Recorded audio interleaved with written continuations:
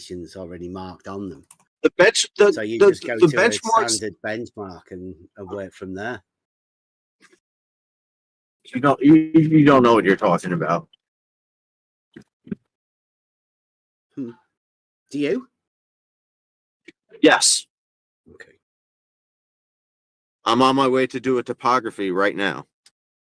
Ooh. Do a topography?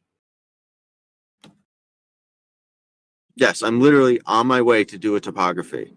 And when I get there, I'm not going to search for a known benchmark with a known elevation. I'm going to take out my GNSS receiver and freaking set a nail in the ground and shoot it and get an elevation using satellites, which use the geoid and ellipsoid model. Nice.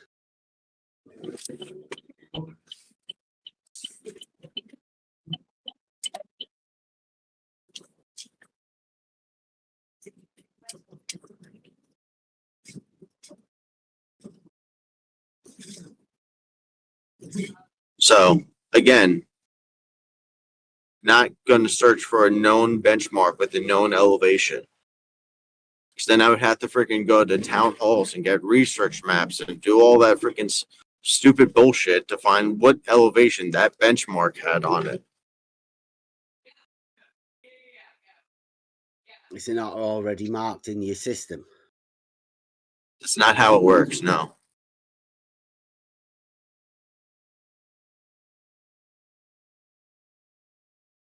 You would have to find the map that benchmark is associated with. The map? It's not all been digitized by now, right? No, they haven't all been digitized. No. Oh, sorry, I'm going with me being in the UK. They started digitizing the maps in the 70s, so everything in the UK is already on the map. I mean, you've got a bigger area, right?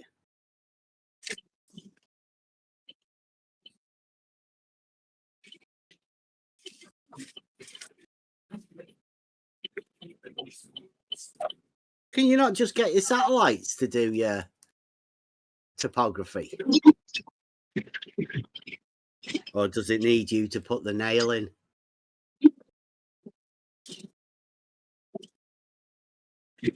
I don't have control of the satellites. Yeah, but you said you could get your elevation of that thing, the nail. Can you not just get the satellites to just do the whole area? Bit by bit. I don't have control of the satellites. So it does require the nail then. You need to put the nail in. Has it got like a targeting chip on it? Yes, I don't own the satellites. I don't own them. No, you just put the nail in the ground. So I'm asking, like, how does the nail in the ground make a difference? Because then I need to set up my total station, and it needs to know which point it's on. So it needs to be on an exact point. So you use a nail with a little dimple in the center. So is it your theodolite talking to the? No, not a theodolite. A total station. Your total station. Nope. Is your total station talking to the satellite, or is it the nail that's talking to the satellite? It does have GPS capabilities, but I don't use it for that. The nail.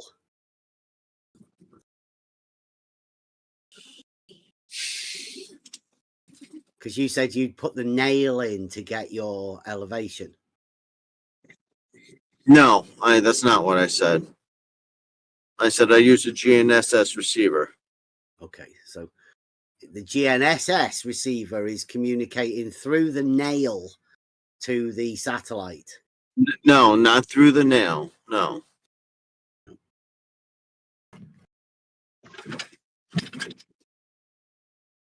How does the nail come into it then through the receiver? The nail is just a random point in the ground, which I'm eventually going to set up on and my total station on. And then I measure off of that nail to the height of the instrument to get, so I put that in my data collector and it knows, like,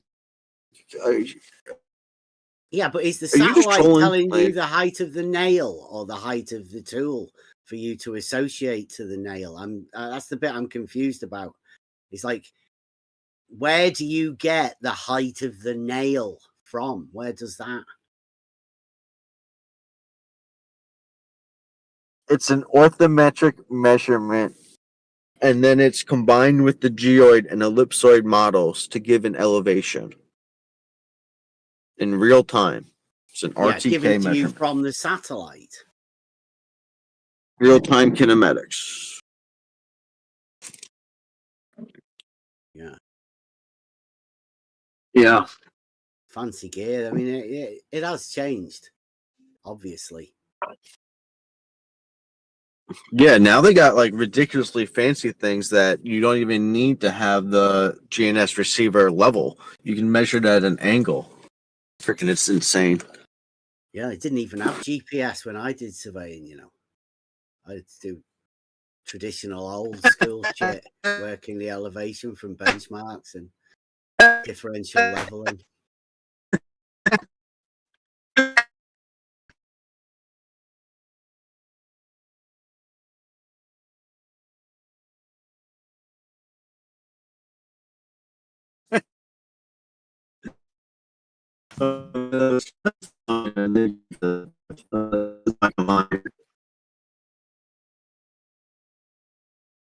Yeah. I think God might be telling you to stop talking.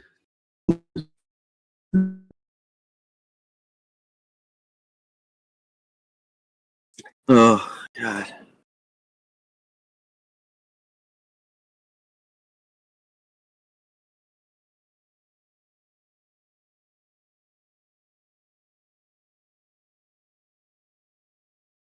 What do you think about Will Duffy wrecking the flat Earth? Then, I mean, where's that going to leave people like you? What are you I mean, talking about? because you've got your name, Flat Earthers are silly, but it's obviously Yeah. it's not flat, right? I mean, most people know that it is globe. Yeah, obviously. But you guys keep saying silly things. So, I mean, like elevation following a horizontal plane. So, as long as you guys keep saying silly things, I'm going to keep my name. You think it's not really silly though, is it? I mean, do you not think an equipotential surface is horizontal?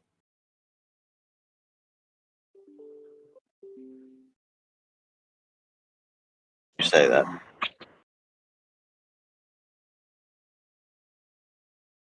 Has nobody told you how to make a shape out of all of the horizontal points?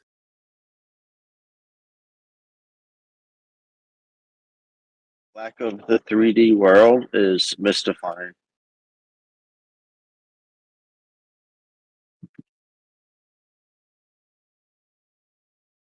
I think it's because most people haven't got any practical experience of anything really. I mean, not even as far as measuring an angle to a light in the sky. I mean, a lot can be claimed about it, but when you've never actually practiced it or done it, I mean, it could do all sorts of things, couldn't it? I mean, you just don't know.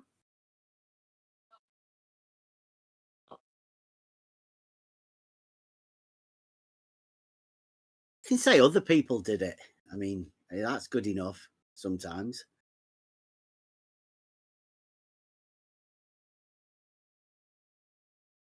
Not much of an argument, but it's where people are modern day.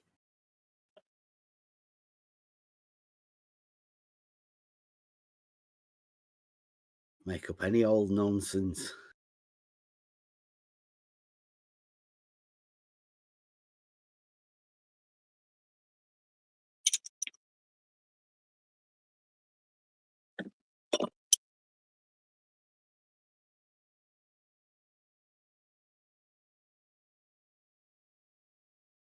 Is it going to leave the false dichotomy? I mean, can you just sort of ignore the sun perpendicular? Like, ignore the geometry and ignore the sun, ignore maps. ignore angles to lights in the sky. Do you think this is going to be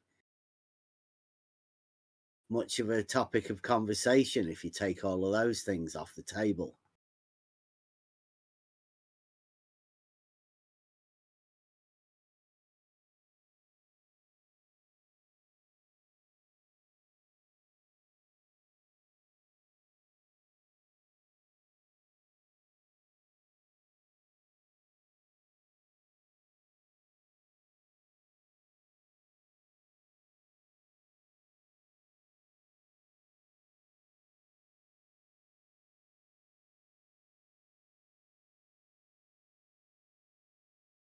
I'd say to any flat earthers around, I'd say, give it a What would go. you say? You might be able to make yourself on the documentary as one of the only flat earthers to turn up.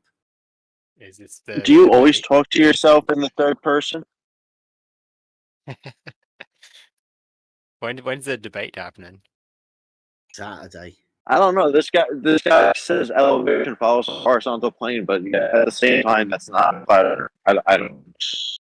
Yeah, Will Duffy thinks that's flat Earth as well. It's really weird, isn't it? That's why It's I was weird how having you a both word with recognize the it. flat Earthers. Yeah. Wait. Are they debating the 24-hour sun? Well, Will Duffy No. wants to debate his TFE. Well, I mean, it's not a debate really. He wants the flat earthers who say that it doesn't falsify the flat Earth to go and tell him why it doesn't falsify the flat Earth. I don't get it. He's done multiple interviews with like what else is there to talk about? Is this gonna be repeating all the arguments that's already been said? Well, apart from the fact that most people are missing that what Will Duffy considers flat Earth to be. And it's got nothing to do with the lights in the sky. Like this fella here. Yeah, that's what everyone tells him, but he's like, I guess he doesn't agree with that. I don't know. Well, like, what can you say? He's like, hey, bro, that doesn't determine the shape. He's like, I know. If he doesn't believe that, then there's nothing else we can say. Yeah, but what does Will Duffy consider flat Earth to be? I don't know, the ground not curving. I don't know. How many versions of flat Earth are there? What about if he has the same idea as this flat Earthers are 24. silly here? That horizontals don't slope. So no more horizontals or planes or parallel lines, please. You're killing me. Well, what if Will Duffy Still actually thinks that thinks elevation's following a horizontal plane. Yeah, Don't make a flat Earth. Is a zero sloping horizontal. Zeros? I can't do it.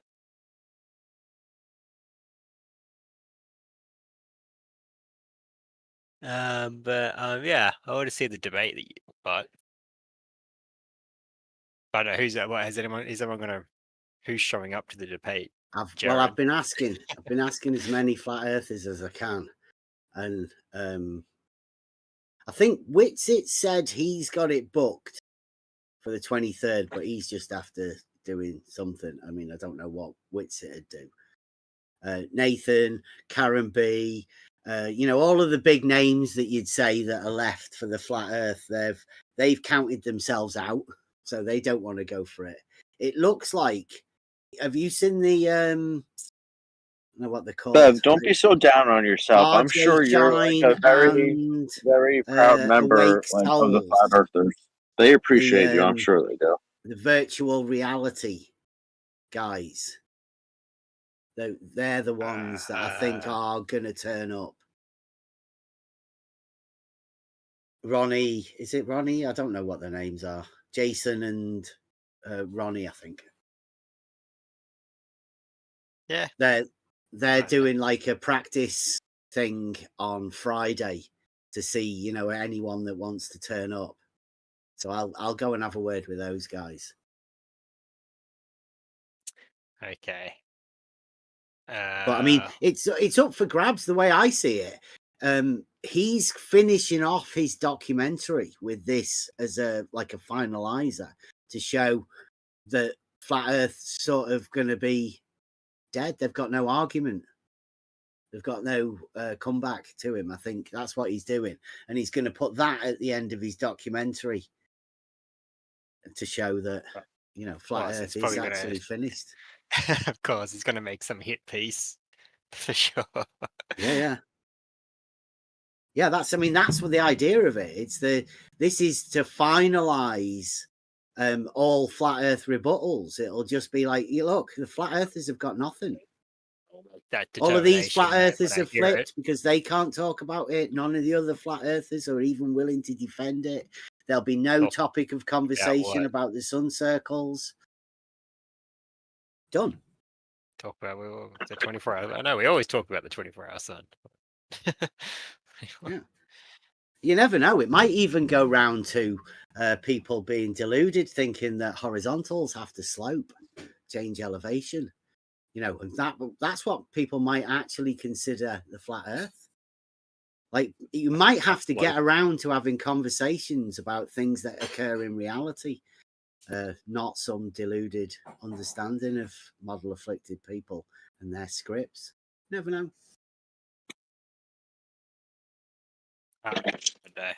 I think we need a curvature measurement first, I guess. Yeah, pi equaling 2. Pi having to equal 2 no, is like a direct non-Euclidean. I don't know, not just straight. a direct. The horizontal that you imagine in reality cannot be straight. Pi has to equal 2. Welcome to reality.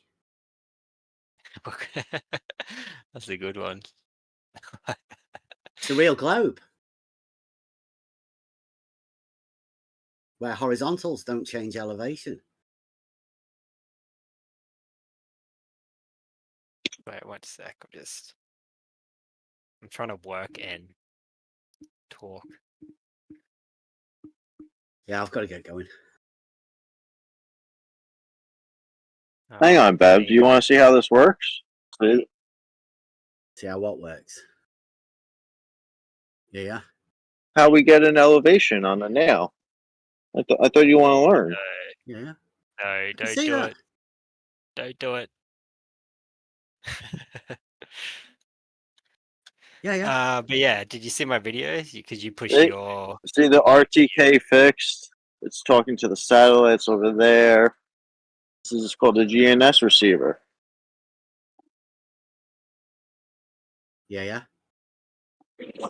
This is how we get an elevation. We don't have to go to like a known benchmark. I don't have to go to a known benchmark. I just use a GNS receiver. That makes the known benchmark, right?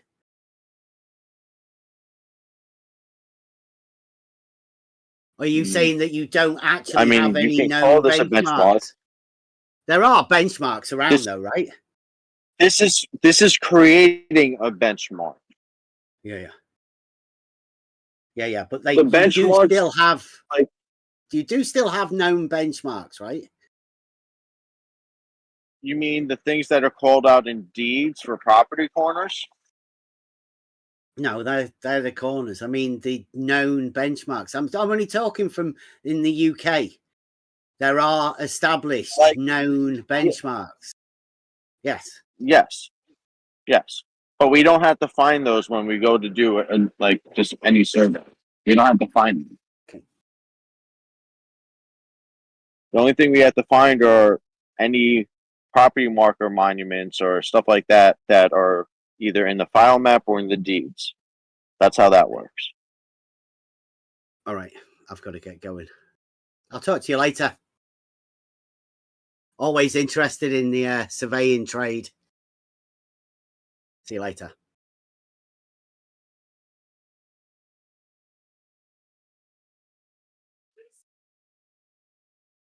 Good morning. Good afternoon. Good morning. How's everybody doing? Definitely morning. Is it morning? I mean, it depends on where you are, right? On the globe. It's Well, I'm saying evening. definitely morning for me. It's still morning here. I think it's 6:30 in the Eastern time zone, or thereabouts.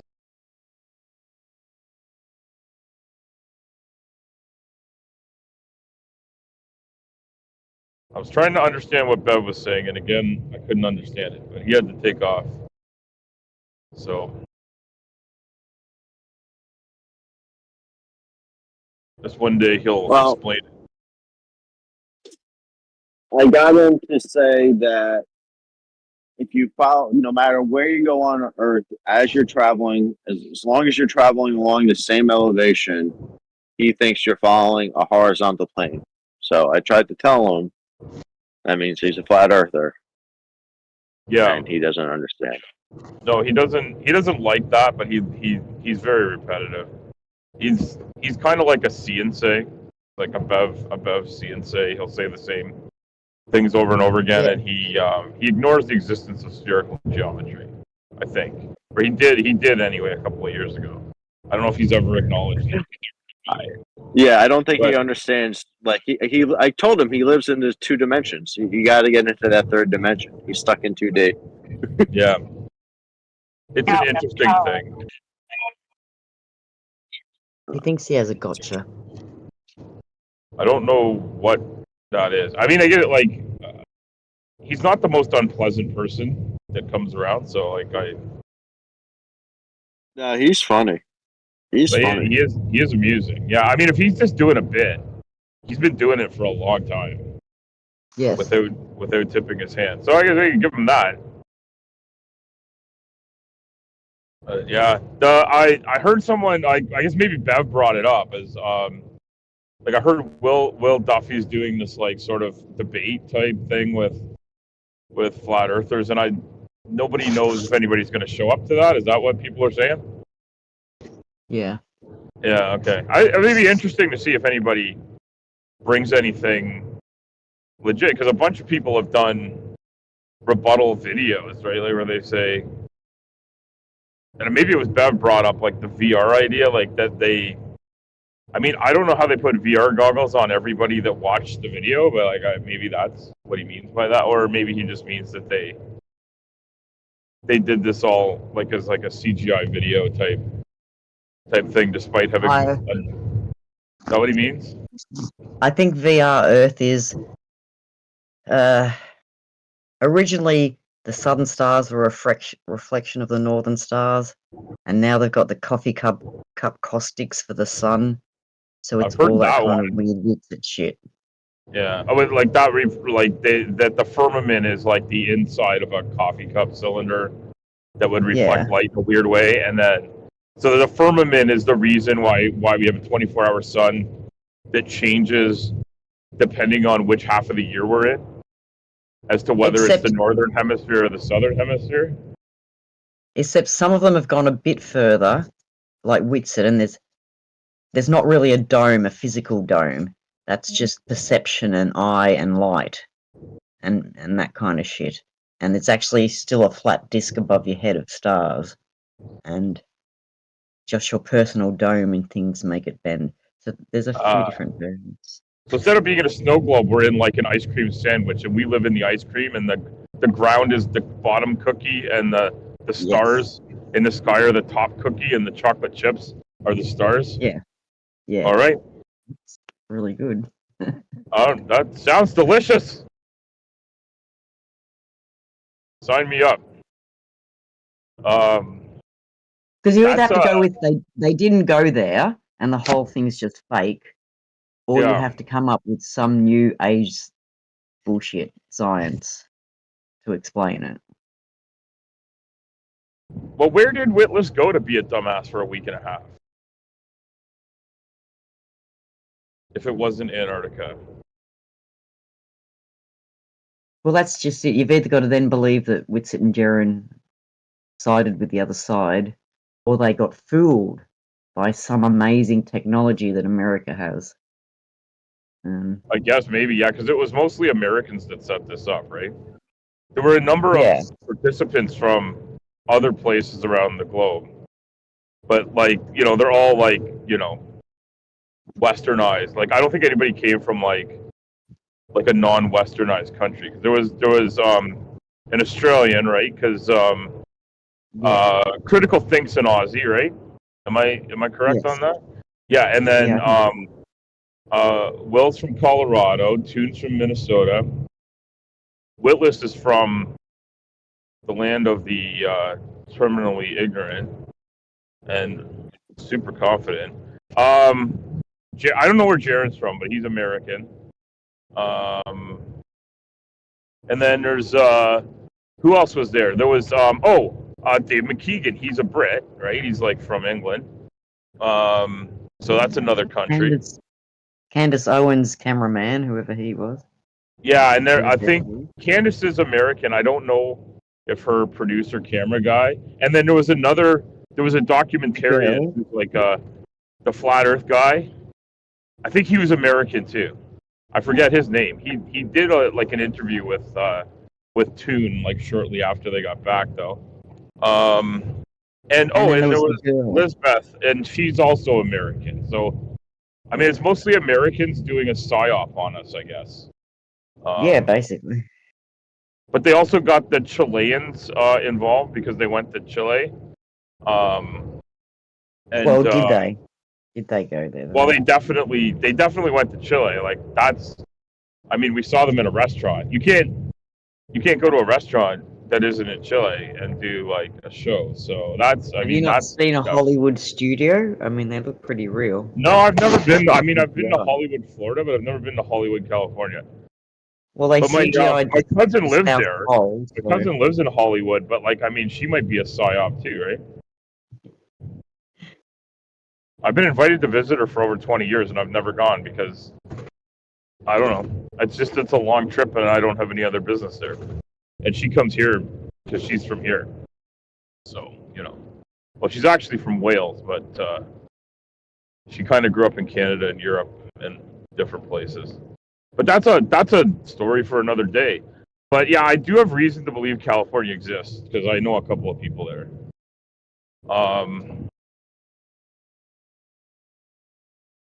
But there's like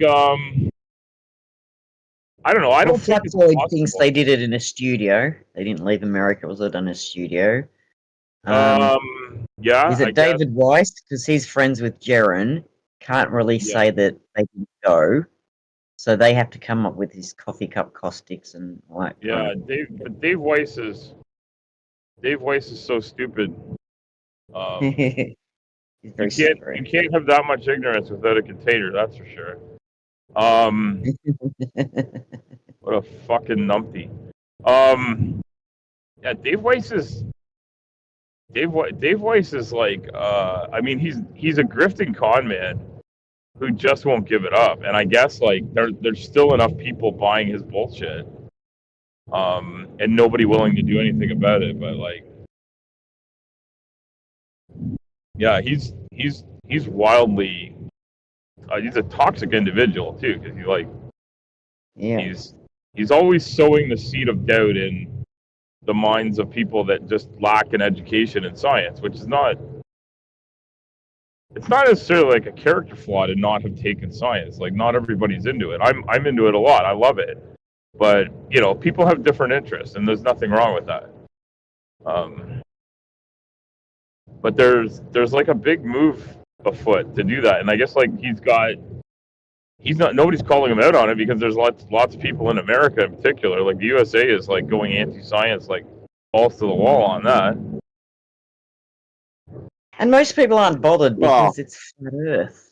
For fuck's sake, you know, like in the day-to-day life, like whether you know you're on a globe or not, like probably doesn't affect a lot of people's jobs, right? Like, so. I wish we were on a flat Earth. It would make my job a lot easier. Yeah, what's your vocation? Surveying. Oh, okay. Yeah. I mean, it would make the math like really straightforward. But I mean, spherical geometry is doable, right? It's not like you can't figure it out. Yeah, it is doable, but and like modern equipment, like with GPS help and stuff really like kind of tidies it up a little bit for speed of getting stuff done. But you got to double check stuff, right? Especially if you're doing geodetic surveying. You can't just trust everything. You got to double check your instruments, and that's just good business. That's doing the job right. There's nothing wrong with that. Oh. I used to be a constructor, so I dealt with surveyors a lot, but I never did the surveying. But I read lots of them. I dealt with lots of larger properties where they had to be geodetic and stuff. It's a thing you got to deal with. No, the equipment's gotten so much better. I was just telling Bev, like the new GNS receivers, like the R12Is. They don't even need to be level anymore. You can literally get like building shots now, like putting them on an angle. Yeah, like that's how crazy good they are. Yeah, because they can compensate for whatever's happening. They have like I guess like an internal gyroscopic level or whatever, because like this one that I'm using right now, like it needs to be on a fixed like bipod. Like I have to get a few shots on it, average it out, all that stuff. But like the new fancy ones, like it still needs to be on a fixed rod height or whatever. But like you tilt it. And it can tell what tilt it has and then work that out. That is an excellent piece of tech to give. Again, it speeds up the process again, and why not use technology to help work that shit out? And it adds precision and speed to getting the job done. There's nothing wrong with that. It will increase the amount of productivity, and hopefully, if done correctly, it'll increase the income of people that work in the industry. Although typically in the past, that's new technologies have just made people have to work longer and harder for less money. But you can always hope. It's as the technology got better, towns were, sort of made shit a lot worse for everyone else, because now we have the ability to figure out like a lot more things. So towns are able to implement certain requirements, like for clearing, say for example, like you can't have like certain vegetation taken off, or even now it's gotten where in certain towns the roof, like if your roof causes the water to go into your neighbor's property, that's like considered an issue. So like now we have to get like the slope of the roof, the peak of it, like, and like the like it's just insane. So like as the technology gets better, which makes it easier, there's just more work that's created, sort of. As long as they don't retroactively try to implement penalties against people that built or bought properties that were built before that was an issue, I think that's a fair thing to do on new builds. Typically, it's grandfathered in. Yeah. But what's tricky though is, so I was in the town hall doing research, and this guy came in saying like, I got a notice from a town saying like, the house is in violation because of like a converted garage, and he's just like, I didn't convert my garage or whatever. They're like, well, it was originally a 2-car garage, and now it's like, we noticed it's a 1-car garage. He's just like, I bought the house like this 15 years ago. They're like, well, then they didn't get the permits required back then, and he's getting screwed. Yeah, no, and they typically try to screw whoever's like holding the bag, because it's really hard to screw the person that actually fucked it up if they're gone, right? Well, they're gone. Like, it is. You it's can tough, go back. but, like, you can go back on people. Well, it'd be hard to go back on that. Like 15 years, a lot of time has passed. And you'd have to have proof too, right? You'd have to prove that whatever was done was there. So like there'd have to be exactly, which it may or may not be. And the legal work that's done and the survey, like there's typically surveys get pulled when properties are sold and deeds get checked and stuff like that, and they typically are very non-descriptive, right? Like the survey for my property talks about the barn that I have, it talks about my house, it talks about where my driveway is, and that's about it. And it just identifies the thing. And like I have a tool shed in a different spot. Like, and you don't need a permit for it. It's just floating on the ground. Nobody cares. It's under 100 square feet or whatever. But they like it's very, very nondescript. It's just like a residential dwelling, barn, tool shed, right? Like that. Like there's nothing about how many cars fit in the garage or anything like that on that document. In the blueprints for like the house, there might be. But when I bought my house, it had been built in the 1870s, and I ended up having to tear it down and rebuild from scratch because there was just too many issues with the old house. But Yeah, I mean, where I started seeing there was zero documentation of that house. I other than live that in there New was a York, house. so and on Long Island, so it gets like a little bit more stringent with the codes and everything for Oh yeah, the certain towns that we live in. yeah, no, that So makes sense. the survey needs to reflect that. Yeah, it's got to be accurate, and like it has to be accurate where I am too, even though it's a rural area. The property lines and the roads and the easements and stuff are all marked out. And so where it gets tricky for like rural areas is because there's still lots of like, say like you have like a river or something, or like a waterway like on your property. And I do, yeah. Like see, if that's a navigable waterway, then getting it's those not navigable, but it's the environmental concern because it flows into bigger and bigger rivers. So like you're not allowed to have a building within. Like my barn was built before there were any rules, but if something happens to my barn, I'm not allowed to fix it or rebuild. Like I can repair it, but I can't rebuild it because it's in what they call conservation land here. But what they really mean is like that part of my property flows directly into a small stream that goes into a river that goes into the big river. Well, let's just say, for example, like it like was a navigable like waterway or whatever, and say like a storm came through and like changed it slightly.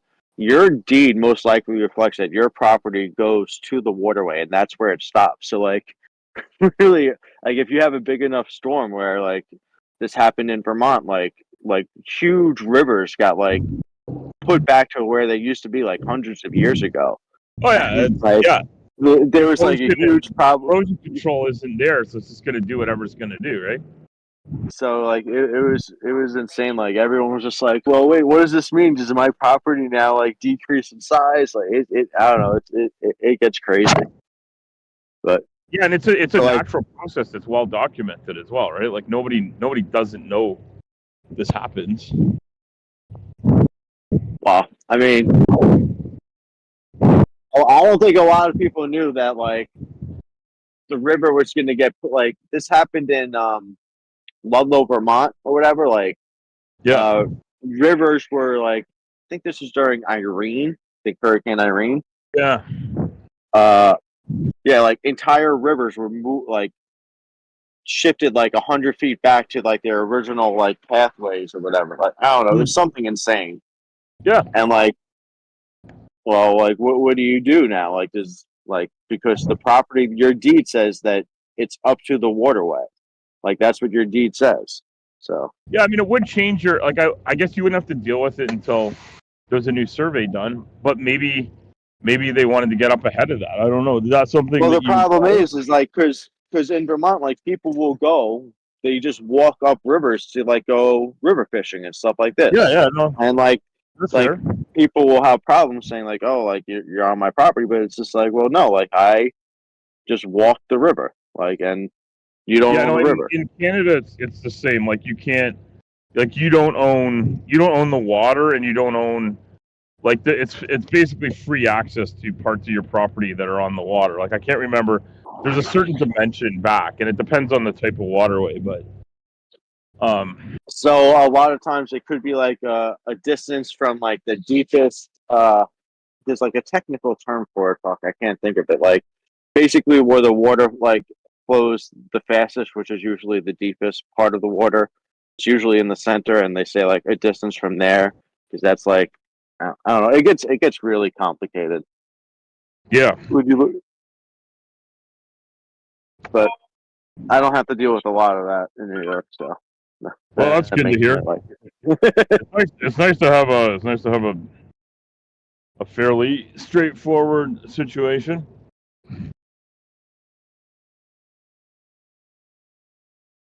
I guess you've probably had to talk to some of the flirts that don't understand geometry quite a few times if you've been in here. Yeah, it's fun. It can be. I enjoy it. I come here. I laugh. They get mad at me for laughing. But Well, I took it serious for like, I don't know, like maybe the first like couple weeks I got on Discord, and then I was just realized like, this doesn't like, they're not actually trying to learn really. So no, and that's the mistake everyone makes, including me. There are a few people that actually genuinely, I think, want to know something, but they tend to stop engaging in these spaces because they feel attacked or put upon by reality and the things people say, and I get that it upsets them. And people are rude. I'm rude. If they're rude, I'm rude. So now I'm just in it for the lulz. Yeah. Hey, there's nothing wrong. There's nothing wrong with a few good laughs, right? Yeah. I think we have to not take life too seriously. Too short to take it seriously. That's right. That's right. It's Short. over before you know it. All right. Just trying to put my boots on. I've arrived at my first pickup of the day. See what kind of equipment they need to go down to this job site. Oh.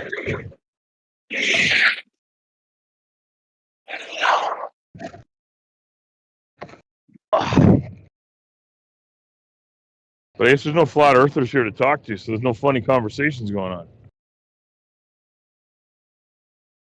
Well, we heard Bev talking about his horizontals. Oh, it's wild.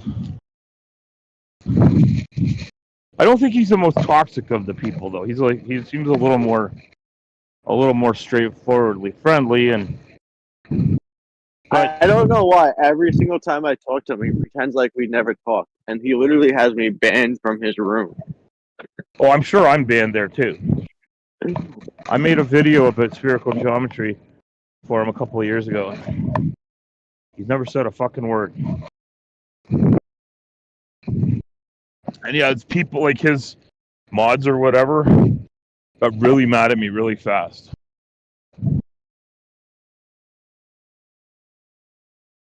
He was doing like a live stream conversation on his YouTube channel about, I don't know, whatever strange nonsense he thinks holds any water, makes any sense. And that was a couple of years ago. Yeah, I've never heard why they didn't want to hear about reality, but like, reality's super inconvenient for flat Earth. So Yeah. I guess I should understand where they're coming from. Oh.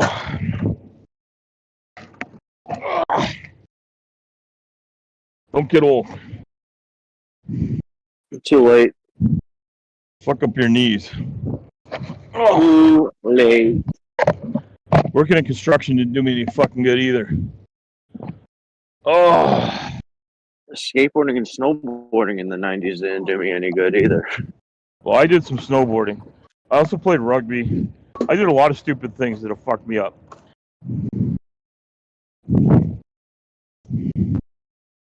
That doesn't mean So it isn't much any fun, though. Yeah. I'd actually love to go snowboarding again. I think I'd enjoy going again. I still go snowboarding. I love it. Oh my, yeah. Yeah, I totally see going snowboarding again. I would do that. I think I would really enjoy doing that again. Okay. That's the other end. Oh.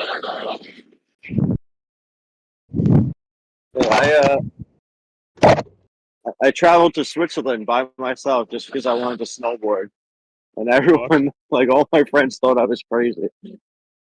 Well, maybe you were. Oh, it was worth it. Yeah, I bet you had. How many people can say? I mean, I snowboarded from Switzerland to Italy and back. Yeah, I don't know how many people get to say that.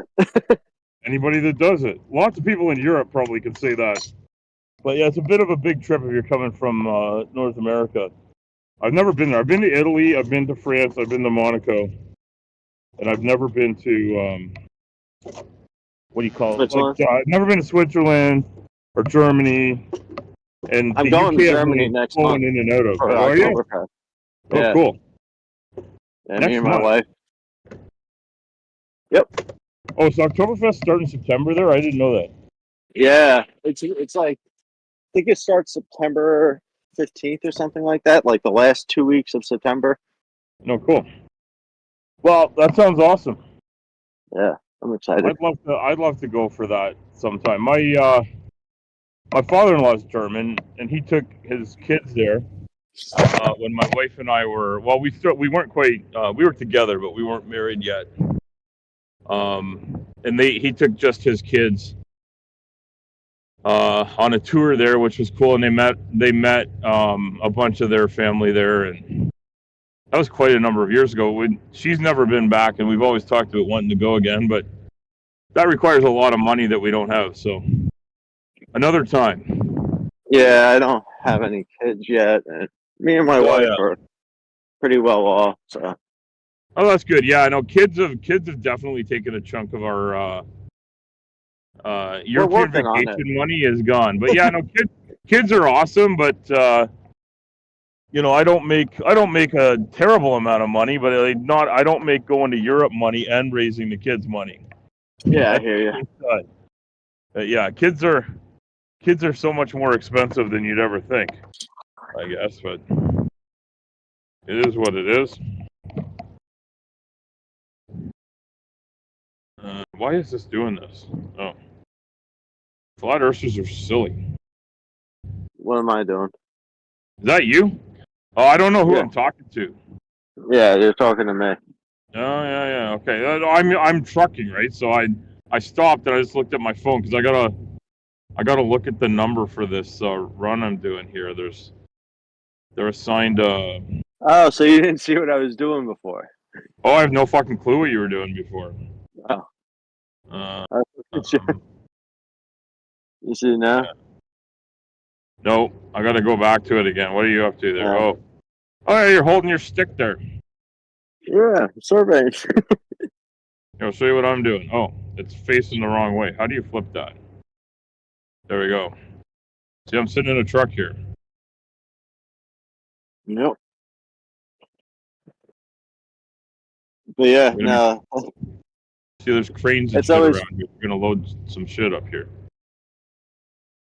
This why I was like messing with Bev when I was just like, you think I fucking look for a fucking benchmark like with a known elevation to do a topography? No, I just fucking put a nail in the ground. Fucking no, you can make your own. You can make your own monument and work from there, right? Like, and once you know what you know, you keep on going. And there's like surveyors' monuments all over the place if you need something to go to. I have two options to go to when I go to a job. I can like for topography, I actually only have one option. I need to get it in state plane because, technically, I don't know. For topography, I don't need to get in state plane, but the elevation won't be accurate. Like I can give it a random call it a random elevation, and I can still do a topography of the property to show you the slope of the land, but it won't be accurate as far as elevations. In order for you to give accurate elevations where you can go to say get flood insurance on your house or whatever to get a flood certificate and do those things, it needs to be in state plane. It needs to be in state plane. So that's what the GNS receiver does. You got to keep everything tight and accurate. There's no two ways about it. Okay, this one is.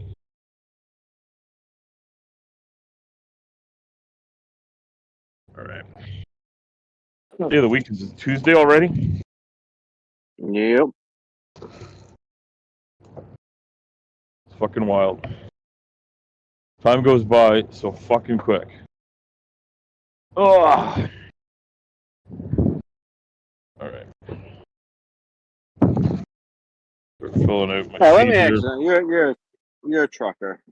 I'm a trucker still now. do Yeah, it I retired. I retired from construction, and this is how I make a living, working for construction companies. But I don't have to deal with the bullshit anymore. All I got to do is drive this stuff around. It's nice and easy. So when I Sorry. no, when I pass a trucker like late at night on the road, I like right before I pass them, I flash my lights. Do you guys like that or don't like that? Flash your lights. Yeah, to like let you know like I'm passing. No, that's not helpful. That's not helpful because That's not flashing your helpful. lights usually means you're letting someone in, right? So when I see someone flash their lights, I'm expecting them to be letting me in. If I have my signal but on, you- if they flash their lights and I don't have my signal on, then I expect that I have either a problem with my lights or that I've left my work lights on or something like that. So I'm looking around for switches I might have left on. Okay. So like a lot of times what'll happen is that you'll start working in the dark, so you put your work lights on. I'm sure you've seen like trucks have like sort of big floodlights that go towards the back. And if you start in the dark, you do that, you load up, and then you get in your truck, and then the sun comes out while you're loading, and then you can't see that they're on anymore unless there's like a pilot light in the truck that tells you it's on. Oh, so like I only do this like late at night, like from like Yeah, I know. I'd noticed that, 9 but I'd also then like- expect, I've got a brake light out or a tail light out or something. Like somebody. So yeah, don't flashing your lights as you pass is gonna be problematic. You're gonna end up giving people the wrong idea. They're either gonna feel like you're letting them in, which is because that's what flashing your lights usually means, or they assume you're letting them know there's an issue with their lighting, so they're gonna be looking around for it when they get out of their truck. Okay. So yeah, no, that's not helpful. And then in Europe, and then some people here flash their lights because they're like, "You're slowing me down. Get out of my fucking way." And I actually had someone do that this morning, which I couldn't fucking figure out because my signal was on, and I was already out of the way, and then they were flashing their lights. So what the fuck they were talking about, I don't fucking know. I have no idea. No, I wouldn't like flash, but like it's only like very that specific moment where like it's late at night on I'm traveling like upstate, and I like right before I even like get next to them, like I just do a quick flash and then I speed up and pass them. But I don't know. I wouldn't do that. That's not a helpful thing. If they start drifting into your lane, flash to let them know, honk, whatever, like that's helpful. Because like some of these guys are like working a lot of hours. I get pushed to the limit on mine. If I'm falling asleep or feel drowsy, I'm pulling over and sleeping. But that's I would say avoid flashing your lights if you're not letting somebody in, because that's what people are expecting. And I don't think drivers in the Northeast U.S. have a different way of thinking about it from what I've done. And I truck mostly in Canada, so they might have different ideas. I really don't think so, though. Not in this case.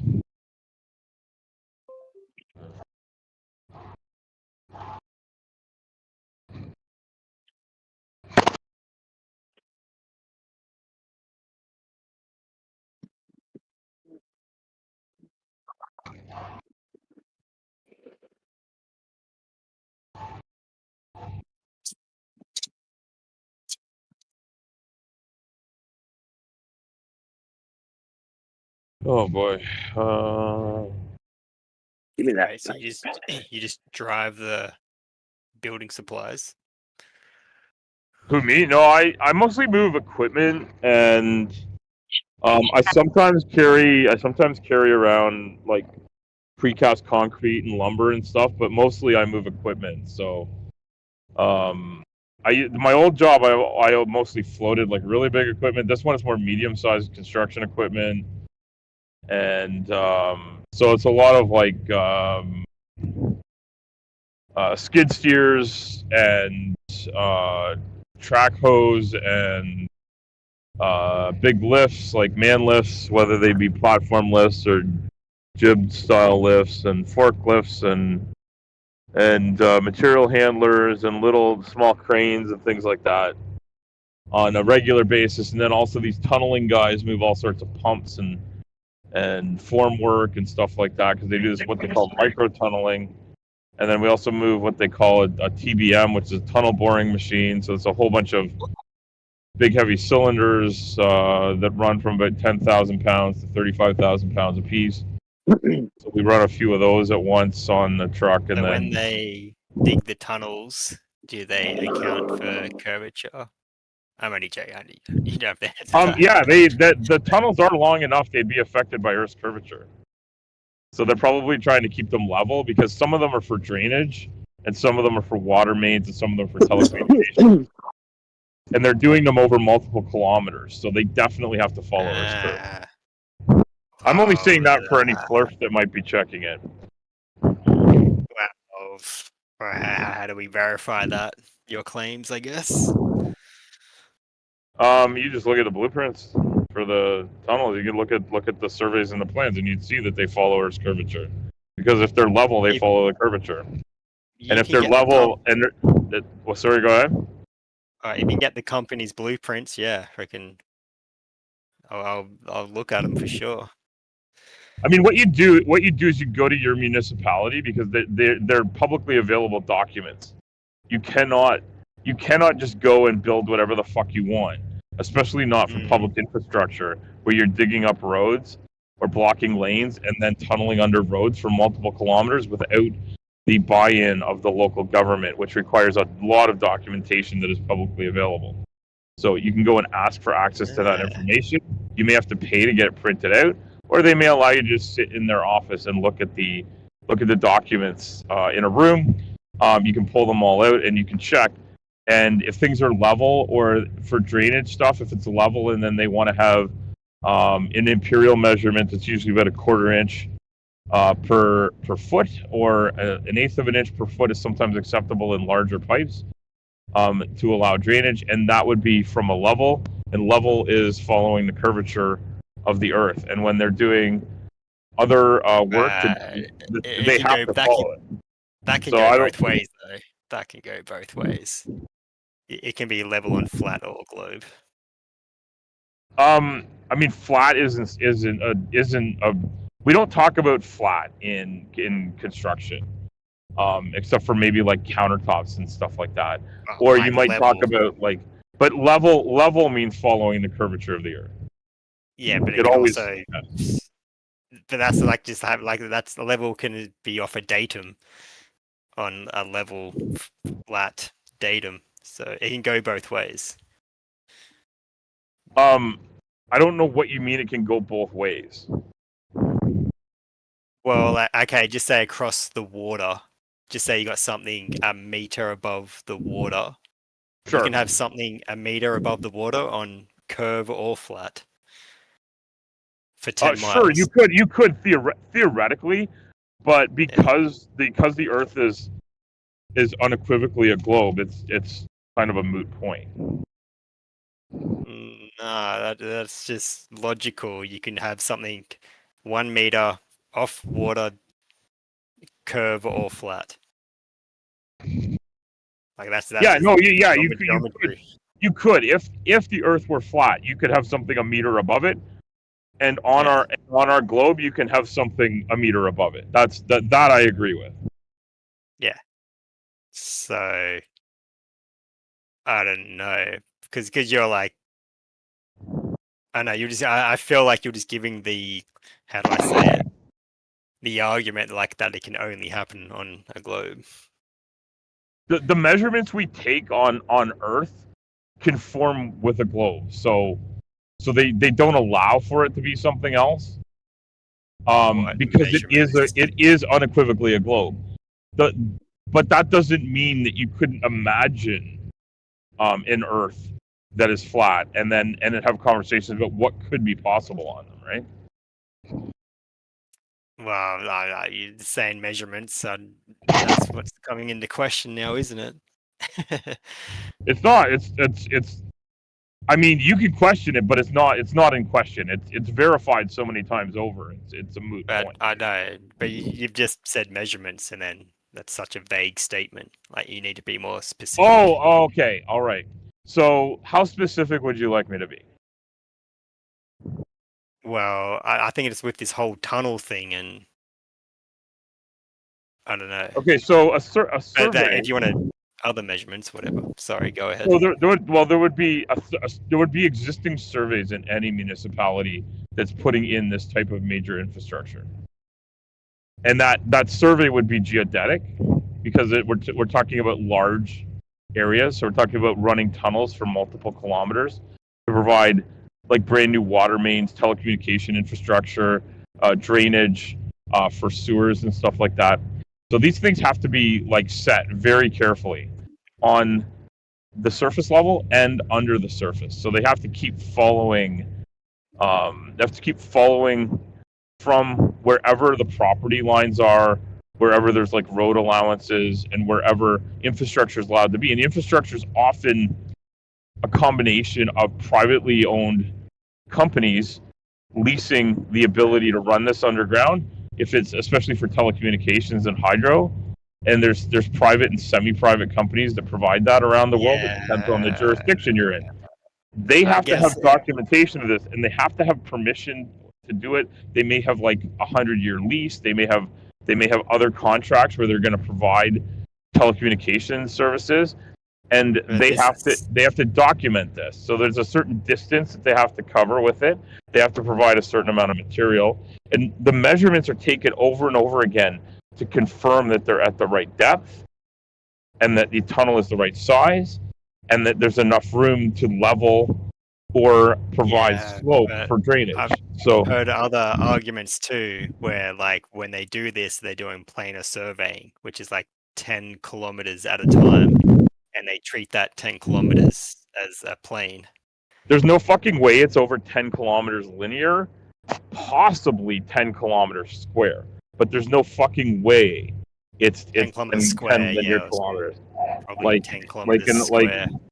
Yeah, like that. What's that? But you if you had a square, like if you had an area of 10 kilometers, 2.5 kilometers each side. 10 kilometers square. Is that well, you could have like 2 times 5 would work, right? Yeah, true. Yeah, so but like again, like even 5 kilometers long, that's a long ass fucking way to do a planar survey. You certainly wouldn't use a planar survey in that area. Well, I think you're at where I'm questioning and speculating where, because I believe the people who are building infrastructure on the earth, like I think these are the go-to people to understand, because we're talking about the methodology, or the method they use, and so we have to be really clear on what method they're using. And well, there's a number of methods are used now, but it used to be with like simple mechanically gradated and optically verified and plumb bob leveled theodolites, for instance, were the go-to instrument for many years, and they were machined extremely accurately. The optics were done extremely accurately, and they provided extremely accurate surveys for like at least a century and more prior to the advent of adding in any type of electronics, which allows like more decimal places to be added. And when they double check against those things, the accuracy of those initial, and I'll say slightly more crude instruments, they were excellent, absolutely excellent. So like there's really no need to question the entire surveying industry. But if you feel you must, I suggest you go spend the time in school, become a surveyor, and then let us all know who's lying to us and how. Well, I think there should be there's a claim being made. I think they should.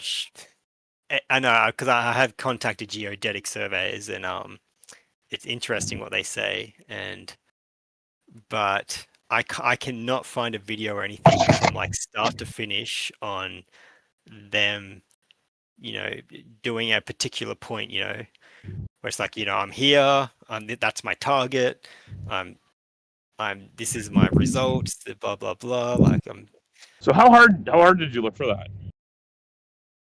I was looking for YouTube videos, I guess. I contacted a geodetic surveyor on what's his methods. I can pull up the email, what he wrote to me if you want.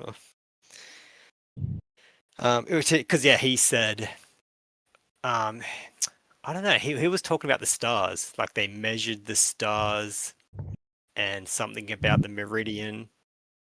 I mean, you can certainly measure the celestial sphere, and you can use some surveying equipment to do it. But I'm talking about surveying on Earth for like terrestrial infrastructure. Yeah. So and I think that's a good point. I mean, it's certainly a lot more of a pedestrian undertaking than trying to measure stars, but that's also quite easy to do.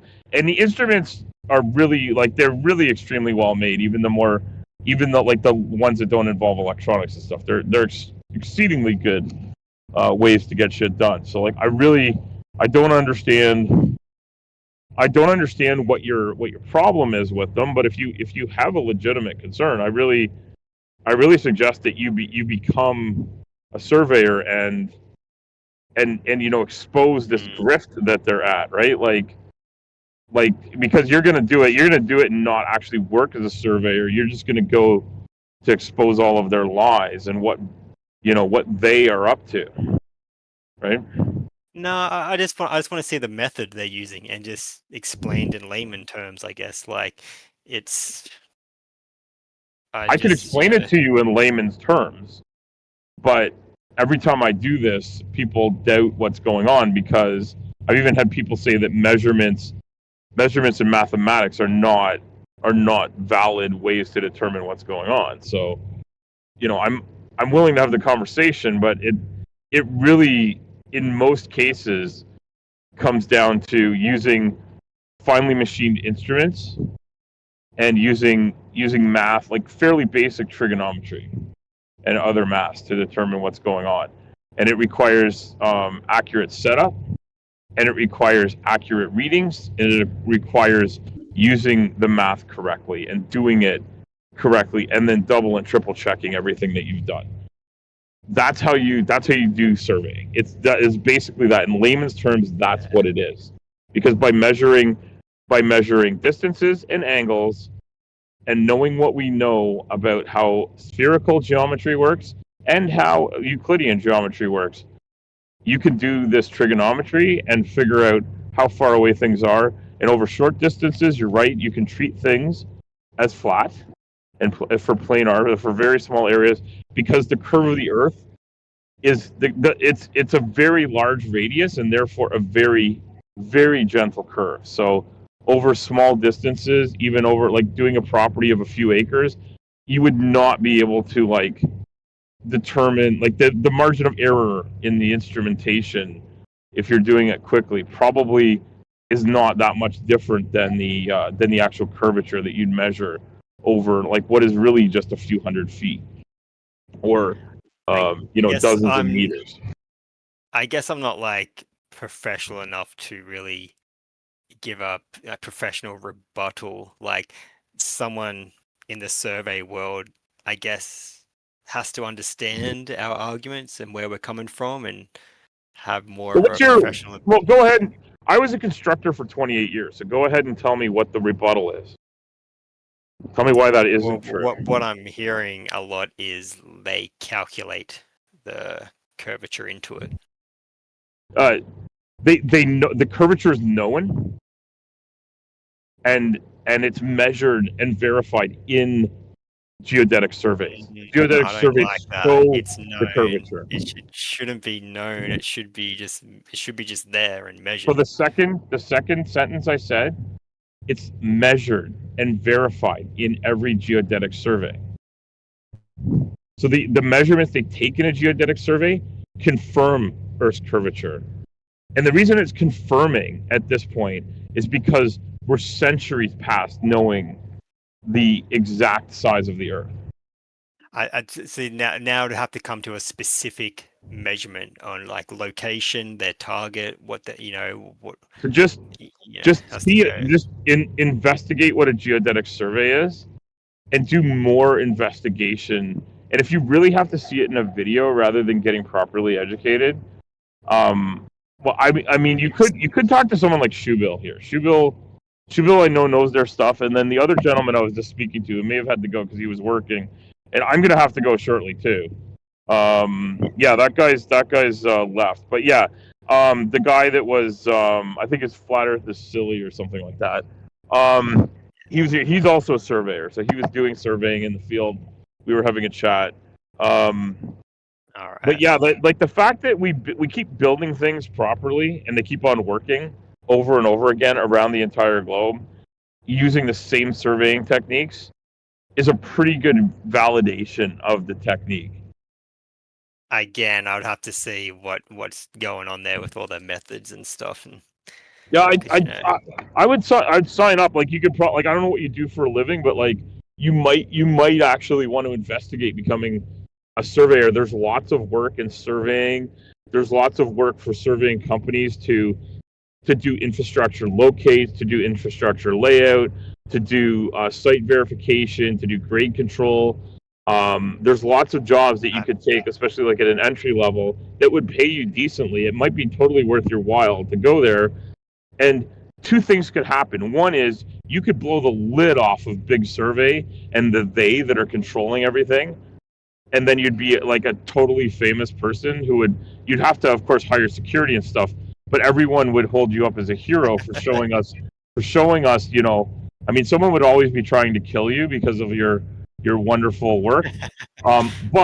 But the other thing that could happen is you could find a brand new rewarding career where you get to travel, where you get to work in the outdoors and enjoy the fresh air and get to meet new people every day and also like have some solitary time to drive back and forth from these far-flung areas. You could enjoy yourself a tremendous amount working in the surveying profession, and it's a win either way for you, right? I mean, you're either going to show us that we're wrong. You're either going to show us all that we're wrong and become an absolute hero of flat Earth and of conspiracy theorists around the globe, or you're going to have a brand new rewarding career.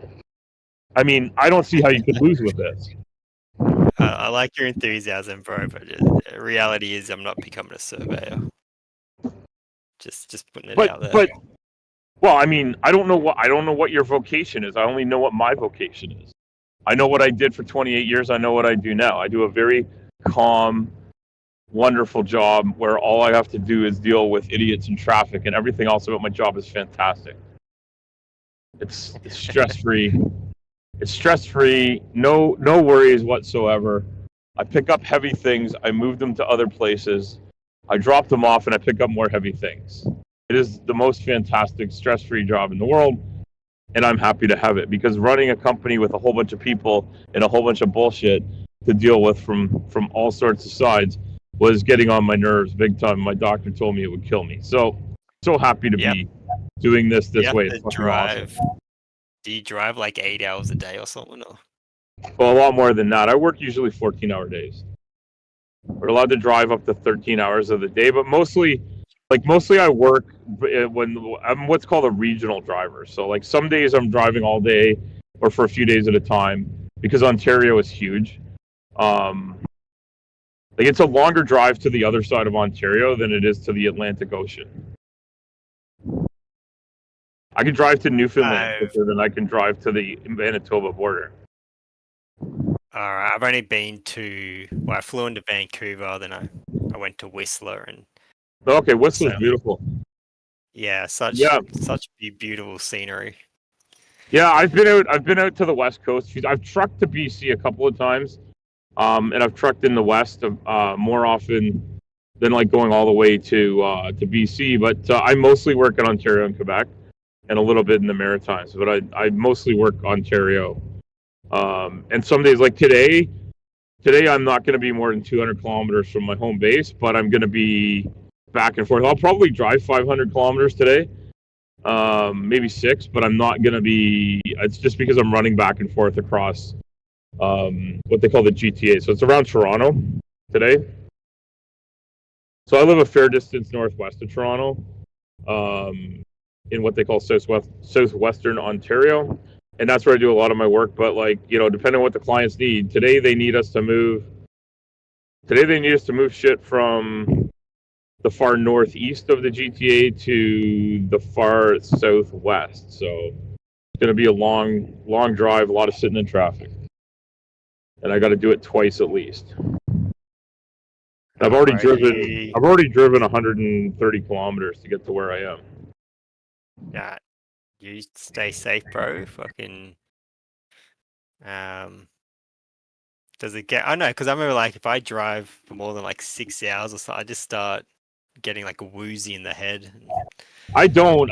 This job suits me, and I did a lot of driving when I was in construction too, because it's a whole lot easier to go to a construction site than it is to like load it up on a truck and bring it to your house. So there's a lot of traveling involved in construction. So I did a lot of it like in like sort of a big pickup truck, and I was always towing trailers around. This job suits me really well because I already had a lot of the skills required to do it, because I was already trucking. I already had a commercial driver's license to haul the shit we were hauling around in construction. So it was an easy transition for me. Good on you, man. It's good to hear people doing what they actually like doing, and I enjoy being out on the road. I enjoy driving. It's tiring sometimes. Like some of the days are super long. The heat was fucking brutal for the last 3 weeks. This week, Monday morning, it was like the first time I woke up and my balls weren't already hanging down by my knees, because like it has been so fucking hot and humid here. It's just unbelievable. But I think it's been that way in a lot of parts of the northern hemisphere, actually. Like from what I've been seeing in the news, I think warm, humid weather has been the norm. That's because I've only been there for the because I went snowboarding at Whistler, so it was like minus 20 or something. And oh yeah, depending on the time of year, it would be like that. Yeah. Like you seem to have a bit of an accent, so I don't know what part of the world you're from or living in, but Australia. Oh, you're in Australia. Okay, yeah. So a lot of the people that worked in Whistler, like I went to a conference in Whistler, and a lot of the people that worked there were Australians or Brits, or I think there was a lot of Italians and Spaniards there too. I think those are people from Europe and Australia generally, and they were they were working there like doing hospitality work, and then snowboarding every minute of the day that they weren't at work. And I didn't realize that was a thing. And then I guess they also like they'll go to Australia. I guess they're snowboarding in Australia, so they'll go to Australia for like the winter there and snowboard there and work in those places. And then they just move around the world to wherever they can get a job that pays them enough money to like, flop down somewhere at night and then snowboard. Which sounds like a great life for young people. Might be a lot of fucking fun. Yeah, if you can. I guess I did that back and forth, didn't make money or anything, but yeah, like you're not banking anything, but you're living, right? Like you're just getting by. Yeah. Which is now that I have a wife and kids and a mortgage and stuff, I'm just getting by too. I doesn't matter how much I work, I never have enough money, and they keep jacking up the price of everything without jacking up my wages. So, that kind of sucks, but it's just the way life is. That's all good, as long as you got a roof over your head and the bills are getting paid. Like, it's hey, we're just barely making it, but we're doing the best we can, right? That's it, bro. That's it. And hopefully it gets better. Hopefully it gets better. But yeah, we have a house. We have a roof over our head. We got food in our bellies. The kids are getting educated. My wife and I are gainfully employed. We're just struggling to make ends meet because the cost of life is just too fucking high. That's just life. That's the way it always works. You don't want people to get too far and they'd be able to have some free time and get ideas in their head and shit. So the last thing you want is for people to think for themselves. Yeah, man. I know people who like just like don't do much, like still live with their mom, and so Yeah, some people do. Hey, and you know what? With the cost of housing and stuff, like having larger families, like extended families, live together is pretty popular. And I know one of the things that happens around here that we find wild is people are building these like huge palaces. But and then you find out what it is people from other parts of the world where living with your extended family is the norm. So it's actually like, it might be like the parents who are now grandparents and 4 of their offspring and their spouses and their grandchildren all living in the same like 10-bedroom house kind of thing. And you're like, because you look at this place, like, who the fuck lives in a place like this, right? It's like there's not that many like billionaires in our country. Like, what the fuck? But they're just pooling all their resources. So they might have a $3 million house, but there's like, 5 or 6 working families paying for it, which might mean like 10 incomes when you get right down to it, right? So maybe it makes a lot of fucking sense. I don't know, but like my wife and I've talked about it. There's none of our siblings that we'd want to live that close to all the time. yeah. But we're also raised in a different society. Like we love them, but we don't want to be close to them all the time. Yeah. And we get together for like mini vacations and stuff. And you're like, okay, these people are lovely, but I'm glad we go live on our own in our quiet home with just us. Because people can get on our nerves, right? It's not because they're bad people. It's just like, and we were also raised in an environment where, you kind of live with your parents until you're ready to go out on your own, and then you go out on your own, and you have a home that's sized right for, your family. That's pretty much it, right? It's yeah.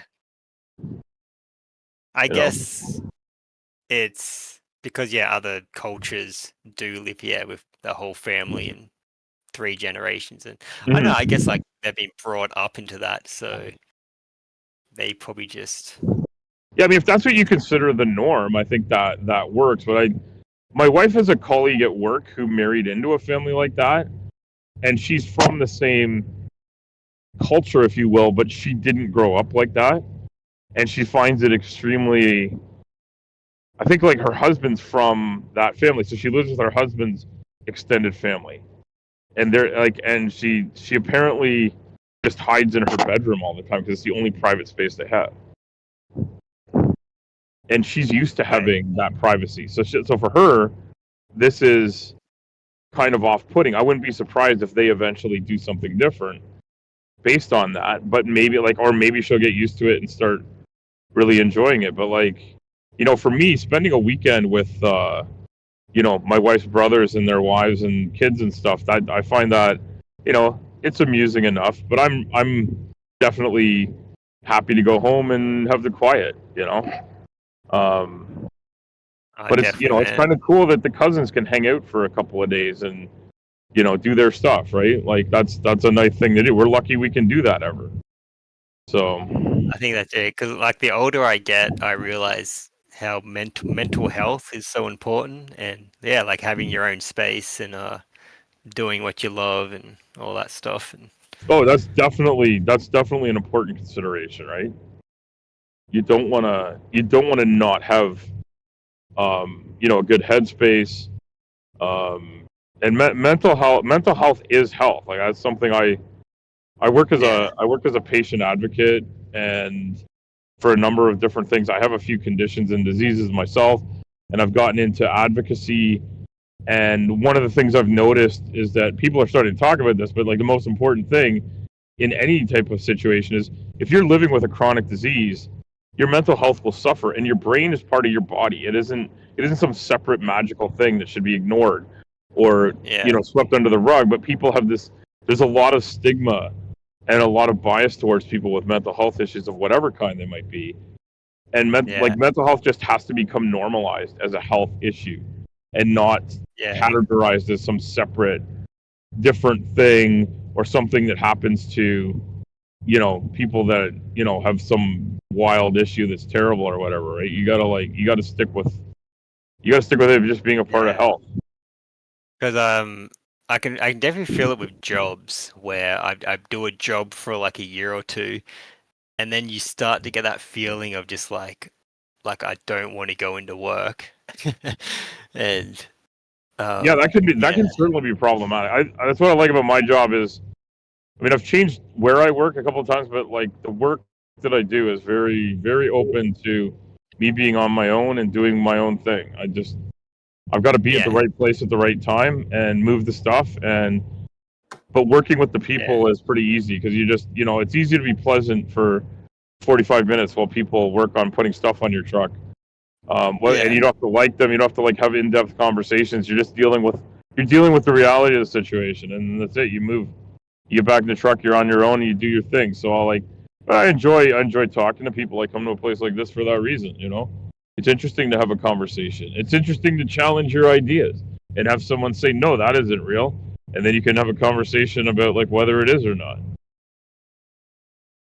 I like that too, just because like us now, you're globe, I'm flat, but I still have like a pleasant conversation, and not shouting at each other. And yeah, no, I only shout at DMOC because when he shouts, I shout. It's fun. But honestly, you can have a reasonable conversation about these topics. People like me that have worked with this stuff for so many years find it really strange, but that doesn't mean you can't have a conversation about it. Not everybody comes with the same set of knowledge, right? Like being ignorant about a topic. I'm ignorant about the vast majority of topics.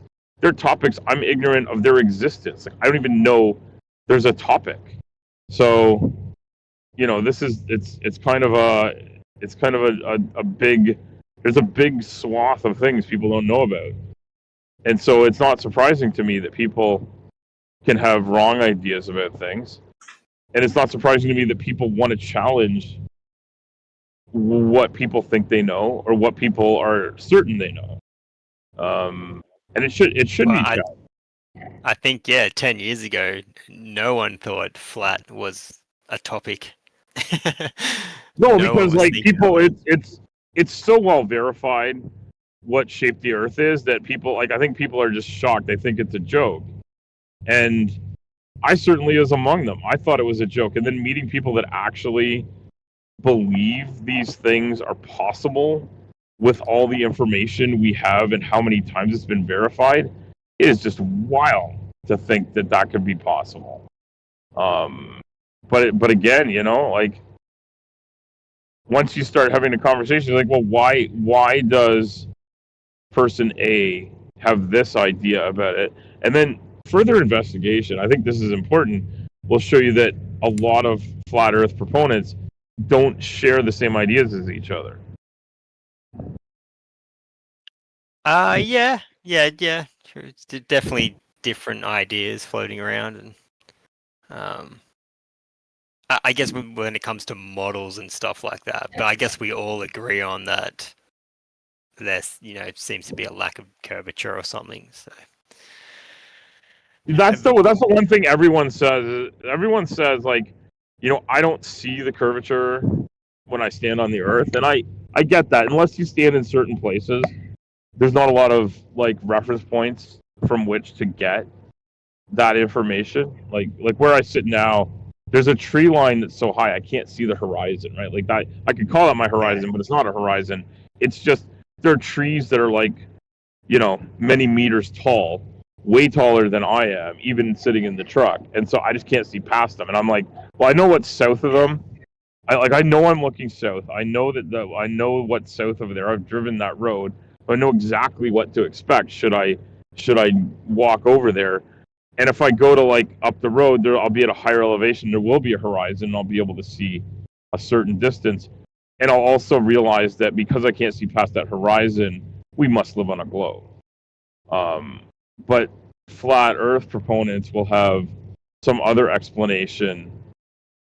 I don't know what yours is because we haven't talked about it. But like, you can tell me what you think the horizon represents on a flat Earth. I'd say the best explanation comes from this YouTuber. He put like this whole thing together. I think his name's Life is Short. It's pretty much called differential floor compression, where I'm sorry. Differential what? It's called differential floor compression. It's like, you know, you got to do a perspective, how like the floor ramps up and blah blah blah. So why don't we see any of that when we look at the horizon? But we do, like, we see it in a hallway and we like the ground ramps up. We absolutely don't. Not if you used instruments. Like you could tilt your head in a way where you think that's happening, but we know that does not happen. We never see that unless we're on a ramp. We do not see that. Let me see. The simplest thing is like the hallway. Are you looking at the text chat? No, I'm not. But a hallway in a built building. Okay, let me see where it's not. It's going to be like in the hall. general story. It's going to be in the text chat. Okay. All right. How far down are we have to go? Okay, there you go. Oh, this is just like you look down a hallway, the ground ramps up and the roof ramps down. This building is too small to figure this out. So that is a good picture that shows perspective. Yeah. But okay, so tell me something. There's like a chest of drawers or something of that nature at the end of this hallway. Yeah. If this were far enough away, we know that we would see the bottom of the chest of drawers. Like if it's a three drawer chest, I can't tell. Is it 3? Yeah. So we know that if this was like a building, the first drawer would eventually disappear, then the second drawer, and then the other one. But the things that are up high in the sky would not disappear that way. There is like a limit of resolution that the human eye could see, but we could use optics to help bring it in. And the optics would bring in the chest of drawers, but eventually we'd only see the top drawer, and then the whole thing would disappear. So this hallway isn't quite large enough by many orders of magnitude to represent what's going on the Earth. But we know that things disappear bottom up. So how does the differential thing allow tall objects to disappear bottom up without there being a curvature of Earth? That's where, because there's two variables happening: perspective and differential floor compression. Here's an image of it. Is differential floor compression a real, a term that anybody else uses? I've never fucking heard it before, but I mean, tell me all about it. What is differential floor compression? I just posted the picture of it. I'll do a close up of. Oh, okay. This is I'll go to, where is it? This one. Is it this one? So you're telling me if I put my eyes into the floor tile, that it would change the way I see things? I agree. If I look at things at a different angle, I'll see them at a different angle. So they're saying that so it looks to me like the equal ceiling and floor compression is what actually happens. Well, especially if you're standing in like in a typical building, your head is going to be a lot closer to the middle of the distance between the ceiling and the floor than, I mean, differential ceiling compression is weird. Because like, why is the head not up in the ceiling like it is in differential floor compression? So one of the problems is that no amount of perspective, and this is how we understand perspective. So I question the differential floor compression. Yeah, but that's the thing. There's two variables: perspective and differential floor compression. Yeah, okay. So how do we know that this is true? There's been demonstrations, and I know the rebuttal is, well, how do you know the floor's flat? That's the majority of. I'll post the video. He's got a light. I mean, I'll take it that the floor. I'll take it that the floor is level, and the hallway is so short. It's close enough to flat to call it flat. you're not going to see bottom-up obstruction in that hallway. The one, like the one, I don't know, this one, and the one in this video, even the one in this video, you're not going to observe bottom-up obstruction. You are going to see a whole bunch of weird reflections. You've got a lot of different light things happening. You could have, I know there's a video where somebody lets cold air in, and that changes the way things go. Yeah, but right. So this is what we see when the floor is not flat, is not perfectly flat. So, I mean, it's extremely difficult to make a floor perfectly flat. I've worked with self-leveling, cementitious floor levelers and stuff like that. They make a floor relatively smooth. They make it very close to level in all directions, and you know it uses the equal potential of gravity to help it, but it also requires like special screeds to make sure it flows in all directions, and you put a bunch of pegs in to make sure it meets all of those points that have been set with like a laser level prior to putting it in, so you know it's pretty damn close to level, but it's still like it's fuck of a job to get something perfectly level. So I've seen the video of a person walking along like a football pitch or something. So it's a sports field. No, that's not. It has to be something verified. The ground, because I know you like say the ground is. Well, the point is that we know that those pitches are built with a curve. Yeah, but there's some drainage off of like a rugby pitch. Well, here's the problem: the curve itself. When you look at the pitch, it looks flat, right? I mean, it does.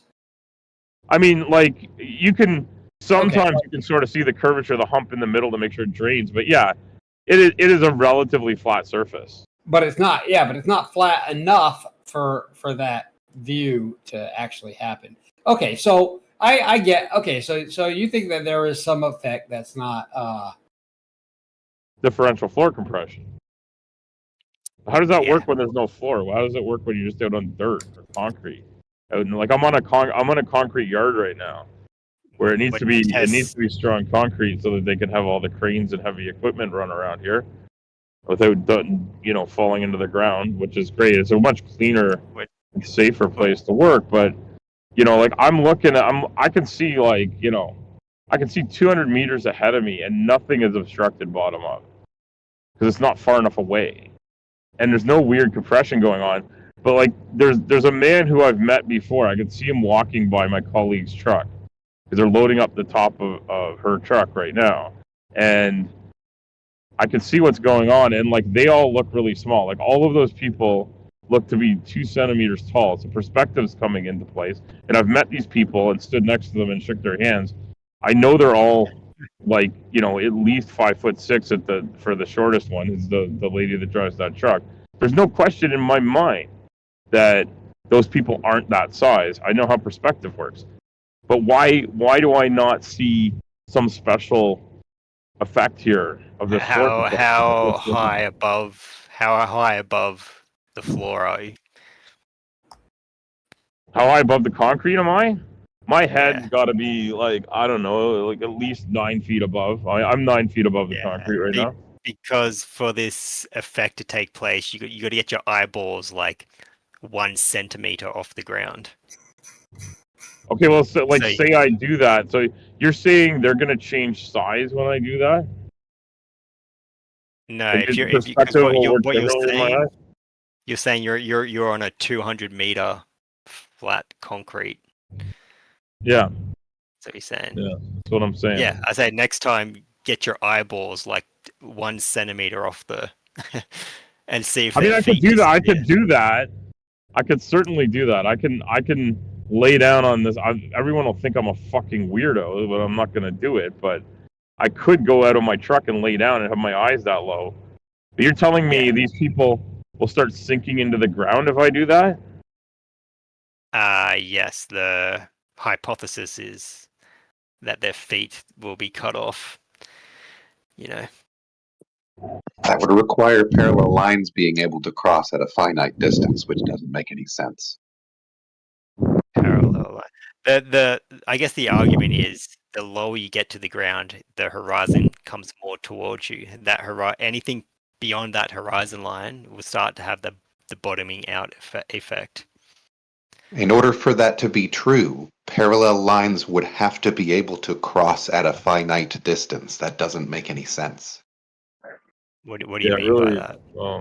Right. If you have something that is at a constant elevation above another surface, like say you have a flat surface and you have another thing that's like 1 centimeter above that surface, those lines going off into the distance, you're saying the line above that surface will go below that surface at a finite distance. That means parallel lines are crossing. That doesn't make sense. Yeah. Yes, because if you look at the image I posted with differential floor compression, yeah, the floor ramps up and the ceiling ramps down, and yeah, two so-called parallel lines will intersect. Hey, do you realize that That doesn't make sense in any version of reality for parallel lines to cross. That doesn't make sense. You understand that, right? Demonstrated it. And also, do you want to watch the video? Do you realize And that as this I've is something posted that in my image right above yours, a flat surface doesn't, that's, okay, here's the better way to put it. A flat surface that's below something cannot magically become above that thing off into the distance. That says parallel lines cross. That doesn't make any sense. Yeah, this is like a really weird way to see how things would work. Where's the other video? also you do well, realize that okay. this is something that Life is Short just kind of made up. Right. Well, I'm showing you the demonstration. Like, I know there's rebuttals to the demonstration, and so I Yeah. think further testing is required then. Okay, I so this agree. thing If that you're you gonna just prove posted. it, you have to do something to bring it. Yeah, I gotta run, guys. But I've enjoyed the conversation. Thank you. Yeah, bro. Yeah, in order for this thing to work, what you're saying is that when we observe things, basically we have to have our eyes covered halfway. You know what I'm saying? Eyes covered halfway. Know that the observer has to be close to the ground. And more importantly, real quick, in this video that you've posted, hold on real quick, this video that you've posted, you see that trim along the floor on the wall where that, that couple of inches of plastic is along the floor? It's, the dark gray part of the wall. Yeah, the bottom. Yeah. Okay. Do you see how that's not completely straight in your own video? Not completely straight. The top of the dark brown line, is that? Yes, the trim that they apply to the bottom of the wall that follows the floor, the trim is not straight. So the floor isn't completely flat. We don't know that. If it's truly follow. Where else is the trim going to be? It has to be touching the floor. That's how it's installed. I don't know. All I'm saying is like there could be something here. Further testing is required. I don't think we should jump to assumptions before more testing is done. Well, the thing that Life is Short is positing for you in these graphics that you're posting of his, that's not, that's an assumption that parallel lines cross at a finite distance. You understand that assumption doesn't make sense, right? Well, let's just say hypothetically, you see the light at the end disappearing, right? Yes, and I showed you why. Why? Is the floor curving? Or the Do you see the trim that should be touching the floor and how it's not straight?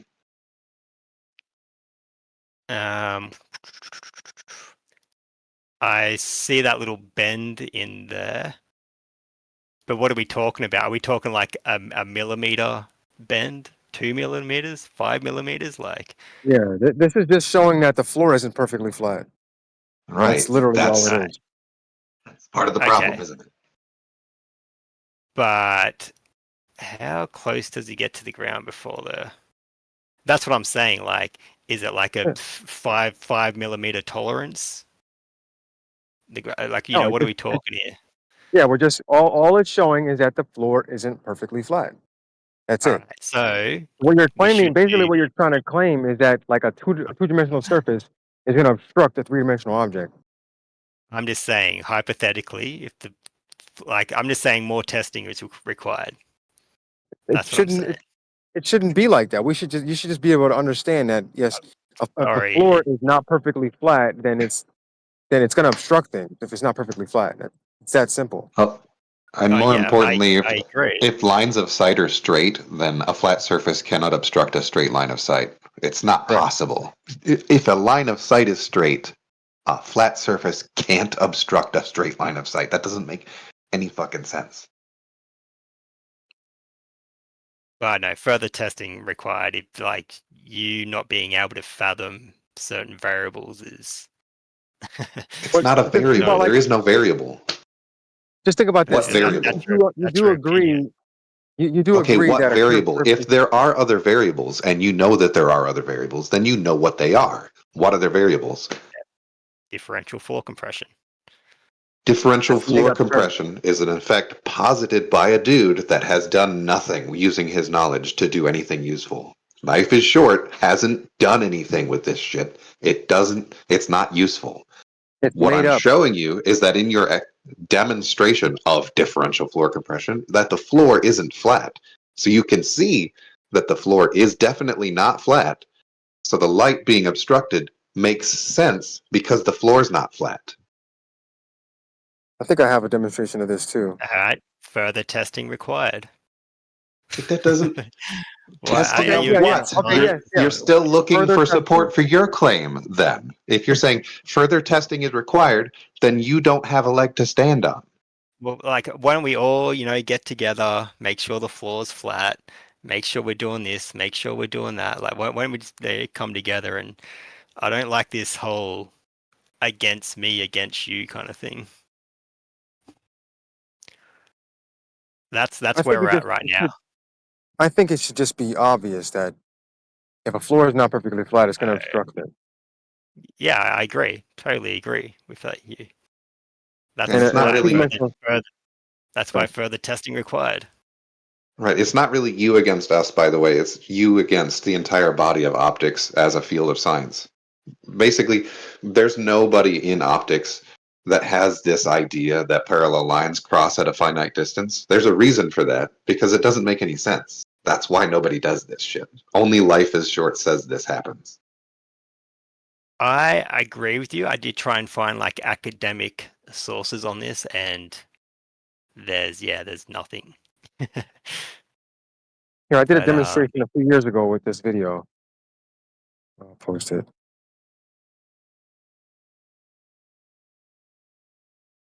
This was a because response to Gary Wybanga. because Echoplex, his video, I think that's just too short. There's thresholds to this. That's just my rebuttal kind of thing.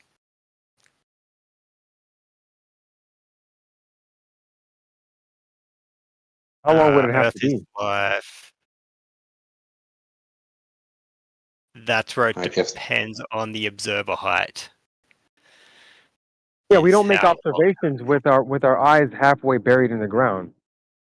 We're always No, above the surface, no matter what. We're always above the surface. Totally agree. That's why it's going to be a super long hallway. Yeah, and it would have to be perfectly flat, and that's never going to happen.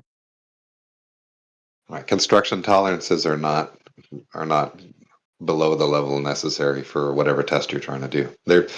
Whenever we're constructing a building using concrete or wood or anything, the tolerances for doing that construction are sloppier than the amount of curvature that's stated to exist. So you're in trouble because there's no hallway in existence that'll test this claim. I want to say something. So first off, I want to give electricity credit for having a theory that is at least well presented. I agree that I don't I don't agree with the evidence presented. I think it has, some obvious questions about it, but I think we can acknowledge that flat earthers, are essentially postulating some unknown element, some element that normal It's been dialogue. presented for a long time. I remember Lennon. I know. I know. I know. Like I said, there's not a way to test this, or there's ways to test it that are intrinsically biased that we will, have to argue about. But I think that I don't think there's much point in just over and over saying this doesn't happen.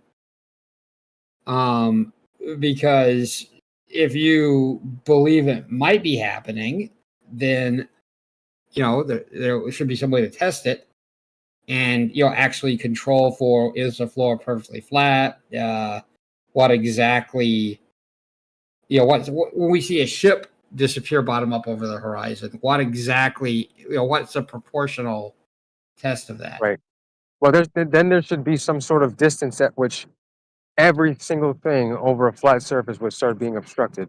Because what we've been presented is different distances that flat earthers claim that things are being obstructed over a flat surface. Yeah, On the globe model, we know how far away something would be obstructed at whatever distance. Yes. And of course, go ahead. Yeah, all of that, all of those are the reasons why I'm not taking, up to the differential floor compression being what sounds like a very technical term. It sounds like a, for lack of a better generalization, a scientific term, but it's not. It's a hypothesis. You're hypothesizing that this happens, and the evidence that we see thus far, is inconclusive. Like, you can see the video and you can claim that's evidence that it's happening. It is weak evidence. Like, any video is not, any video events of anomalous behavior are not a controlled experiment, right? If I have a video of guys walking on the moon, it's evidence that they walked on the moon. But as I think we all know, it doesn't convince everybody. Now, when you do a analysis of how the dust kicked up by the rover's wheel falls on the moon, you actually, measure it with, various techniques. You reach a conclusion that it's moving in much lower gravity, which would be impossible to fake with the technology that was available and the technology that was claimed to be used. But my point is, he's got a video that shows an effect. So at this point, I think what's left to do is say, well, how would we actually test that? It's clear that none of us but electricity agree. Well, the two of us don't agree, but that's not, Yeah, that's what I'm saying. Yeah, let's come together and do this test. But I feel like, to satisfy everyone, like, it probably has to be in a vacuum. It's gonna have to be like a 2 millimeter tolerance or something. Well, so what we would want to do is find a way to either validate that. It wouldn't have to be in a vacuum. I don't think the test would be impossible. So for one thing, you could test it with a large object like a ship, and a moderately flat surface or level surface like still water. Right? That's the test that we would do, and we would try to find out if so the problem with the video that I've seen, the picture that you posted, the tower sets into the floor. With binoculars, I should be able to bring that tower back. No. Yeah, When people say, "Oh, you just zoom in and it should," no, that people just don't understand what's going on when they say that. no, I mean, I'm looking at I looked at your description. I looked at your picture. A description. I don't have the one that you posted at 49 past the hour. Oh yeah. I've seen that. And my conclusion is there's no reason Zoom wouldn't bring it back. No, because you're zooming in. You can't. How do I explain this? Like once it goes past the horizon, like I don't think there's limits yes. and thresholds. There's That's limits correct. and thresholds. That's correct. Right. Once you go past the horizon, Zoom will not bring it back. So I don't think. But and in the picture that you posted, I think it's actually being blocked. Okay. The picture. But, yeah, it's being, but just hear me out for a second. In the Yeah. explanatory picture you posted, differential focal pressure with an arrow saying bottom of the tower sets into the floor, and we have an eye, and the eye is looking along the floor line, right? That's the explanatory picture you put. yeah, the eyeball is close to the floor. Yep. I don't see why Zoom wouldn't bring that back. Because the horizon is rising up, you can't zoom anything past that. We agree. It's like we agree on like that. zooming. So that's begging the question. That's begging the question. But you just said the opposite. You said you could zoom it back in. So, correct. I don't think so let me explain why I'm saying that. I don't think that this picture that the drawn picture indicates a horizon. I see no reason why it would. So you want me to draw a circle where the horizon is Nope. in the picture? You're not going to be able to do it. I mean, the picture that you've drawn. Yeah. Okay, well, draw a red circle. If you hear me out, let me just say to the end of my sentence, and then I'll. All right, sorry.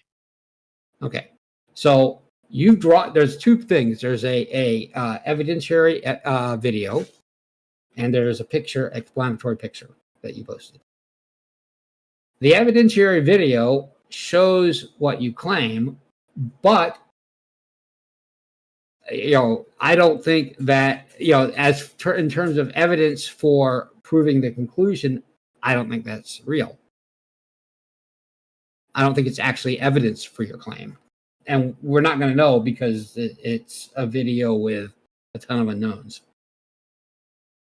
Yes, agreed. But when I look at your picture, I would say if the light isn't blocked by something, I would be able to zoom it back in. That's your picture. The explanation doesn't tell me why that light won't reach me. It moves the tower icon down below the floor level. Yeah. But but the tower isn't below the floor level, so that's just postulating a condition that we don't know exists, and that doesn't explain at all how we see. It doesn't explain how we generally understand perspective to work, where nothing will below eye level will ever go above it, or nothing below eye level will just be eaten up into the ground. Compression is for observation is from all directions, left and right and up and down. So I think at this point we just say, well, okay, you've got a theory, and you've got a piece of evidence that at least on a cursory glance seems to confirm the theory. I feel like this whole ships thing and buildings and can't. It all hangs on this. Just hypothetically, what if this was true? Hypothetically, Yeah, hypothetically, then there would be a well understood there would be a hopefully well understood reason why we appear to be seeing a horizon. yeah, Yeah, there you go. And things bottoming me out. yeah, but yeah, Right, and then no, I think there'd be a distance at which everything would start to do that. just a second. I think we have Over a flat surface. well, maybe it changes based on refraction. I think Well, we of have course. I think we have a enormous body of evidence against this conclusion. I yeah, you can say that, but I guess I was just asking hypothetically, like what, because I feel like all your guys' beliefs kind of hang in the balance of this. So Oh no, not just this one thing. Absolutely not. it's not this one thing. This is just, I don't see the curve. Well, I see something you say is the curve, but I don't believe it's a curve. Well, I see something that would acts like you say the curve would, but I am going to tell you that, I think there is another unknown, unexplained, there's not a mechanism for this. Right? We don't. We have a postulation of an effect, but we don't know why the floor differentially compresses. In this We example, don't know why. Yeah, it's being explained. The floor ramps up and creates a horizon. Like I don't Yeah, know. but Like how. eventually, like no, yeah, when you look over wait a water. second, Earth. Yeah. One second. Okay. The Earth wrapping up isn't an explanation. We believe. We all agree the Earth ramps up due to perspective. That will not do what you're trying to claim this does. Yes, that is No. tied in with they're tied in together. So do you? How do you? Okay. So How do do you you not understand? see the? But do you see the green building ramping up? Yeah, I see the picture. I see the green building getting smaller and smaller. All right, where's the horizon in the picture? It's at your eye level. No, but how far down? Like, is You don't the have a horizon scale. at is the horizon at the second green tower, the third green tower, the fourth green tower? Where's it at in this like illustration? It's where the top yellow line meets the ground. The top yellow line meets the ground. No, so at the kind of near the very last tower. Yeah. No, that's not where it's demonstrated. No. Yeah, That's not I where the get it. I get it. I totally get No, it. you don't get it. I You do just- get it. Yeah, No. the horizon. The horizon is not at the last tower. Well, it So would be you're where like, are you not understanding? You're not understanding. electricity. You're not understanding. I very much appreciate that. Is your claim that it would be in the third tower from the right, where the tower is starting to move below the purple line? From the right, no. Okay, then Mhm. the third It'd be tower the fifth one. from the right. The fifth Yeah. one. The fifth one from the fifth left. one. The fifth one from the left. Because if you look at it, it's the slightly same starting one slightly below. as the third one from the right, but he says that's not true.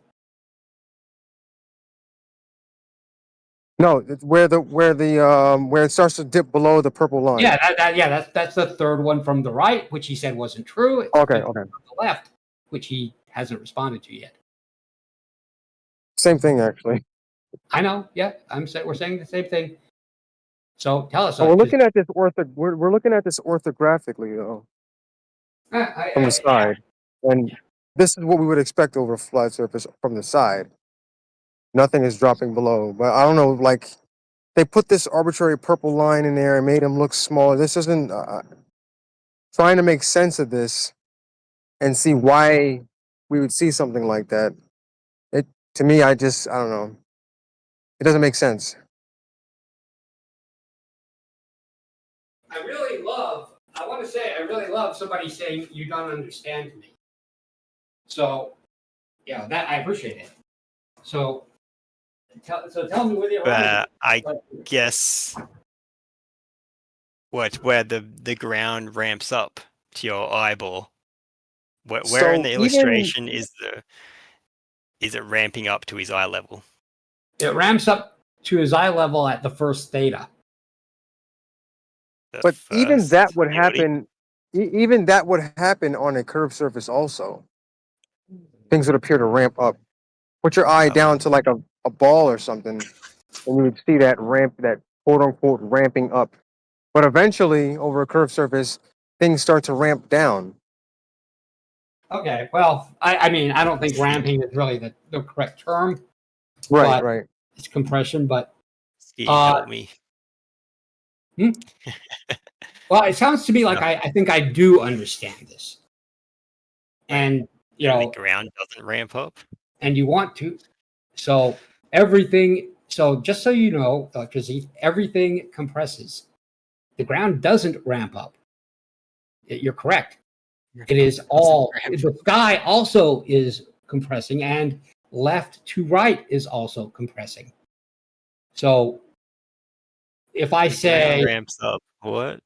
The ground ramps up. What are you talking about? and the sky ramps down, and left and right ramp in, right? Yeah. Yeah. Okay, but there's something special about the ground.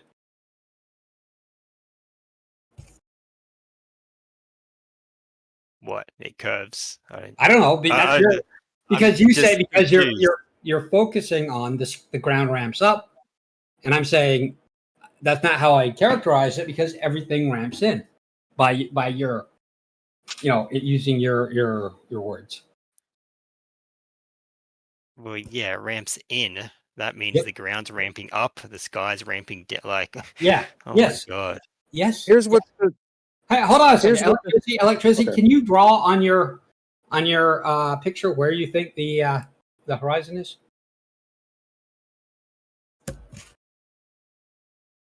Yeah, but I'm still just like I'm just really baffled with this. the this is ground what doesn't ramp up. Anyway, this is what No, the reason why I'm telling you the ground doesn't ramp up is because you're effectively, metaphorically, pounding a fist on the table and saying, omnivore, the ground ramps up. And I'm saying everything compresses in. It's not, you're hyper focused on one thing. So it shouldn't be baffling. That shouldn't baffle you. Okay. So this is what it would look like. no, it's just like double. I don't know. When we pass Oh, it, it's double speak. Okay. Double speak, right? All right. Well, it I think doesn't this is ramp what up. this is what it would look like Sorry. if it's ramping up. he's just talking about the compression in all directions. But Perspective compression. only one part of it is apparently important. Perspective compression.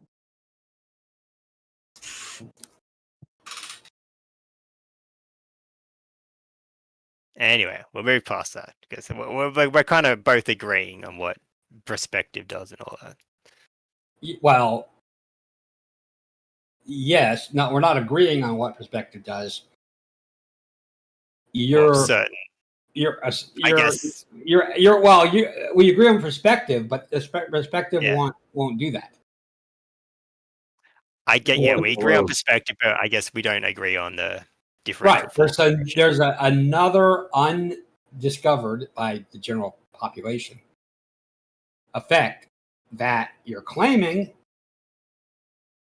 that we have scant evidence for. One video that's not boils down to controlled. Sorry,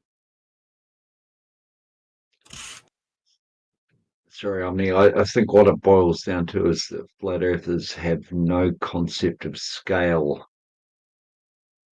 in terms of anything to do with scale. Yeah. Distance, time, fucking anything.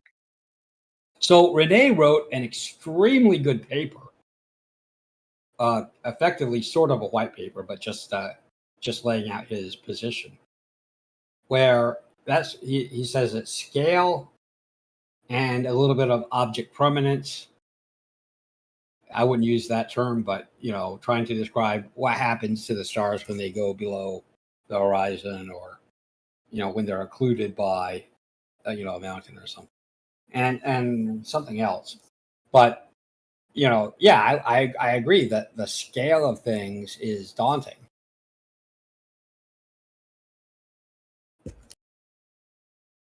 Oh, we understand scale, I guess. Yeah, like the Earth's really, really, really, really big. Like, So No, you the don't. reason why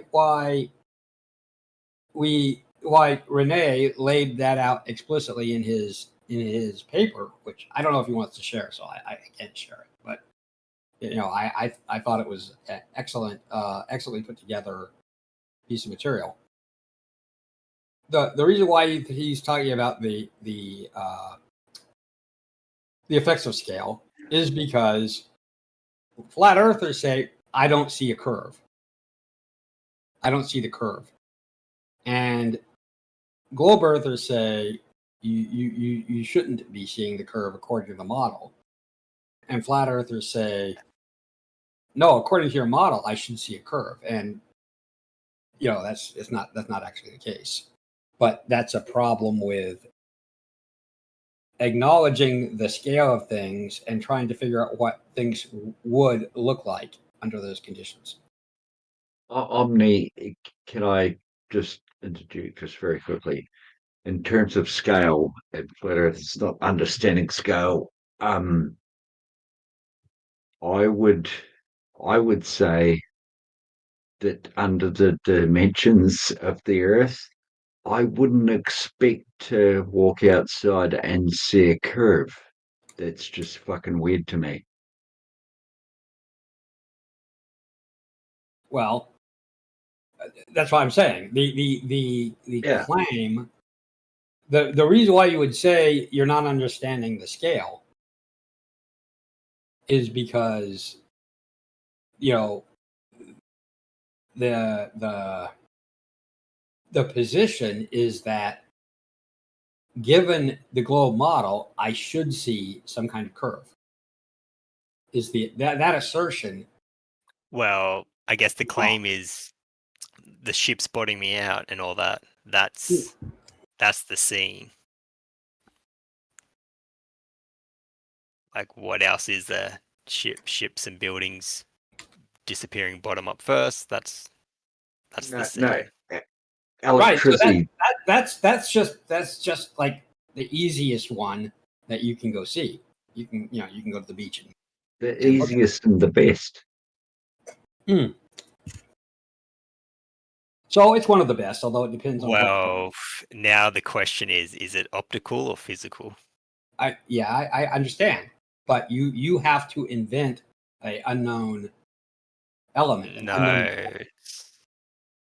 No, that's where it's testing and measuring. I guess it's not.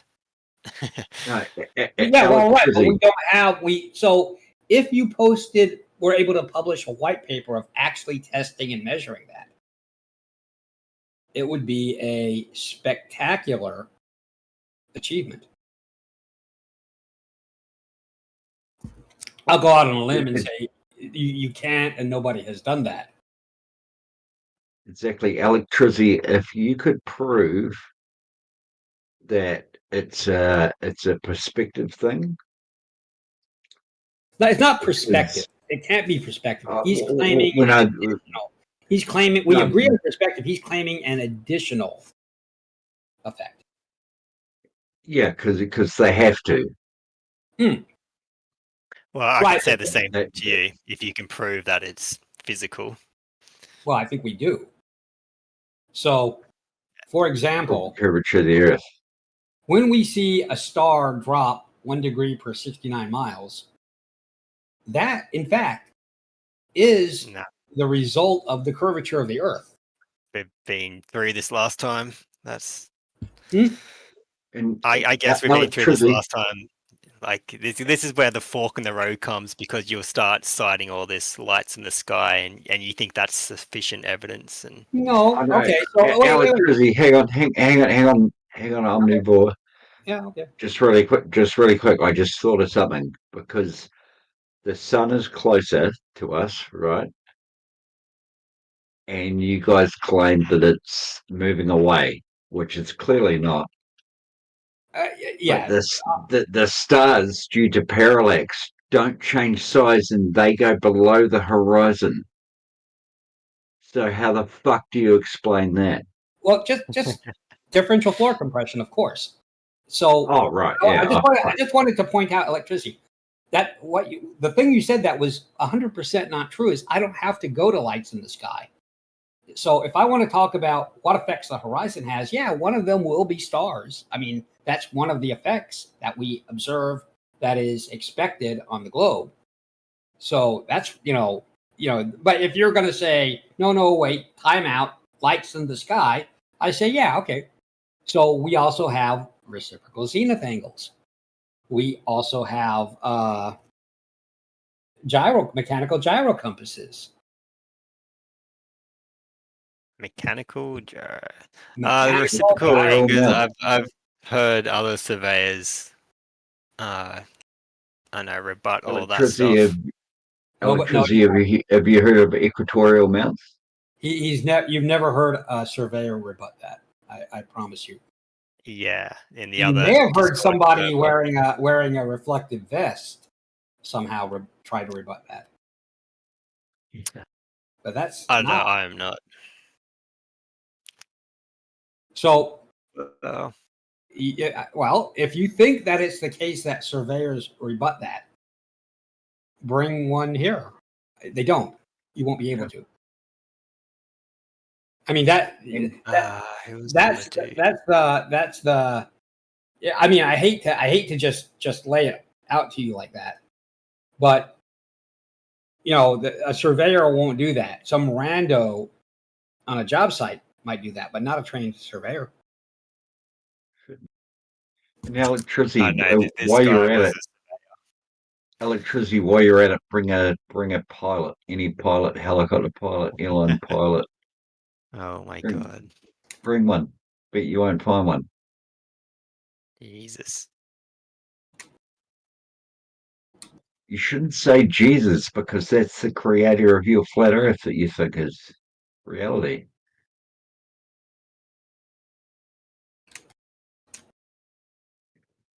I said don't it. know what to say, bro. I'm sorry. I said it. I just I'm like to sorry. talk. Anyway. So if you're going to talk the talk, you got to walk the walk. I think this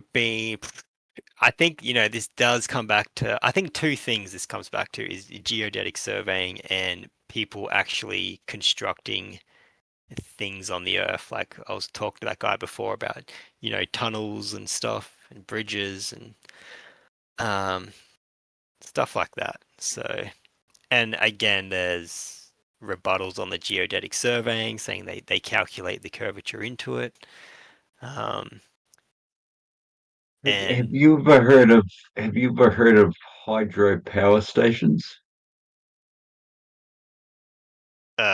Generate electricity.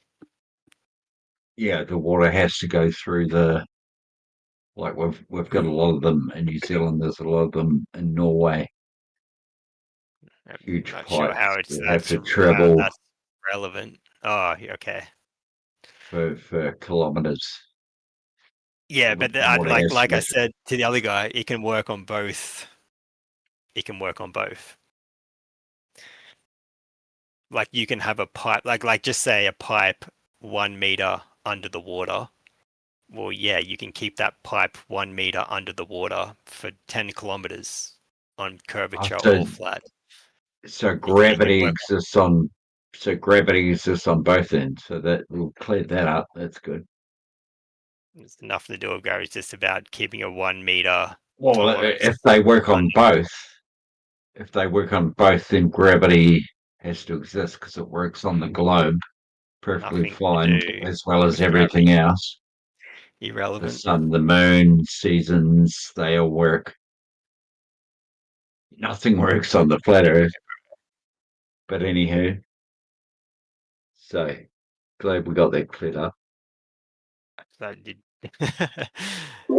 Well, you can keep a pipe 1 meter under the water, okay, no doubt about that. It won't be straight, Yeah. but it'll be 1 meter under the water. True. That is very true. Can't be a straight pipe, though.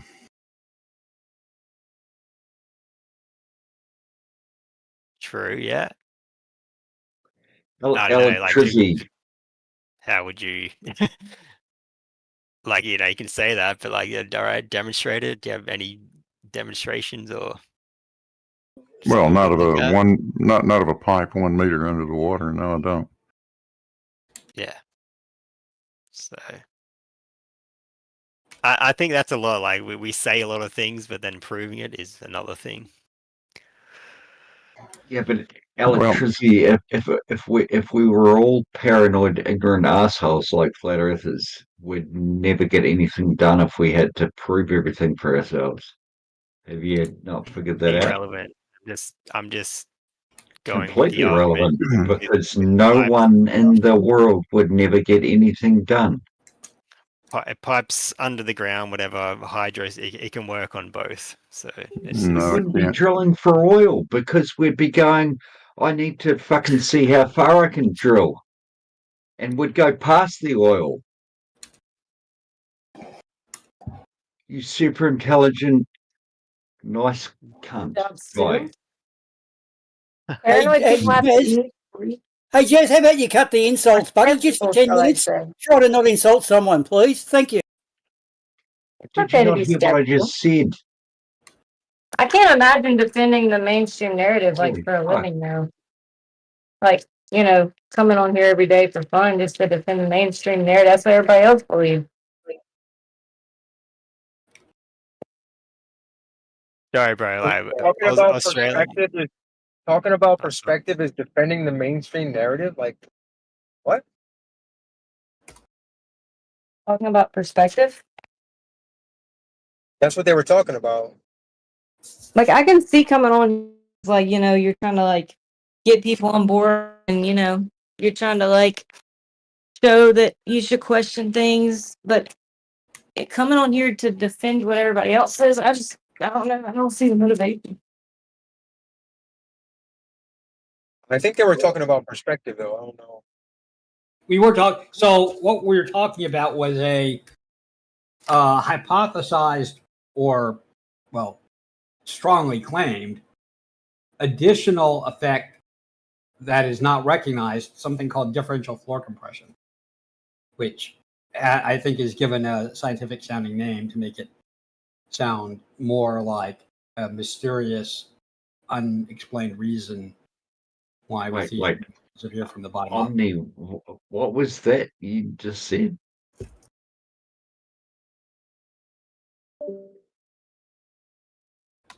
But that doesn't matter what y'all are talking about. I'm just still saying. I was still thinking about that anyway. I wanted to share. Yeah, hell with our conversation, right? Well, I can go if you don't want me to share my thoughts. Go ahead. Sorry, Omni.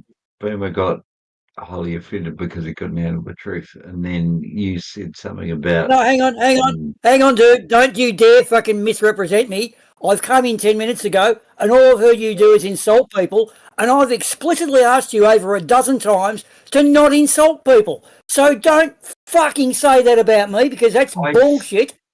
Dude, you called me a fucking asshole. Hang on, Boomer. I've talked to you a lot of times, and I've never insulted anyone, and this is the first time I'm going to do it. You fucking stupid cunt. So what? I don't. I missed something. Yeah, so did I. Yeah, well, what happened? Right, I've come in 10 minutes ago and I've heard him say, because most of us aren't ignorant, arsehole, flat earth bastards, and I just find insulting people is counterproductive. And I've mentioned this many times. Jazz, are you a flat earther? Hey? No, I'm not. No, I'm not a flat earther, but he mistakes me for one all the time. Boomer, I know you're not. I didn't think Jazz Conda was. Yeah, let's just. Shit, no, I'm saying. If that was said, let's just kind of keep that. Let's not do that. If that Yeah. is what was said, because I didn't hear it. but- I'm fucking sorry if you took offence.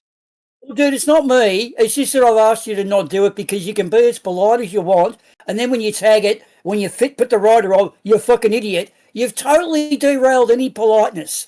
And I wouldn't want to send you in for a hostage negotiation situation because I'd end up with bodies. You know what I mean, dude? Please don't just call them fucking idiots and assholes because Taylor's actually not a dumbass. He's actually quite a nice person, as he states. And there's quite a lot of others I have convos with. So can you just not As I attack? just said to That's what I'm her, asking. Hey, as I just said to her, man, I'm sorry, but and I did jump in, but the bottom line is you'll jump in and say it and then add the insult, and someone else might have said something that was nice. You know what I mean? Or that could have got the thing going. Like, I mean, I don't like some of the flat earthers, but I'll still talk to them because we have to be nice. We don't lower ourselves to their angle, do we? Or do we? Anyway, guys, No, let's no. not fucking. yeah, no, Yeah, it's all on a mirror bridge. All right, let's get away from the meta. I think Taylor was explaining something about defending the mainstream narrative. So maybe we can get on something like that. Yeah. So, yeah, why wouldn't we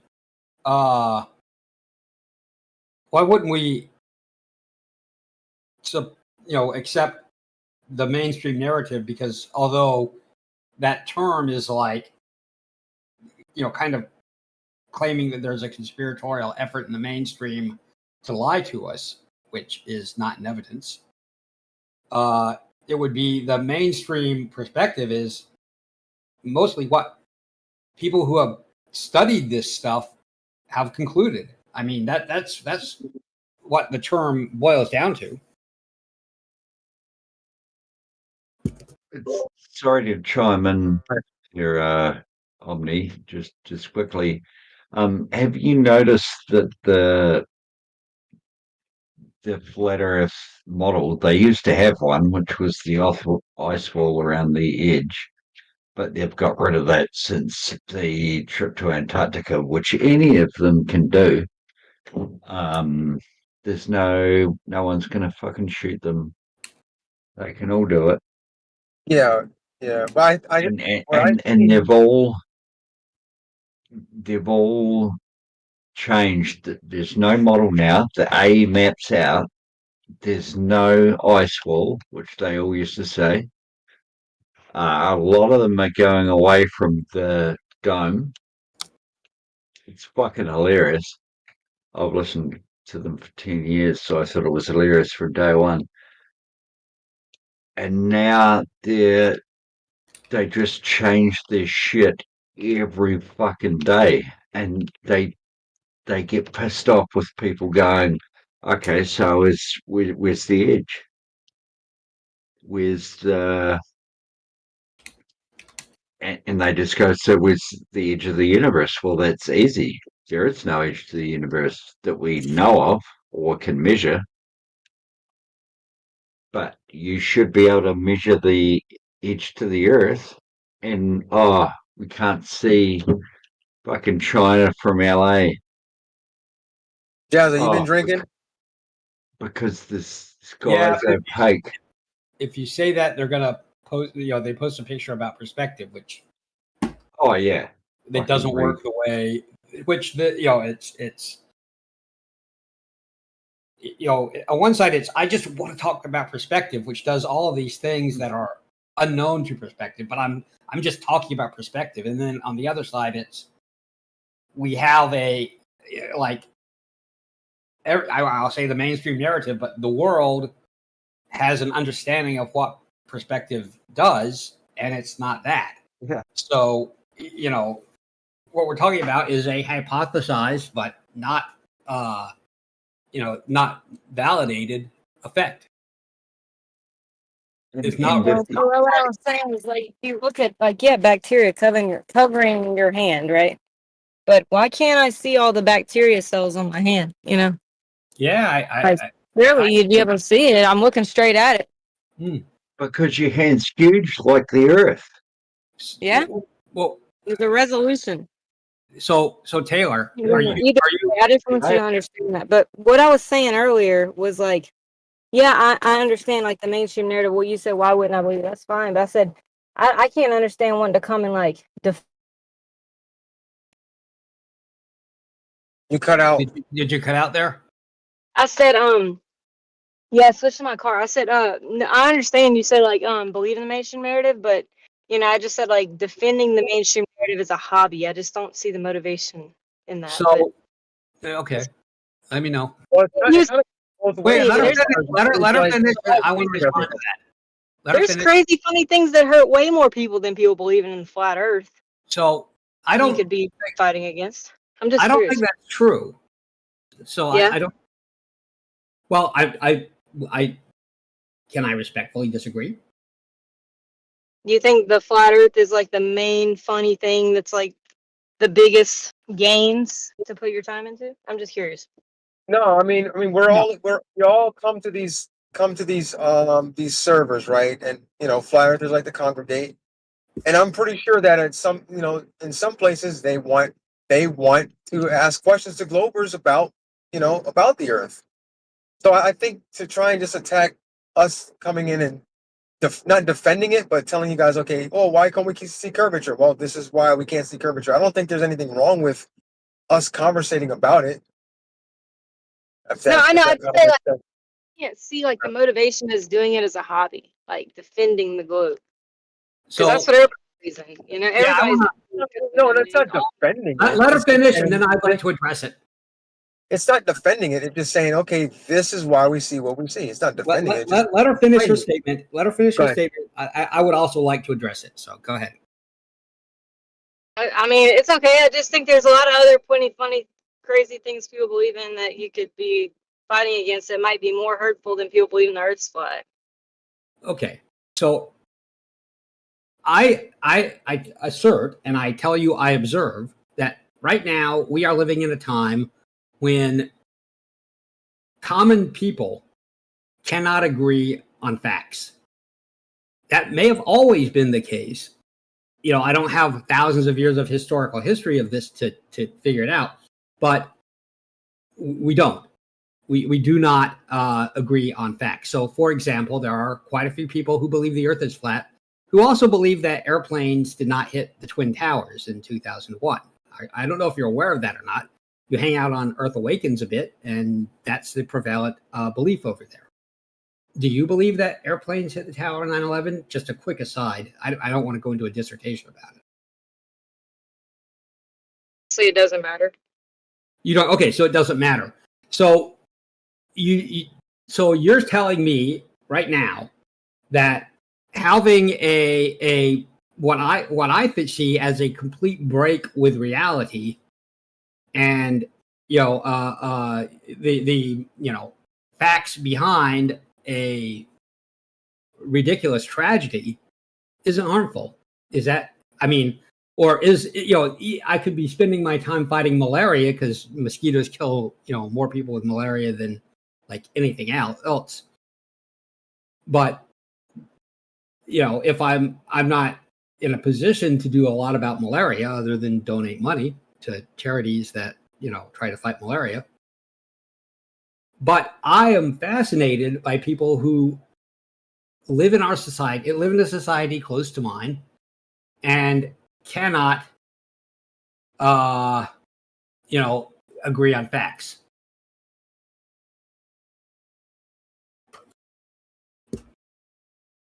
Can I kick in with There's one there, been a lot Taylor? of things that have been called facts that. No, sorry, it's delayed. Yeah, facts. I mean, yeah, we call it a fact because there's plenty of evidence to back it up. Just like the fact that Mount Everest exists, the fact that the Marianas Trench exists. Regardless, I've never seen it. I've never been there, but people have been there and people have seen it. So those are facts because they exist. That's why we call it the Earth being a globe is a fact because we've measured it, tested it, seen it, people have seen it. That's why it's a fact. I don't think. Yeah, I mean, so when I see somebody come in here and say things about facts that I think are, and I'm not exaggerating, wildly bizarre, like planes didn't hit the Twin Towers. I'm like, where people are living in different universes. Now, granted, flat Earth is like taking the dial and turning it all the way to the highest rating and ripping it off. That's true. But if you want to get the pure stuff, the most distant universe that I can interact with people on, it's right here.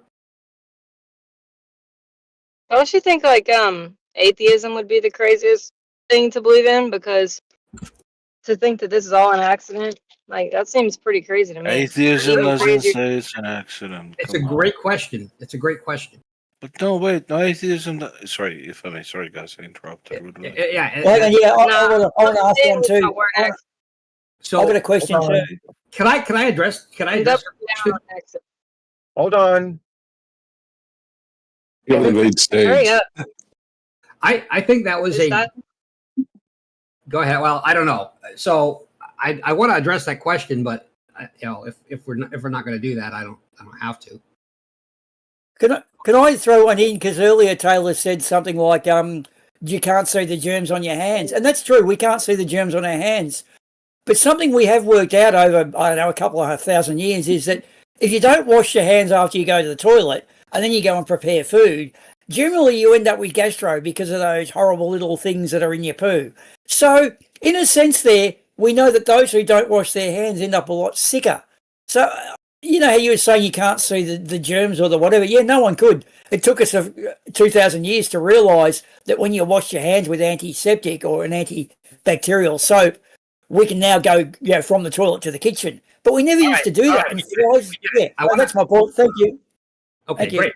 So Taylor, because you're new to this, my go-to when somebody ignores a huge amount of dialogue that I know they've been exposed to. You're aware that there's quite a lot of flat earthers who don't believe in germs and maybe don't wash their hands after using the toilet. You're aware of that, yes, Taylor? It's yes or no?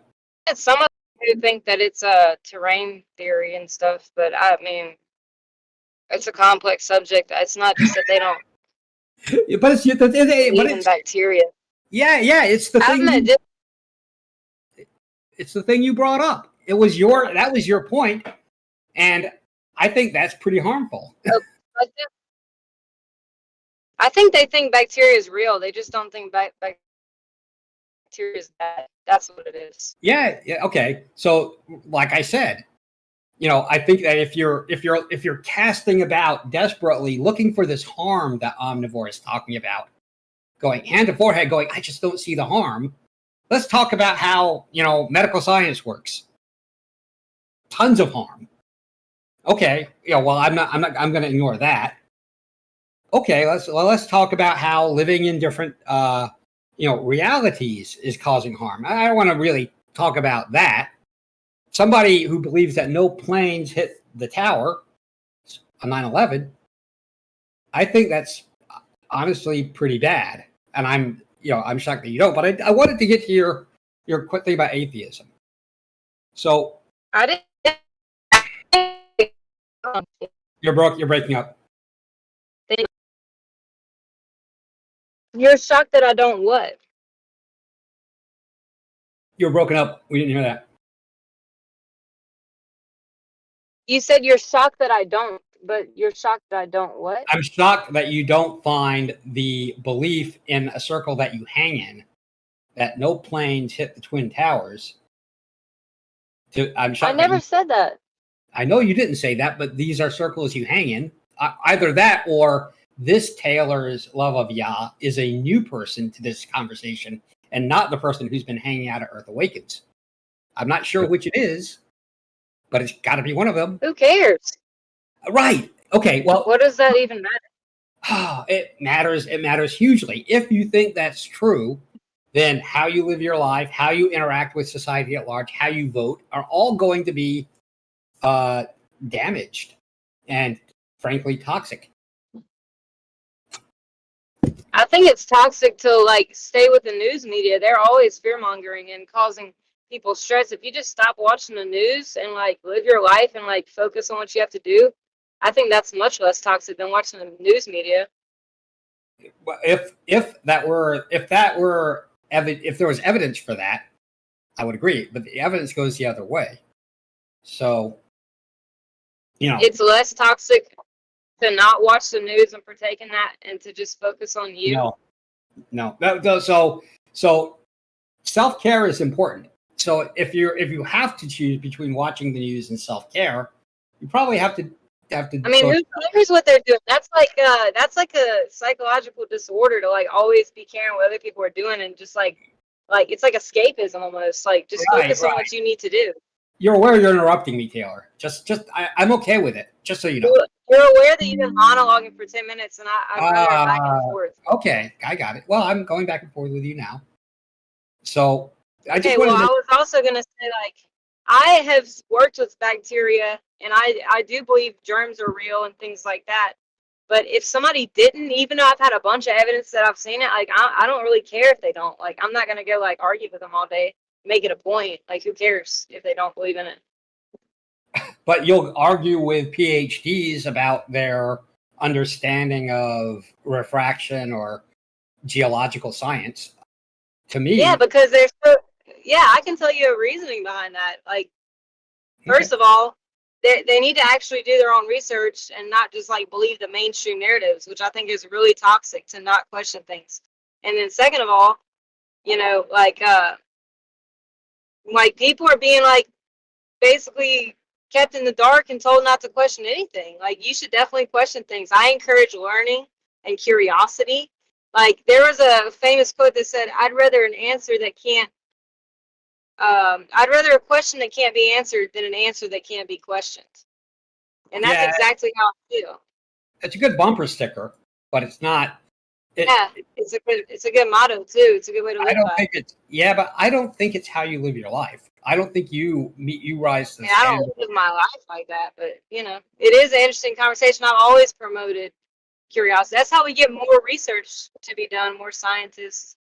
People ask encouraging questions. At least, like, at the very least, they're gonna get to learn some more things. Get to read some papers, That's fine. Yeah, I've actually learned more things about science in this arena, largely from talking to PhDs, people like Tapioca Weasel, PhD Tony, John. So I've learned. And if there was no flat earthers asking any questions, you probably wouldn't have even been in that arena. But thankfully, people are, questioning things. That's good. We should always encourage people questioning things, and being skeptical is okay. Right. It doesn't matter. Sorry, dead right. I'm just agreeing with you. Yeah, well, I think we do agree on that point. However, I also think that there is. I'm going to try to find a term that I think fits. There's something petulant about flat Earth that I don't think is useful. Okay, there's petulant things about many belief systems like that might even be more harmful than people thinking the Earth's flat. No, I don't agree with that. I mean, I don't think flat Earth is the. One second, let me clarify this. I don't think flat Earth is the end all be all. In fact, when I first encountered flat Earth, I had your opinion. Who cares what the shape they think the Earth is? I find it an intellectually interesting conversation, but not, it doesn't seem to be especially important. However, after I interacted with enough flat earthers, I realized that this divide that I'm seeing in social situations and politics, in discussions about medicine, in an understanding of how scientific research works, and these apply to all sorts of things, not just flat Earth. I came to realize that it's part of an extremely toxic constellation. You don't think that there's more toxic groups and belief systems than flat Earth? Depends on how you measure toxicity and belief systems. But I think that the phenomenon of flat Earth is the extreme version of something that a toxic segment of our society has to a lesser degree. Toxic in what sense? toxic in that their general behavior runs counter to fact. And it's killed a whole bunch of people, Taylor. And we're not going to agree on that, but there's an enormous excessive death rate for a period of time. And that death rate was not evenly distributed. It was more people died in certain areas than others. And the certain areas where more people died, where we had the excess death rate, was based on a denial of fact. Okay, well then how about the facts that are killing people? You should go fight against those instead of people that believe the Earth's flat. I think that, well, that's part of it. We try to have the conversation here. It was. No, you don't. Oh yeah. Well, we did. Turned off the live stream. Brought in a guy to have the conversation. Nothing posted in chat. We even have a certain room down there where you can go because it's not streamed. So yeah, we can have a conversation. The server. There's a lot of like toxic groups of people that actually, like, their belief systems like centered on real toxicity to society. That real toxicity. That harms others. Yeah.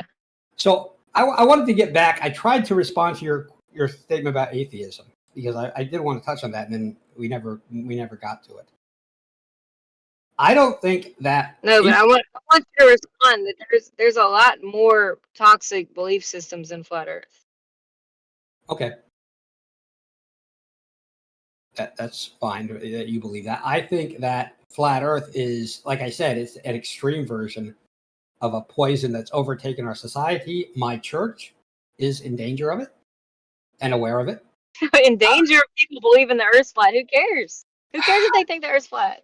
So Taylor. Oh, okay.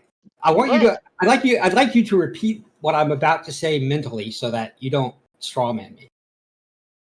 Flat Earth is an extreme version of a more generalized poison that exists in our society. Did you repeat that to yourself? I'm talking about that more generalized poison. But it's not harmful in and of itself.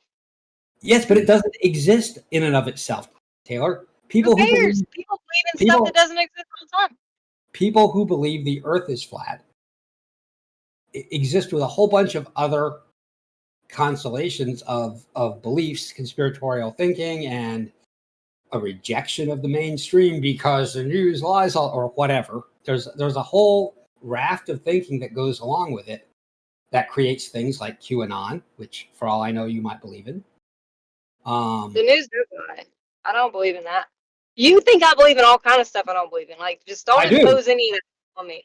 I do. Maybe you're the one generalizing people. Maybe you're the toxic one then.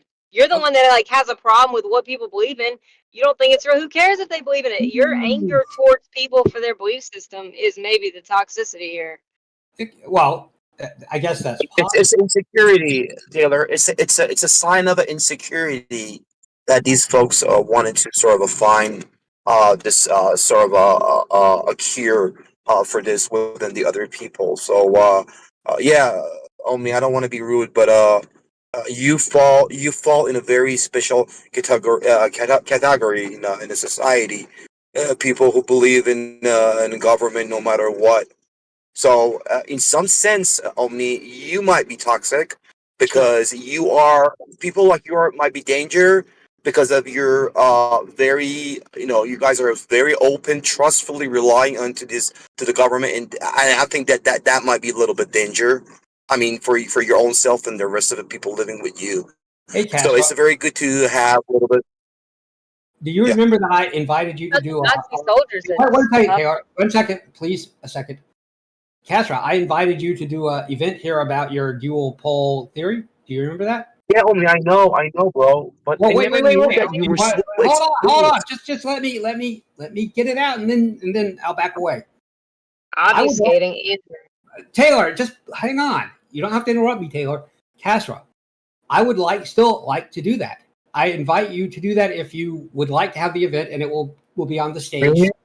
So you will not be heckled, etc., etc. Is that something you're interested in doing? I'm very interested if we're gonna do that. But the thing is that only I thought that you were like, I don't know, you probably didn't know that I'm here, but I thought that you were more open-minded. Like, the words that you said right now, the words that came out of your mouth, actually it surprised me, because when you're holding these rooms, these conversations, you need to be fair. You need to have a neutral space. But when you have this sort of a bias toward the flat earthers, that really actually shocked me. So that's why I opened my mic right now. Didn't want to be rude, but I'm so happy to have that. Yeah. So you're willing to do the event. Let me know a time when you'll do it, and I will set that up. Yeah. Probably. Okay, bro. Probably next week I will do. I will drop you a message or something. Okay, cool. Okay. So I'm closed-minded enough to have an event on Tartaria. I mean, I think we draw the line at 2 hours sit there and hassle him. eating his own excrement, but the line's pretty far away for me. So, you can say you're shocked that I think that. That's my observation, and I can absolutely back it up. You shouldn't impose ideologies on people and other beliefs on people just because they might think a certain way. Does giving them a forum where they will be able to present their worldview in a controlled fashion where they can't be dogpiled and jumped on, that's a good example of being closed-minded and imposing my worldview, I guess. Yeah, well, now you're accusing me and implying that I don't believe that 9/11 and talking about I'm around people with germ theory and all this other stuff. That you don't have to impose that on me. So I didn't impose it on you.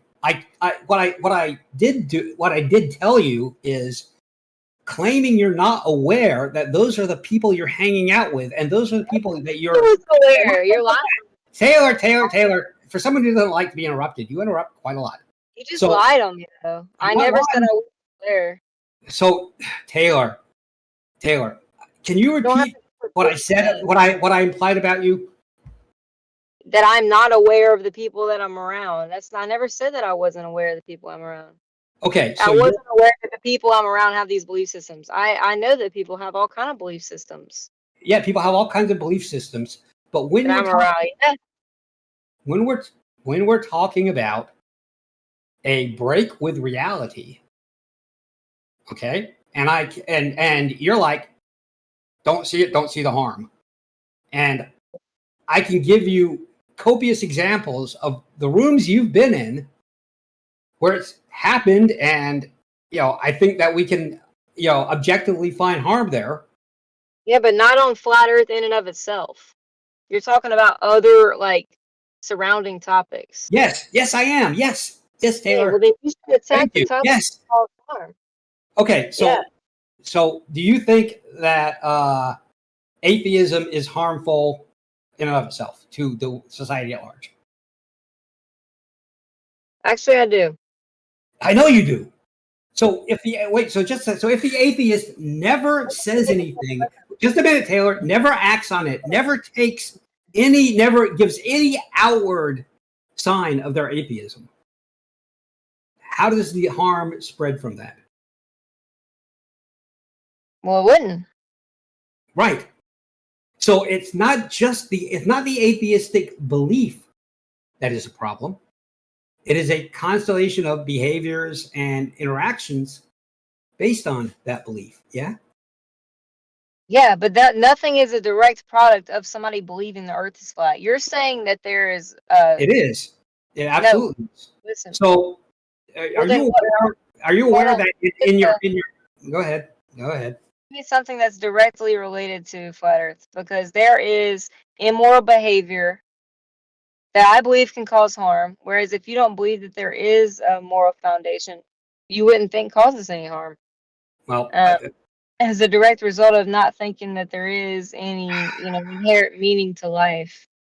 But let me just ask, in terms of flat Earth, you're saying that people who believe in flat Earth also think, vaccines, this and the other, but that's kind of a, side topic. And I think that you should, attack those in and of themselves. But let me also say this. I'm not making it a point to go and come after atheism in and of itself. And also, I responded with atheism to you saying that it's, flat Earth is such a wild belief system, and the reason I brought up atheism, and I said, atheism seems like an even more wild belief system to say that Yes, I get it. yeah, I don't make it a point to like go, come after atheists per That's se. how you has to close here. Okay. So my mental model of you is probably not especially accurate, but boy, oh boy, did I predict everything you just said. All right. Does that matter? So I yeah. can predict everything you're probably gonna say. Yeah, maybe you can. Where's this going, guys? Is this going in a direction? Because it just seems to be. Hold on a second. Let me. It's taking a while, and I'm about to go All inside. right. All right. Yeah. So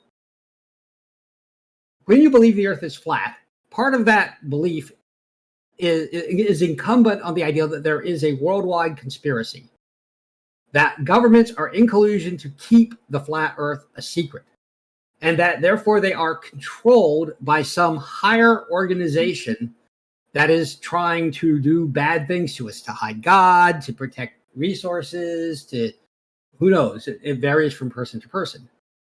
You know this is true. And for the bonus question, Taylor, what group do you think is generally held to be the controlling interest? Are you going to answer honestly? Is the controlling interest? I don't understand what that question means. Okay. Are you aware that flat Earth requires a worldwide conspiracy? Can we do this? Yes or no? Yeah. Yes. Okay. That there has to be a group that is controlling all world governments. Yeah. Some bad reason. Yes. So I'm calling that group controlling interest. Okay. Yeah. What group do you think is commonly held to be that controlling interest? I don't know. It's irrelevant. You know the answer. Oh, come on. Not sure. I'm not You sure what hang you're out getting here. at. Okay, so if you go, there's a server you should go check out. I think you'd like it. It's called Earth Awakens. If you hang out there for, I don't know, a couple weeks. Are you talking about the Power of the Air? Are you talking about the World Economic Forum? Are you talking about the Jews? I would have never guessed that one. You would never have guessed that one. Is that sarcastic? I really wouldn't have. I wasn't even thinking about that. Okay, so right, so you should go to there's Earth something higher than that. So I'm going to send you an invite for Earth Awakens. You should go there. Okay, see, this is a prime example of your toxicity, because I wasn't even, honestly, I was not even thinking about what you just stated, and you just imposed that on me. That's crazy. Yeah, I know. Apparently, you've been hanging out. You're the one that has toxicity problems. I literally was not thinking about that. Sure, I haven't called you toxic. I've said I think flat Earth is toxic, but it's fair. You just implied that I was like anti-Semitic, like out of nowhere. This is like showing your toxicity. I haven't done any such thing, Taylor. I haven't done any All right, whatever. Like, okay. You want to know? I don't even know why you brought that up. Kind of weird. Taylor, believe it or not, this is 100% me not being rude to you. This is you in either denial or bad faith. So I would have never thought the Jews just now from your question. Well, you should pay attention to Witsit. I don't pay attention to Witsit. I haven't talked to him in forever. I wasn't even in Flat Earth Spaces. I was in a UFO Twitter Spaces all night. So like, it's crazy how you're just like implying all this stuff. This is wild. Yeah, I realize it seems wild. Do you believe me that I was not even thinking about Jews just now? Not really, no. Okay, now you're assuming I'm a liar because of your own freaking bias. This shows that anti-flat earthers are more toxic than flat earthers right here. Do you realize he doesn't even believe me? He knows I'm a Christian. He doesn't even believe me. Because he thinks that yeah, because he's like imposing narratives on me and biases just for being around people that have certain beliefs. Justified to interrupt me. I got it. Okay. For somebody who complains about being interrupted, when you go do it yourself, it makes it pretty clear that if I did that to you, though, you would not like it, dude. You're doing it to me right now. If I said you're around a bunch of atheists because you're around Globers, so you must be an atheist, like, what if I did that to you and like accuse you of that? If you did that to me, I would tell you that's not true. And Okay, well, that's what you're literally doing to me. Like, you've Taylor. implied that I believe all kind of stuff. Good Lord, It's just Taylor. so wild, dude. Taylor. Crazy. Taylor. Okay, Taylor, wait, hold on. Silence. I want to say this real clear because she's not getting it. I don't think you're anti-Semitic. I don't think you disbelieve in 9/11.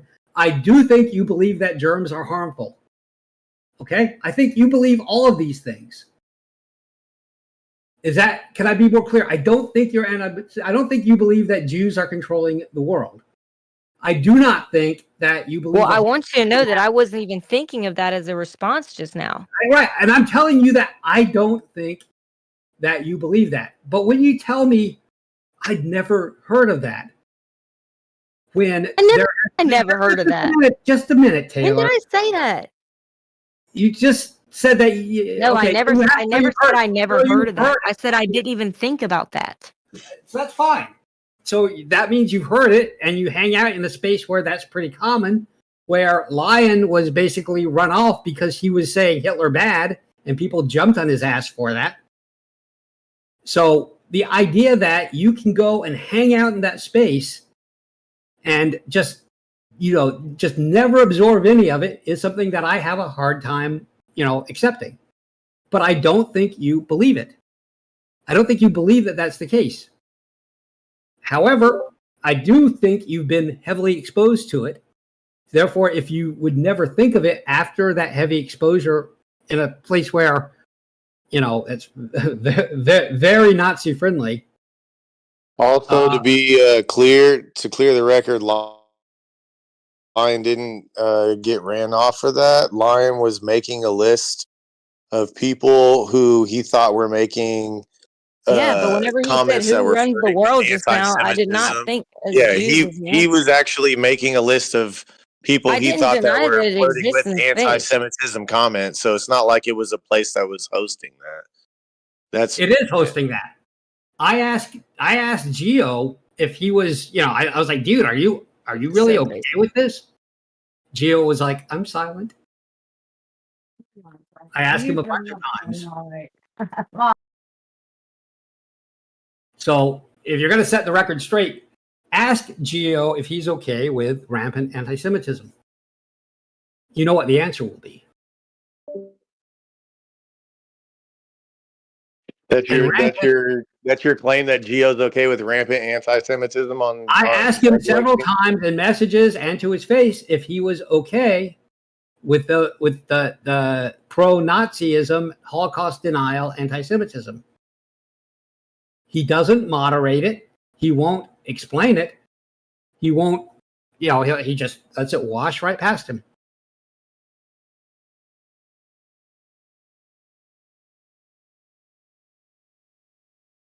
Anyway, there was a set-up question there. I think he's trying to set you up to create shit.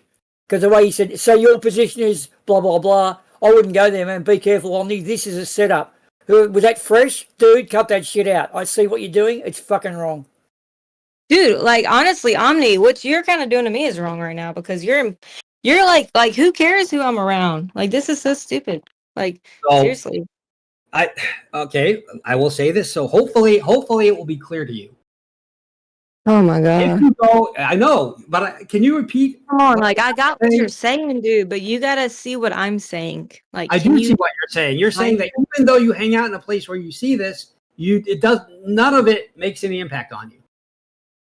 Like I don't know what you want me to say, but whenever you said who runs the world, I was thinking the Prince of the Power of the Air from the Bible. Yeah, I was thinking the World Economic Forum.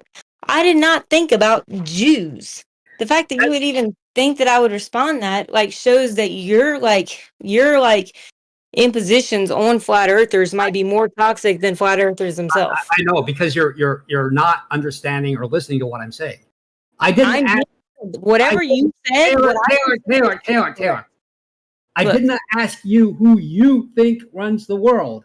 I asked who was generally held to run the world in flat earth circles. Do you understand that that's not impugning you, that the victimization you're claiming didn't actually happen?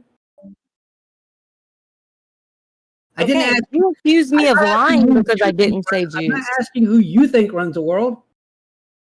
I'm asking who you think I did not. In the world. Okay, and because I didn't think of the word Jews, you thought I wasn't being honest. Yes, because that's not true. Because you are in a space where that is prevalent. You hang out in Dude, this. I hang out in a lot of spaces, bro. Like you Yeah, think You that's the hang only out on space- Earth Awakenings as well, and if you have Yeah, never I heard do. about I that, hang then out in you're flat Earth absolutely spaces. I hang out in ignorant. UFO spaces. I hang out You in must conspiracy be spaces. 100% I hang out ignorant in if you did Christian not get spaces. that. Dude, I hang out in all kinds of different spaces. I guess y'all just see me in Earth Awakenings or whatever. Oh, it's That's not the only space I hang out in, dude. I hang out in Christian spaces, other conspiracy spaces who don't think that. I was in a space all night last night with people who do not think the Earth is flat whatsoever. Yes. But when Okay, you go to a just place, understand that. when you go to a place that thinks the Earth is flat and you hang out there, you should be able to just. You should be able to figure out what that segment of your hangout area tends to believe. You should be able to do that. I think you're smart I enough to didn't do think about that. Which is, yeah, okay. So you didn't. Okay. Okay, didn't think about it. Sorry. That's fine. Like I said, you might be new to this. If you hang out a little. You're like implying I'm lying. This is the issue. Maybe you're the one with psychosis, bro. If you hang out there a little longer, this is kind of getting really hard to hear. Hold on. Taylor, can Hang you on, bring up something new? Hold on 1 second. If you hang out there a little longer, Taylor, I guarantee you'll see it. And I would encourage you when you do see it to speak out against it, although you might get modded for it. I do know what you're talking about now, but don't imply that just because I didn't think of it, you say I'm lying. When you claim extreme innocence, calling people liars and they're not lying is a problem on you, bro. Well, that's I guess that's possible. It is. It's what just happened, bro. And you'll see one day. I don't know what else to say. Okay. I was not lying.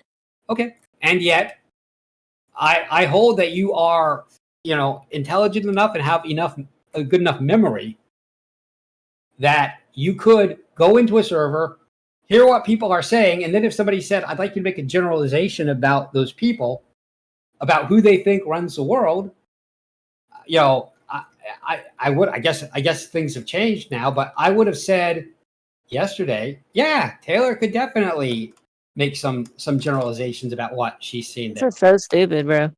All right. Is this it? Is this all you got? Seriously? I think it's more than enough. Okay. Well, look. You were asking me like, who's behind the idea the Earth is round? I didn't ask you who's the idea behind it. I asked who do other people think is behind it? Whatever. I did not think of Jews. I was thinking about much higher than that. I did not ask who you thought. Please. Okay, yeah, I just corrected that. Okay, you don't have to keep repeating yourself. Well, if you keep strawmanning me, Look at you. Okay, dude, repeat yourself, dude. You've said the Jews 9 times in the last 15 minutes.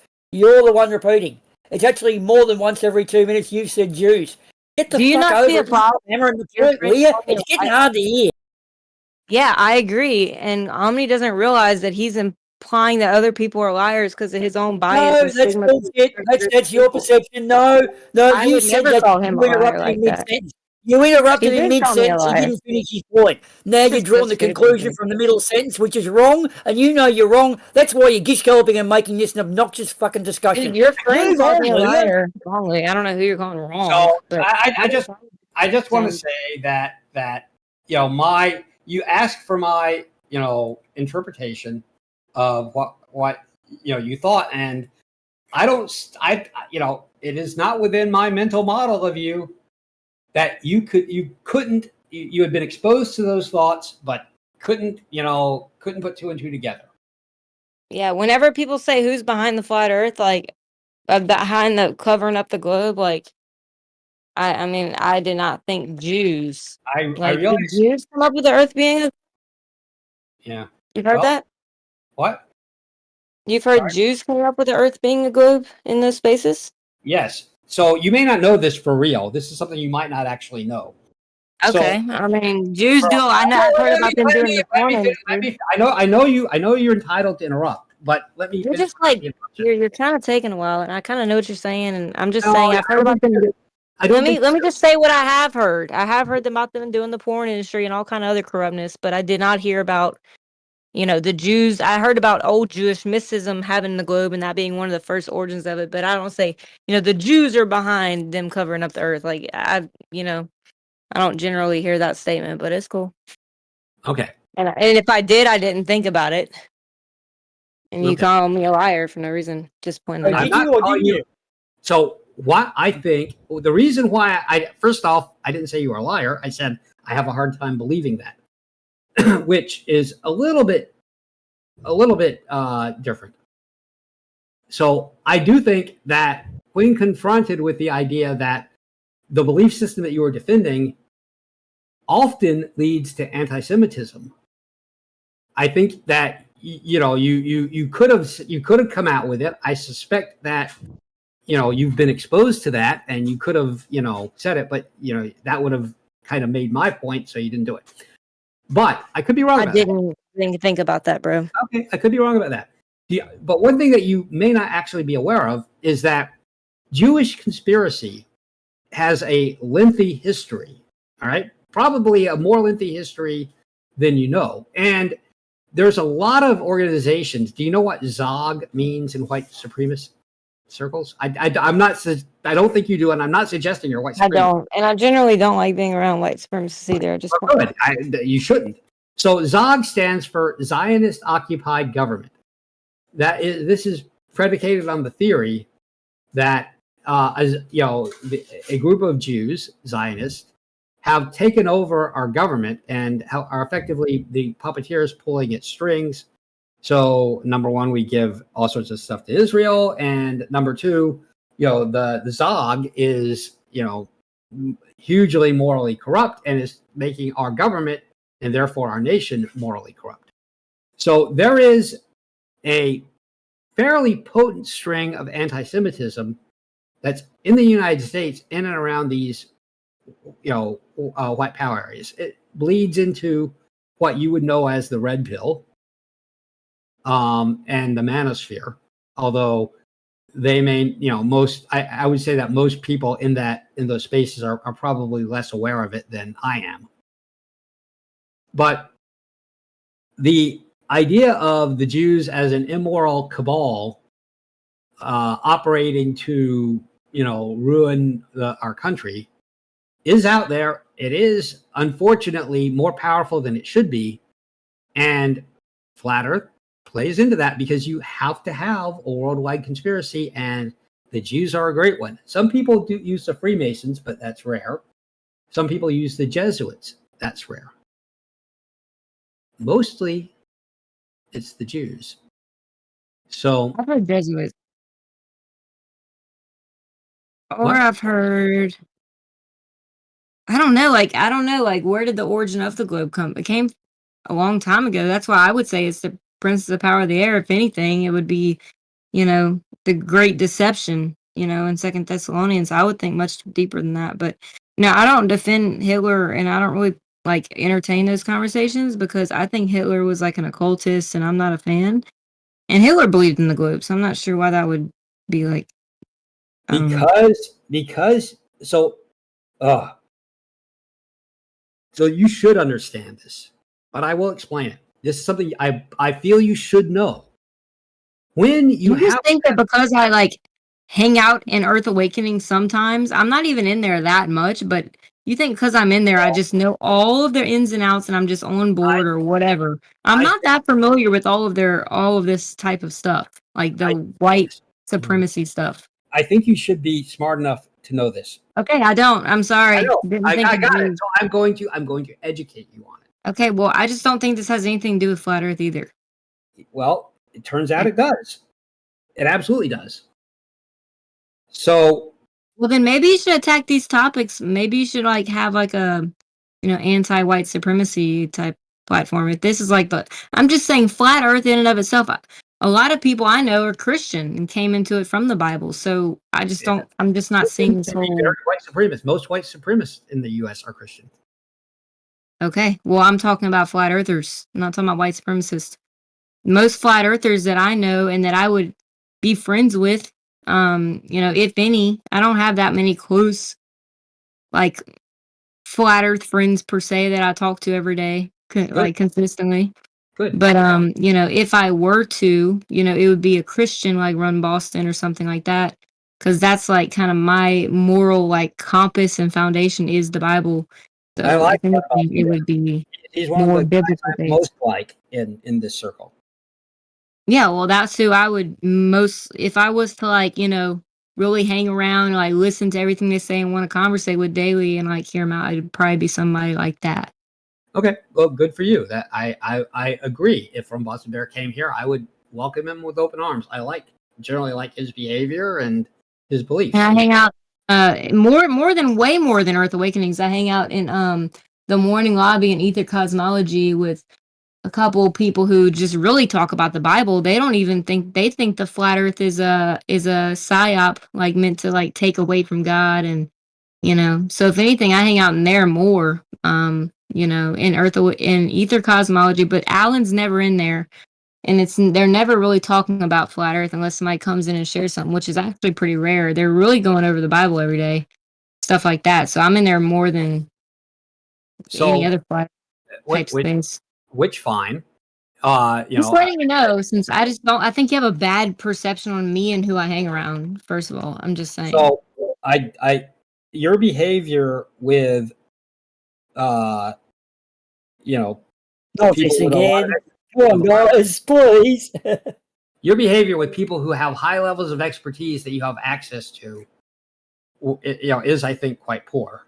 I'm not a fan of your behavior there. Well, I think I try to be respectful to them, but I've had a lot of your PhDs curse me out and call me names and tell me they're going to dox me and call me the B word. If these are your esteemed PhDs, and I just don't, I don't respect that, even though I do try to be respectful to them. And your own space will attest to that I try to be respectful to these people. You can be disrespectful and still be speaking softly and calmly. Okay, sorry, I won't jump on board with their narratives. Like, I'm gonna continue reading and research. If you think that's disrespectful, then that's a problem with you. Okay, No, I'm fine with you saying that, but I will tell you that. Okay, well, jumping in halfway when they're explaining it to you is disrespectful because it means you're not listening to what they're saying. So Professor Phil, who was explaining stuff last week, if you jump in halfway through, would you do that in class? Because you wouldn't pass. So it's a bit of a passive aggressive. I'm not. Pardon? I don't even know who you're talking about. So the first class of my master's artificial intelligence program started last night, and I've got a bunch of reading to do. But if you care about the conversation, I would encourage you to take a look at so beliefs come with clusters of sort of surrounding beliefs or halo. In data science, this means that you'd have like a single data point, but then you have a bunch of nodes connected to it. Maybe you've seen those pictures. And the connections between them can either be much more like it's very likely that I would have that connection, or that's a connection that exists for a significant portion, but not all of them, et cetera, et cetera. So I would suggest that you adopt that sort of data science model just as a rubric and see what you think the constellation of beliefs around flat Earth belief actually is. Okay, and I want to inform you. Last time I was in Earth Awakenings, I was pretty much debating with them all night because I stand for the Bible, and many people don't, and that's a more fundamental belief system to me. So maybe like also like in your little spreadsheet or like bubble chart or whatever you're creating, put like Christians over there because they also have fundamentalist human morality centered beliefs that might not align with some of these other white supremacy and other belief systems that you're like kind of like jumbling together. So, well, I'm not jumbling them together. Okay, you can say that. So I have a level of expertise with this sector, and it's not just the white supremacist sector, it's the conspiracy, disinformation, etc. sector. So I have a very good handle on what I'm talking about here. I don't expect you to recognize that or know that, but I will tell you that being a Christian unfortunately, does not stop you from being a white supremacist. It should, but it doesn't. I will also tell you that churches, my church and other churches, are quite concerned about how certain beliefs in that constellation are spreading. Maybe you should be more concerned with people's salvation. We are, Taylor. Okay, I don't think so. If you're more worried about people believing the Earth's flat than believing in Jesus and repenting for their sins, then I don't know. Your compass might be off. Taylor, you need to try not to straw man things, because No, I'm just letting you know you should be fighting for people to believe in Jesus more if your church is really trying to care about salvation. Yes. Okay, if you saw me in Earth Awakenings, you would see me fighting for Christ and the Bible all night against these people, not just thinking I'm hopping on board with everything they're saying. What do you call the 13th person who sits at a table with 12 Nazis having dinner? Somebody calling them to repent? I wouldn't call them a Nazi. That would be psychotic for me to do. I know you wouldn't. However, you do know the saying, or at least maybe you know. You're just falling into toxic norms. That's your toxic norm, to like jumble people together, even if they're in there fighting against, inhumane thoughts and ideologies. Yeah, How do you know that? How do you know that? Because I know you. So, well, you must not know that I was in there all night long, the night before last, or within the past few nights. The last time I was in there talking, fighting for the Bible. You're fighting for the Bible?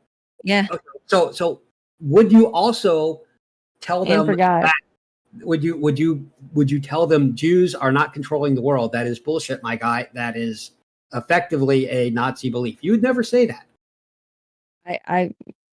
I'm fighting for the Bible.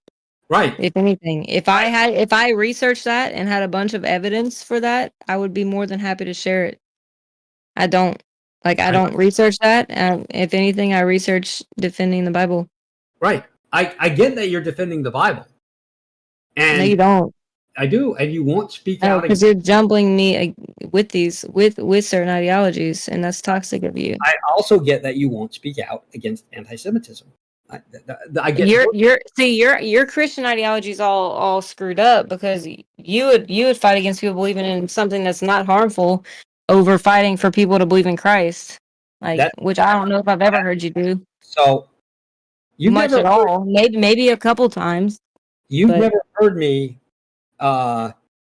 in politics, the theist helpline, where I'm a mod. Yeah, I don't get it. I know. Yeah, that's good. That's where I tried to jumble you with those people. Like, seriously. That's where I debated Christianity. It was actually a spot for that, and I was made a mod to defend Christianity to atheists. Good. Well, you wouldn't want me to say, "Hey, I see you in politics, so you must believe this, that, and the other." You wouldn't like that. If you said it, I would be, I'd be a bit surprised. I'm not saying that to you, Taylor. Once again, that's your straw man. That's your victimization.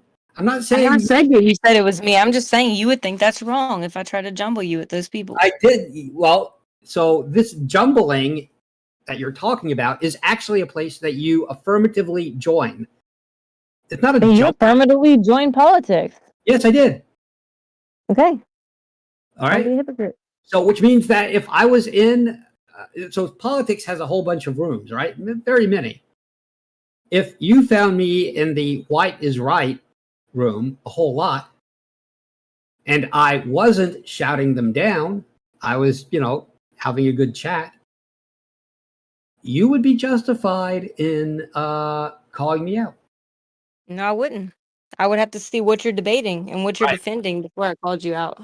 No, you would be, if I'm in a Nazi-friendly room and I'm not calling out Nazis, you would be in the right to bring me up on that. That would be something. Well, where you debated Christianity in there, I think that they don't always have the most wholesome beliefs. So this was the room that I was in was designed to have atheists come in there and either try to convert them or at very least debate with them, about the biblical worldview, which I did. That's fine. I'm not gonna hold any space that you're in against you and like try to, make any inferences. That's you, but that's not wrong. That's not how it works. That's how it should work. You should judge everybody for what they do. When I ask you to describe a extremely prevalent behavior of a space that you're in, and you can't do it, yeah, I can call you out for that. That's totally valid. I tried. Yeah, you looked like a fool to me because you called me a liar and I wasn't lying. That just shows your toxicity with this topic. Okay. I mean, you can say that, but I think all the people who are listening are pretty clear that when confronted with, a behavior that you certainly I didn't know to say Jews. I'm sorry. Like I didn't say it is what it is. So the fact that you think that I should have, and you're gonna call me or imply that you don't think I'm being honest because of it. That's just toxic, bro. Yeah, I think you're being in denial.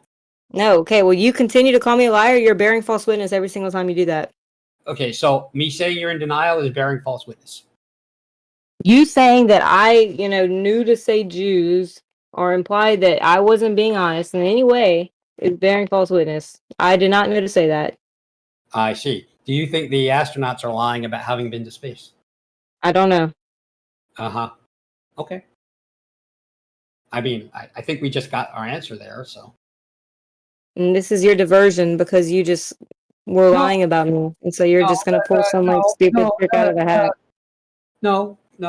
Yeah, it is. Okay. You're going to, you don't have to accuse me of lying because you want to jumble me with other people and think that I just hold on to their beliefs or know everything they're going to respond. Okay. You call me a liar and I didn't lie. And that just shows anti-flat earth might have more toxicity than somebody who believes in flat earth with the foundation of the scripture. No, that's not actually. Yeah, it does. Okay. You're calling people liars that aren't. Are you? That weren't lying. Let me know when you're finished, so I won't be interrupting. Yeah, well, maybe you should just work on that because you shouldn't be calling people liars that aren't lying. I'll take it under consideration. By default lying. I actually didn't call you a liar either, and I didn't say you must believe this because you hang out with people. Okay, well, I would assume that you're being honest on me. I wouldn't assume that you're lying by default. I am being honest. That's what's upsetting you. Okay, well, I am too. So this is the problem. I believe you. You don't believe me. Do you believe I'm being honest? I think at this point I'm forced to conclude you're just in denial. Okay, well then maybe I could say the same about you. Well, maybe you. At least you're not accusing me of intentionally lying, though. So, like I said, I think this is going to be a little complex for you. I think it's complex for you as well. I don't think you're understanding. Okay.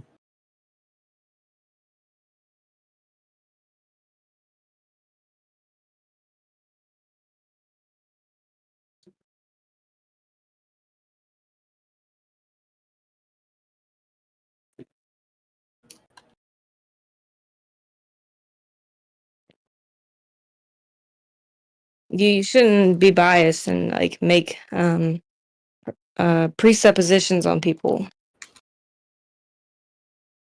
I think I can judge people by their behavior. Well, you're obviously not doing a good job. How would we know? Well, if you're just gonna assume anybody who's in a space that you don't like being friendly with them is a liar or knows their arguments by hands, maybe that's how we would know. I think that I'm assuming that somebody who hangs out in the space would have some. I don't hang out in there as you're claiming I do either. Would have some information in their head about how people in that space generally react. Obviously, I didn't know how they would react to that statement. Well, I don't hear on a daily basis that Jews made up the lie that the Earth was a globe. I've heard other people like Jesuits more than I have Jews for that particular matter. Now, as I mentioned, I have heard Jews being behind news channels and behind pornography and all kinds of other stuff of that nature, but not what you. It's an aside. I'm just curious.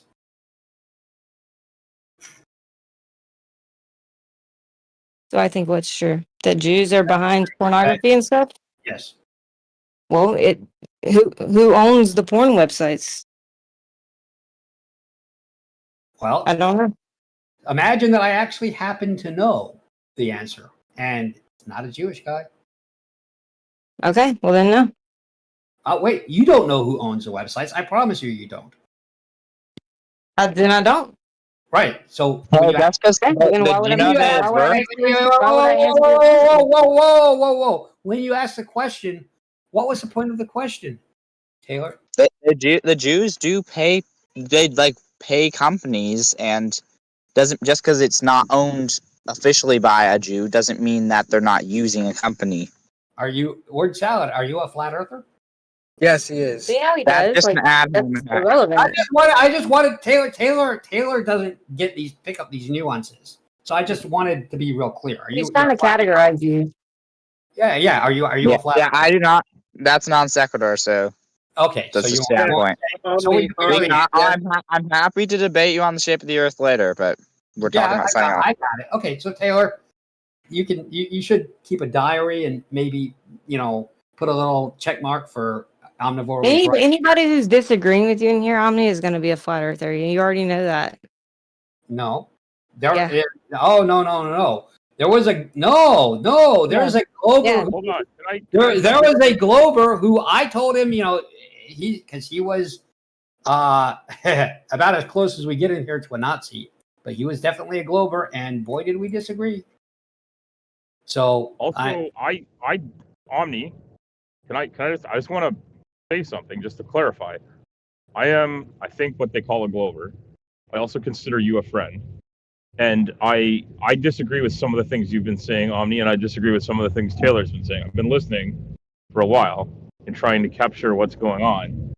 And I happen to think both of you are a little bit wrong and a little bit right. And I felt like you were talking past each other for the last 10 minutes.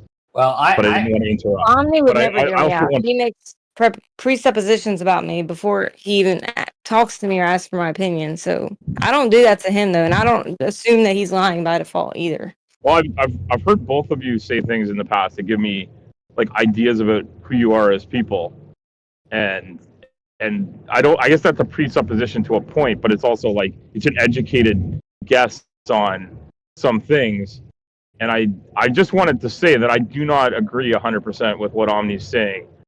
I think I get what the point he's trying to make, but I don't think he's 100% right here.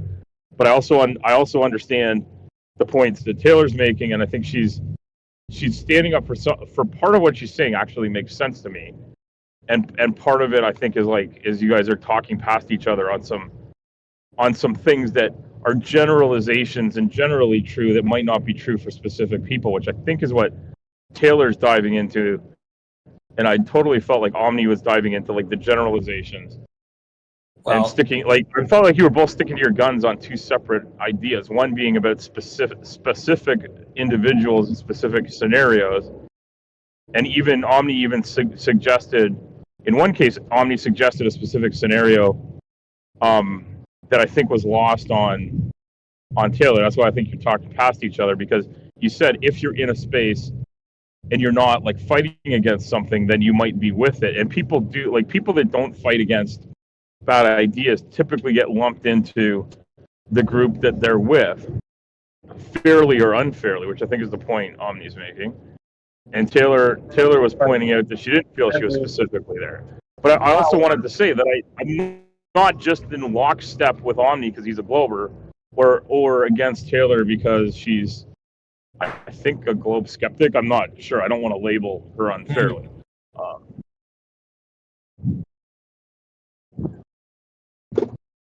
Well, anyway, like I said, I have some reading I'm going to need to do here. So I've got But just as a commentary on the thing, like people that Omni disagrees with, I don't know, are anti-Semites or whatever.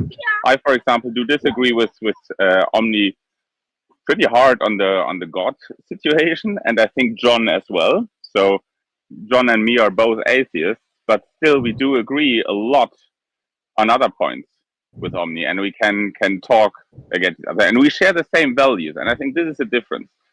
You can be Christian or atheist and share the same values, but if you're a Christian and you blind your eyes or you blind yourself not seeing anti-Semitism or hatred being shared, then I think you are not a true Christian. And that would be my critique, being in Earth Awakenings and not being aware that there are so many anti-Semites in this community. I never said I wasn't aware of it. And also, he's assuming that I've never, like, said anything about it. Like, I have definitely come in against Hitler in spaces, in Earth Awakenings, and in Ether Cause, I believe. Because he was an occultist. I am not a pro-Hitler fan. If there is people taking up for Hitler, I've come against Hitler. Okay? Yeah, that would be, by the way, a big disagreement between Omni and me, that Omni makes a clear anti-Semite and a Hitler fan being at least a moderator that can mute people. For example, Jin.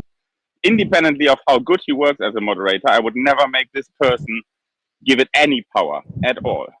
That's a disagreement, but we can disagree on that and still agree on a lot of other stuff. Yeah, I disagree about that too. I don't like the generalizations. I'm And the not only reason I don't like generalizing him is 'cause regarding you Jin. generalize him. Jin is a Jew hater, Holocaust denier, and he thinks Hitler was a good guy. That's not a generalization. He's just an asshole. Very specific. If he's fault for that, that's on him.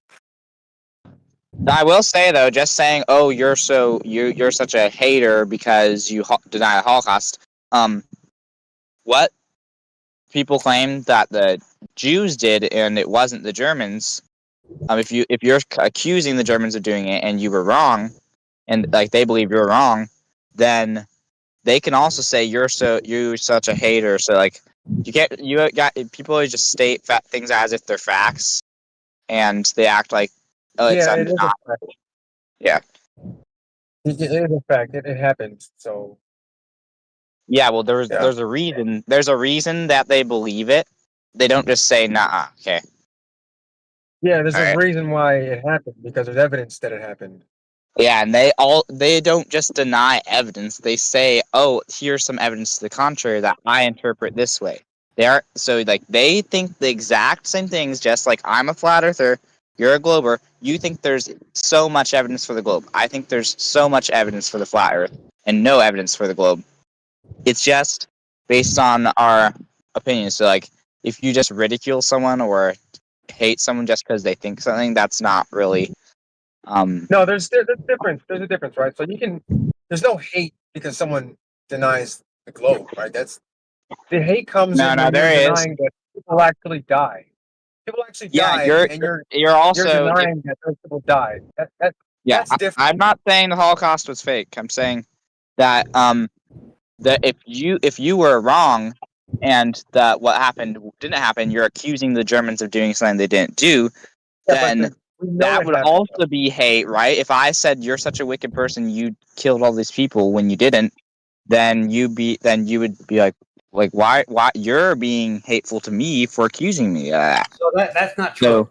That's almost like saying Ted Bundy didn't kill anybody, even though we have evidence that he did. And they also believe they have evidence that they didn't. It's not even that. There is no evidence that they didn't. Hold on. It's not even that. If I have a body of evidence that suggests to me that this person did this terrible thing, and I say, I think this person did a terrible thing, therefore they must be a terrible person, that is not, just being a hater. That is reacting to, just to say, that is reacting to evidence. No, that's not actually, that's a bad analogy, because what I'm saying is let's do this analogy, okay? If you think that someone killed someone, and then someone else is like, well, I don't think they killed him because I think there's evidence to the contrary that, in fact, suggests opposite or maybe even something else. And then you're like, oh, you're such a hater, or you hate this person, even though they believe the same thing that you do. They believe there's strong evidence for their case. You don't just say, nah, as crazy as that sounds. Not everyone says, nah, okay?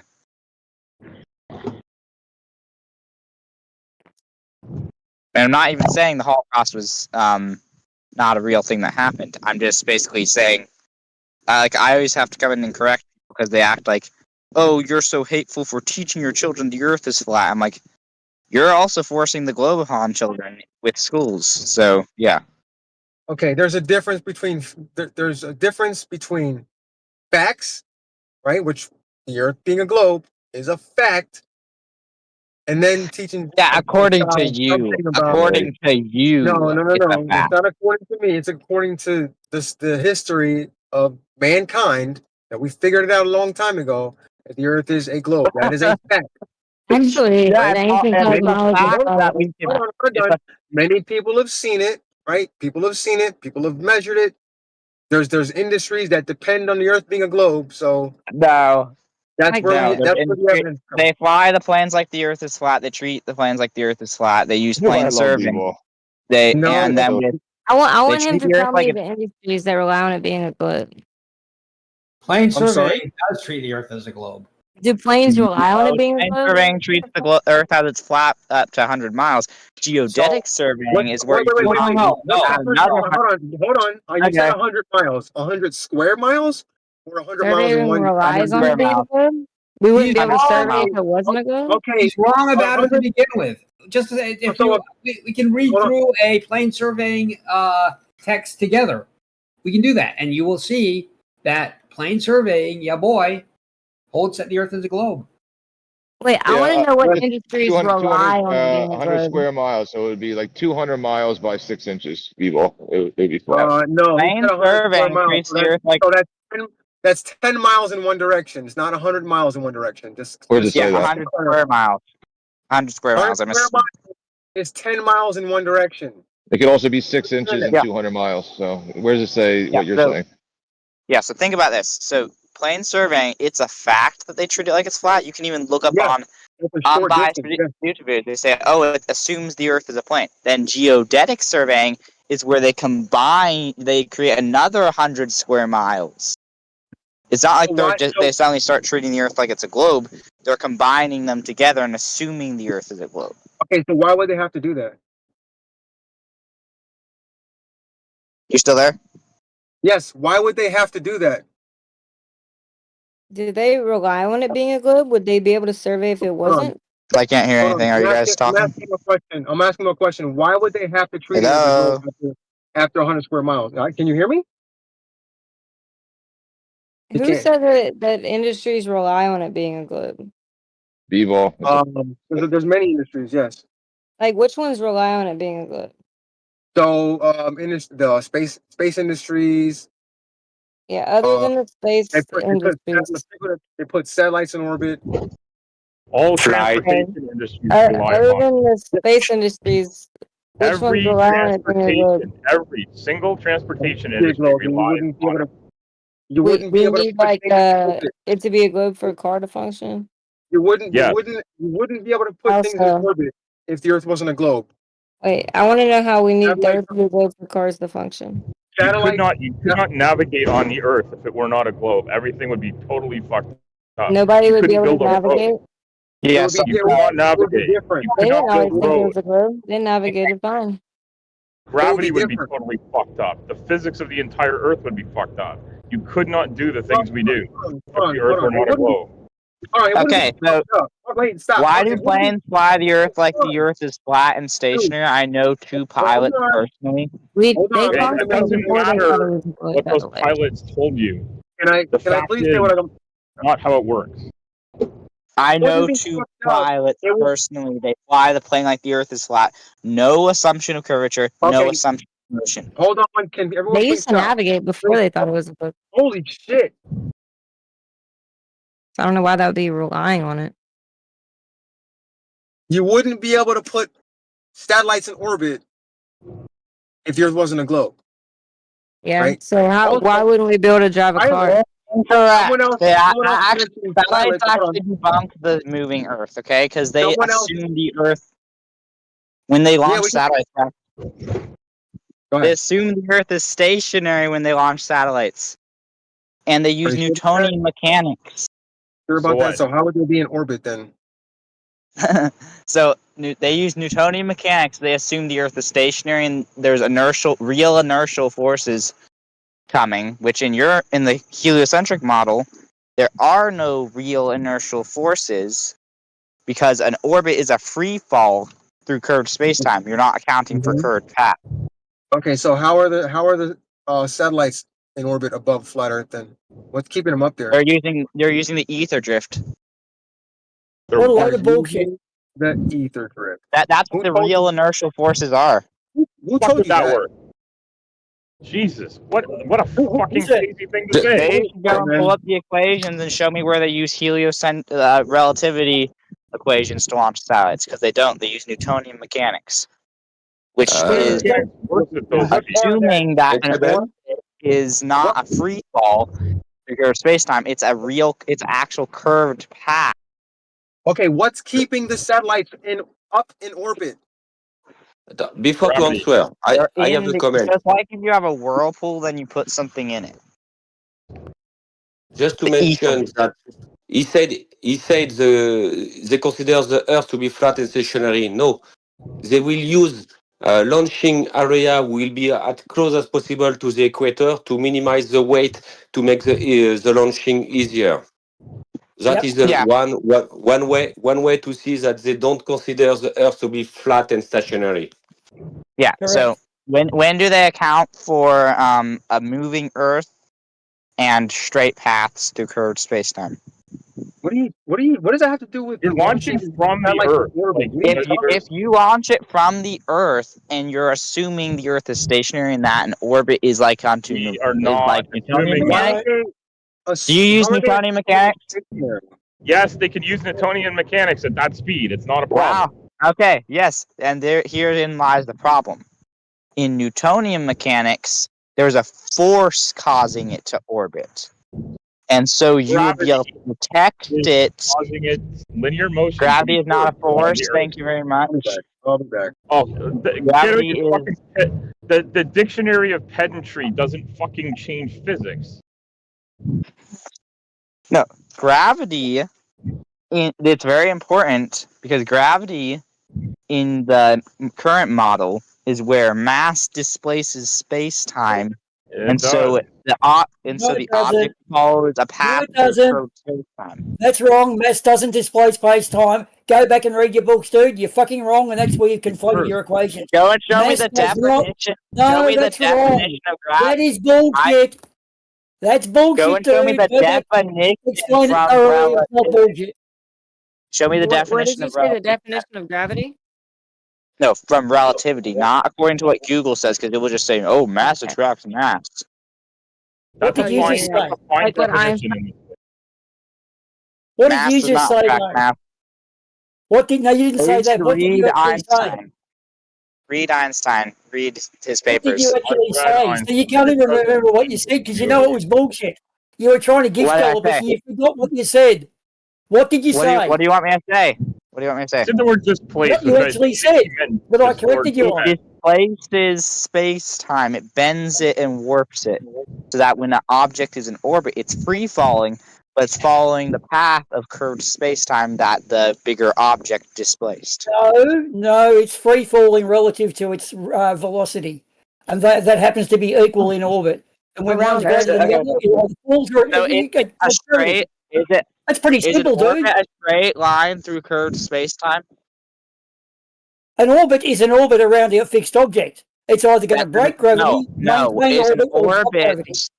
So you're It's an interrupting orbit. me. So you ask me a question, when I answer it, you interrupt, which is exactly what someone who's losing an argument does. Sorry, dude, I'll just break off here because you are full of shit. Okay, is it? No, that's not what I asked. I asked, according to relativity, what is an orbit? Is it a curved? Is it a straight line through curved space-time? And you're like, no, an orbit is I don't remember what you said, but had nothing to do with it. It was non sequitur. It's not a non sequitur.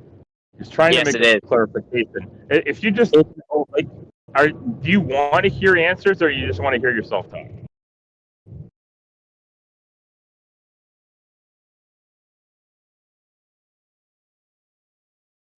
You can talk.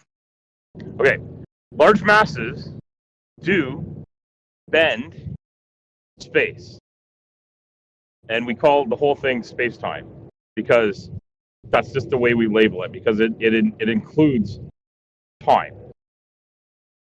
As an object passes through space-time, large masses bend the path that would be to a straight line otherwise. Their momentum would go in a straight line, but because large masses bend space-time, they have to follow a curved path.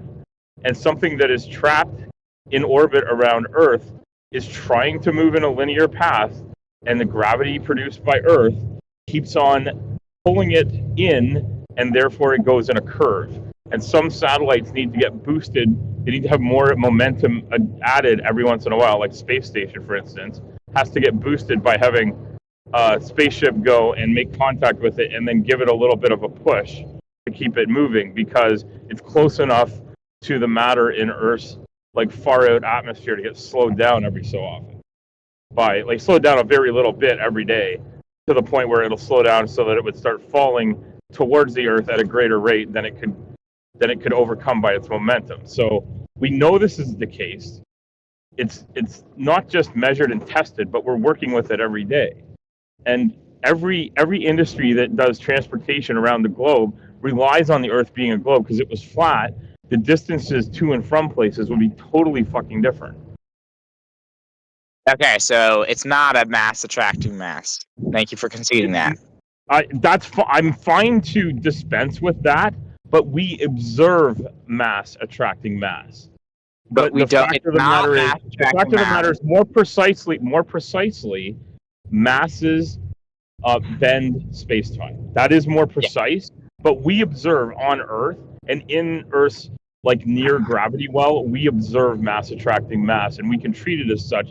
And at non-relativistic speeds, it's kind of irrelevant. Newtonian mechanics works just fine. Wow. Okay. So it is important whether or not it's mass attracting mass or not. Okay, because you would have to treat it as it being a straight line with like you wouldn't have a curved path if you were launching a satellite into orbit. It wouldn't have to curve because it's just following curved If space. gravity wasn't a So- fucking thing, you could just launch it straight out and it would go on forever. You're correct. Yeah, that's why they don't want rockets straight up. Why?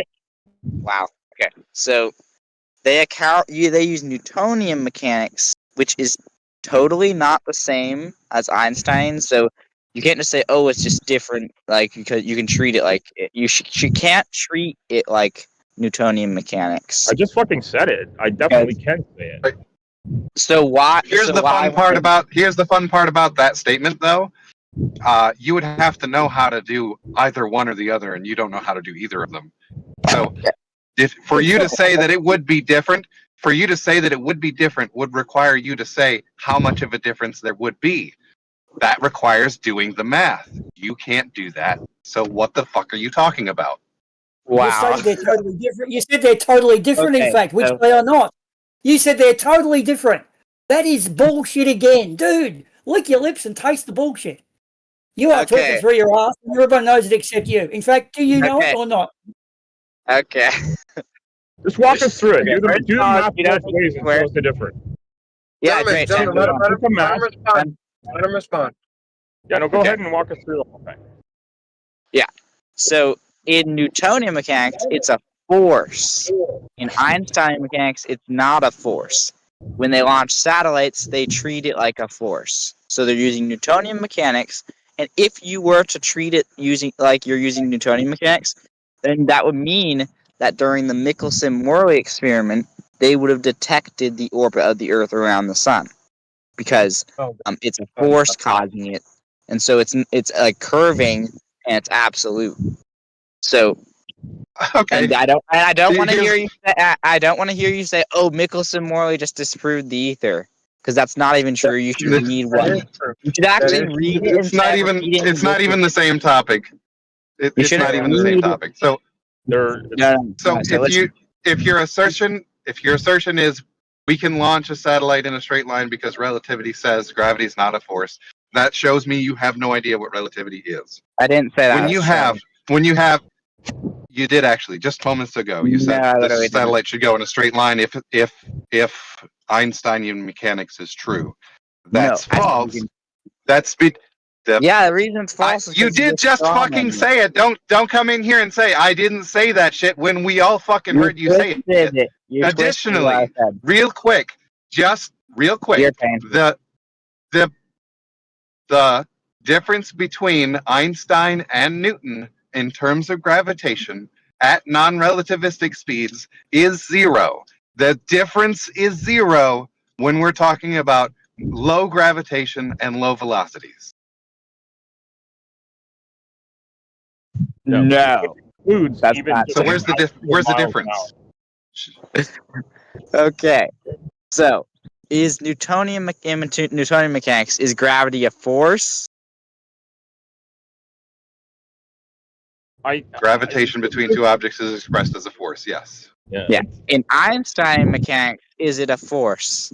It's not treated. It is an emergent force. It is an acceleration that, when the masses are under acceleration, equates to a force. Yes. It's not a force.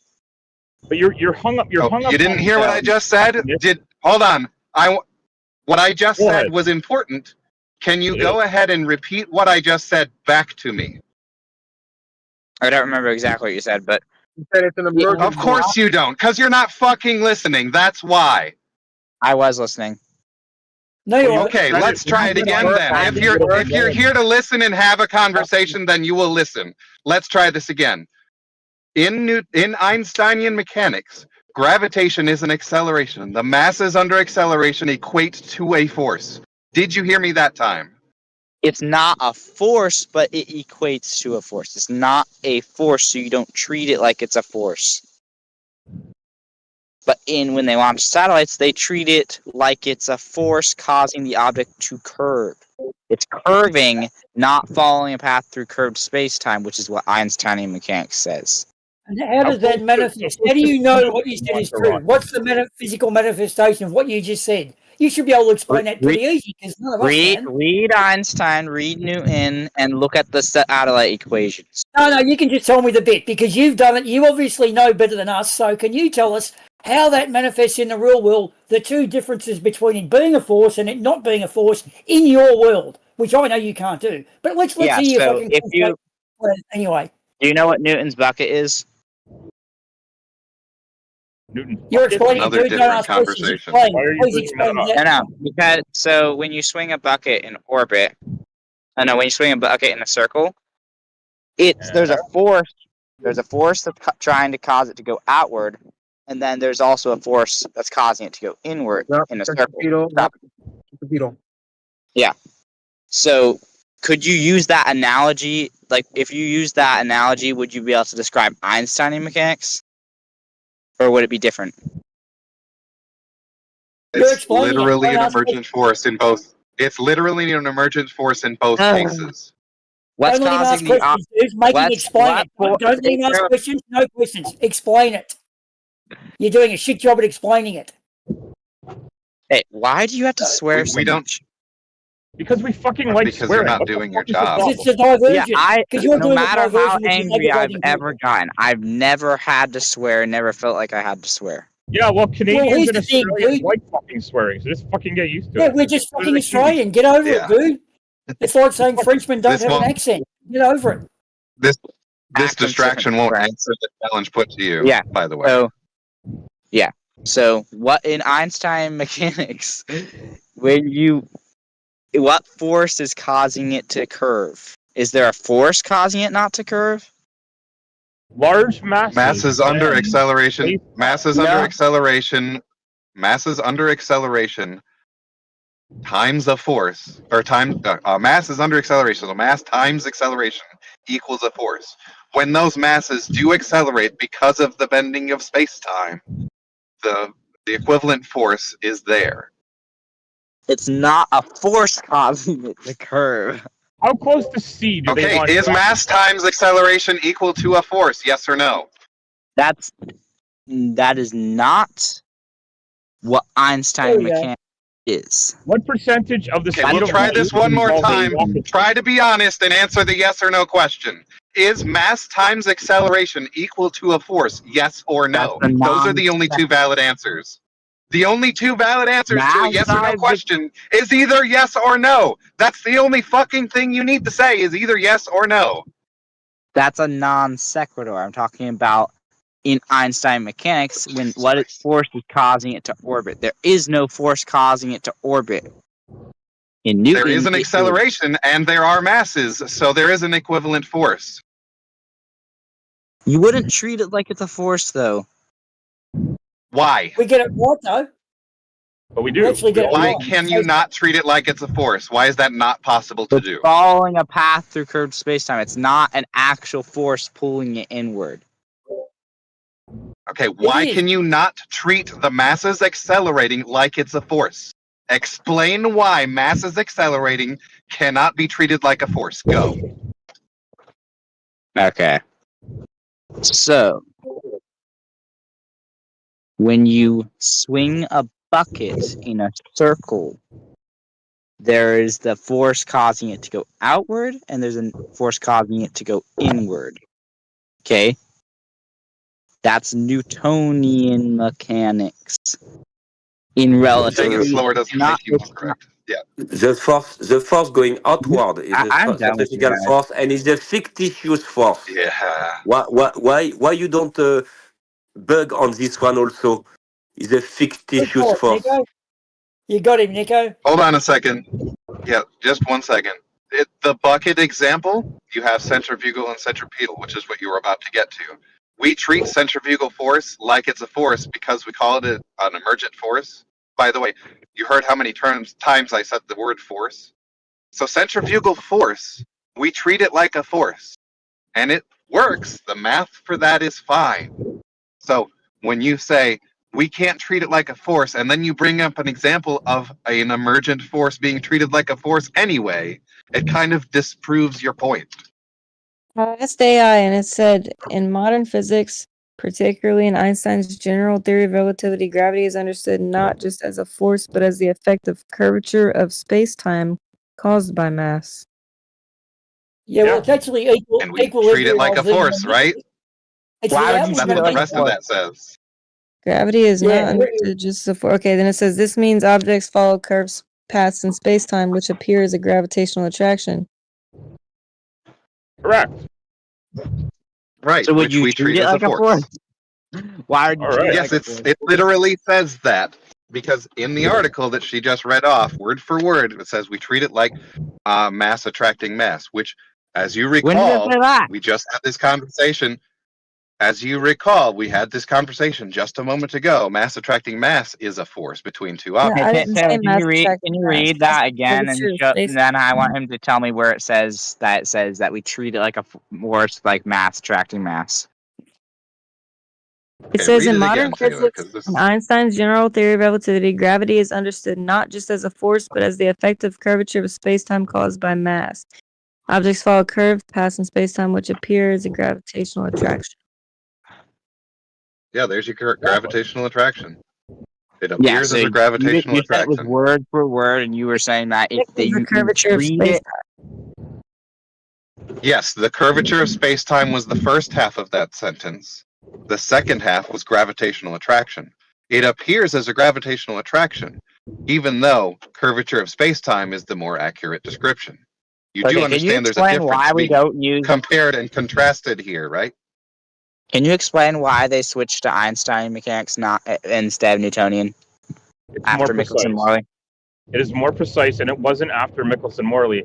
Einstein looked at the Michelson-Morley experiment and noticed some things about it that inspired him to do more investigation on one of his papers. He mentions it. Michelson-Morley did not, it was an important observation that Einstein included in his work. But it didn't change us all of a sudden from Newtonian to Einsteinian. But he does mention it and gives it some credence as something that he thought was interesting. Yeah. So, if you were to use Newtonian mechanics, would you be able to detect the Earth orbiting around the sun with Newtonian mechanics? Detect it, like with the Michelson-Morley. micrometer or something. No, With Michelson-Morley, the barometer. The Michelson-Morley experiment had a null result for trying to detect. Because there was no ether. Yes, I've heard this. So there is no ether. It was a commonly held thing. Ether. Stop repeating that script you read off of Wikipedia. It's not a script I read off of Wikipedia, but Michelson-Morley said it. The Michelson-Morley they tested with this very interesting. They built quite a complex device for their time, and the Michelson-Morley experiment used this device in all different directions, assuming that there would be this aether drift or this aether wind type of concept would change the way things worked in their instrument, and it did not. There was no difference detected no matter which way they oriented the apparatus, and they therefore concluded a null result for the aether. Now would the same thing happen if the Earth was stationary? If the Earth and there wasn't ether, if there was an ether and the Earth was stationary, Earth were stationary, and the aether was like what? Then moving around the Earth instead of the Earth moving through the supposed aether of the the supposition they had at the time was that aether existed so that light could pass through it because there had to be matter in the relatively low pressure system of space outside of like Earth's atmosphere. And then they discovered that light can propagate through extremely low pressure systems. Eventually, like we learned more things as time went on. We moved past the 19th century, but they did some really cool experiments back then for the amount of technology they had. It was wild what they accomplished. So I don't know what you're getting at with the Michelson-Morley, but like go ahead and explain it to us. Well, he's tying that to gravitation, which doesn't really make sense. Sorry, can I say something? Sure. As usual, there's a confusion here with what is being said about what Michelson-Morley experiment led to. It didn't lead to the development of general relativity, which is what the confusion that's being made here. It contributed to the formalization of special relativity. So it has nothing to do with the fact that the Earth is following a path in this curved space-time. It has really nothing to do with that. So can you answer the question? If the Earth was stationary and there was an ether, would you get the same result in Michelson-Morley? Okay, in your hypothesis, you said it. You claimed it disproved the ether, so I'm asking you. It did, yeah. So would you get the same result if the Earth was stationary and there was an ether? Yes or no? So hold on a second. Yeah, you can answer. I can't answer. I will give you an honest fucking answer if you answer this fucking question. In this hypothesis, are you imagining an aether that moves around like a wind, or are you imagining a stationary aether and a stationary Earth? What was the thing that they were? What was before they did Michelson-Morley? What was the current belief? What was the belief? They knew the Earth was moving, and how did they know the Earth was moving? There was all sorts of evidence of it moving. There's no evidence Earth moves according to relativity. There's no evidence that Earth is moving around the sun. That's fucking wrong. What relativity says is that you can take any point in space-time and consider yourself to be stationary, and everything else moves around you. That does not mean that everything is moving. You can imagine it that way. So that means that no matter where you are, you can't tell it's moving, which means there is no evidence that Earth is moving. Thanks for playing. Is your hypothesis? What are you talking about with aether? You have to imagine. You know it doesn't exist. Are you imagining a wind that blows around the stationary Earth? I'm not imagining a globe, Demok. But Demok, why don't you explain special relativity to us? From what? A globe that doesn't exist?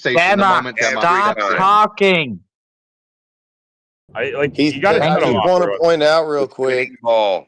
Demok, hold on. I just want to point out real quick. He said he loves BBC, Big Beautiful Curves. He loves BBC. Yeah. Here's the main Where thing, does everybody. that exist? I'm going to bring up a new conversation. What does that look First like? of all, death to He America. loves BBC. How do you Death jump to, down from sea level, death to Globers? Israel. How can I drop And, at 9.8 from sea probably level to also sea like level? death to. How do we use gravity and drop Hey, from Demek, gravity can to you be gravity? quiet? Hey, Demek, if all you're gonna do Hey, is do that, that's not. Hey, stop it. Oh, okay. Hold on, give him 10 more seconds. He'll use up all the oxygen in his room. Put a You ball. can't have oxygen without a container. Put a ball in a bucket. How many balls do you want in that bucket? Okay, can we get back to the conversation we were having? Sure. Yeah, so there, according to relativity, every place in the universe you can treat it like you're in the center and that everything moves around you. So can you tell me how you know Earth is moving around the sun? It's so they easy. don't touch balls. They just say ifs and buts, guys. They Demok, tell us how we know. You And tell us why we're don't. wrong. You don't know anything. You don't have a ball. You can't figure out the first thing of We're, how we're a talking fucking about ball works. heliocentrism right now, not flat Earth yet. Yeah, so when we figure out what a ball does, we'll know what we're looking for, right, Glovers? On our beautiful flat Earth. How do you match flat Earth with You're a ball? making flat Earth look How do you stupid. match outside? Shut the 30 fuck up, seconds idiot. ago. How do you match No, you outside shut with the your fuck ball? up, you piece of shit. You were Okay, an Demek, absolute- if the Earth was don't have flat, a wouldn't it ball be by sunny all the making time? your globe look bad. You're just disrupting Hey, but everything. to be fair, they asked him a question. You got a question for Demok? Okay. No, I'm saying, like, to be fair, somebody asked him a question and he was just answering. And then you got mad at him. No one for asked him a question. No, they asked DMOC specifically a question, and then he started answering, and then everybody got mad. I was talking to someone else when I asked for evidence that Earth is orbiting around the sun. I don't remember. It was one of the Globers. It might have been me, or it might have been one of the others. You know it was you, all trucker, you Well, scumbag. anyone who Just can say provide it. evidence that Say Earth it is was orbiting me. around It the was sun is me. welcome. Just say it. Own it, man. We can track all the bodies in our solar system and distant stars, and we can see that relative to the sun, relative to the planets, and relative to the celestial sphere, we are moving around the sun. We can also Okay, see that we're basically moving around our retrograde to sum galaxy. up. Retrograde? Retrograde motion of the planets? Yeah, is that what you're I saying? can figure that. No, I'm not. You can. The retrograde motion does happen, and that's stuff that we've worked out over the years. But we know we're moving because we take multiple observations of where we are in the solar system over the course of many years. At this point, it's been many centuries. Did you ever notice? Okay, This you're is denying totally the kinematic like changing the equivalence subject a little of bit. the. But did you ever notice I'm not denying kinematic what's going equivalence. on? We demonstrably move around the fucking solar system. Kinematic equivalence. Do you know what an equivalence is? Brain cells falling out of your fucking head. Do you know what that means? Did you ever notice, all trucker, Kinematic equivalence. So according like what you would maybe call like the both retrograde of models with the the geocentric. this guy's just Okay. interrupting. Can somebody mute this guy? He just won't allow the conversation. This word salad, I think it's pronounced. He just won't allow anybody to speak. Somebody mute him. Yeah, I was allowing you to speak. Well, you know what? Now I don't even want to talk. You know, I'm angry. So go ahead then. Yeah, well, be fucking angry. Very upset with you. All right, I'm sorry. Tabernacle.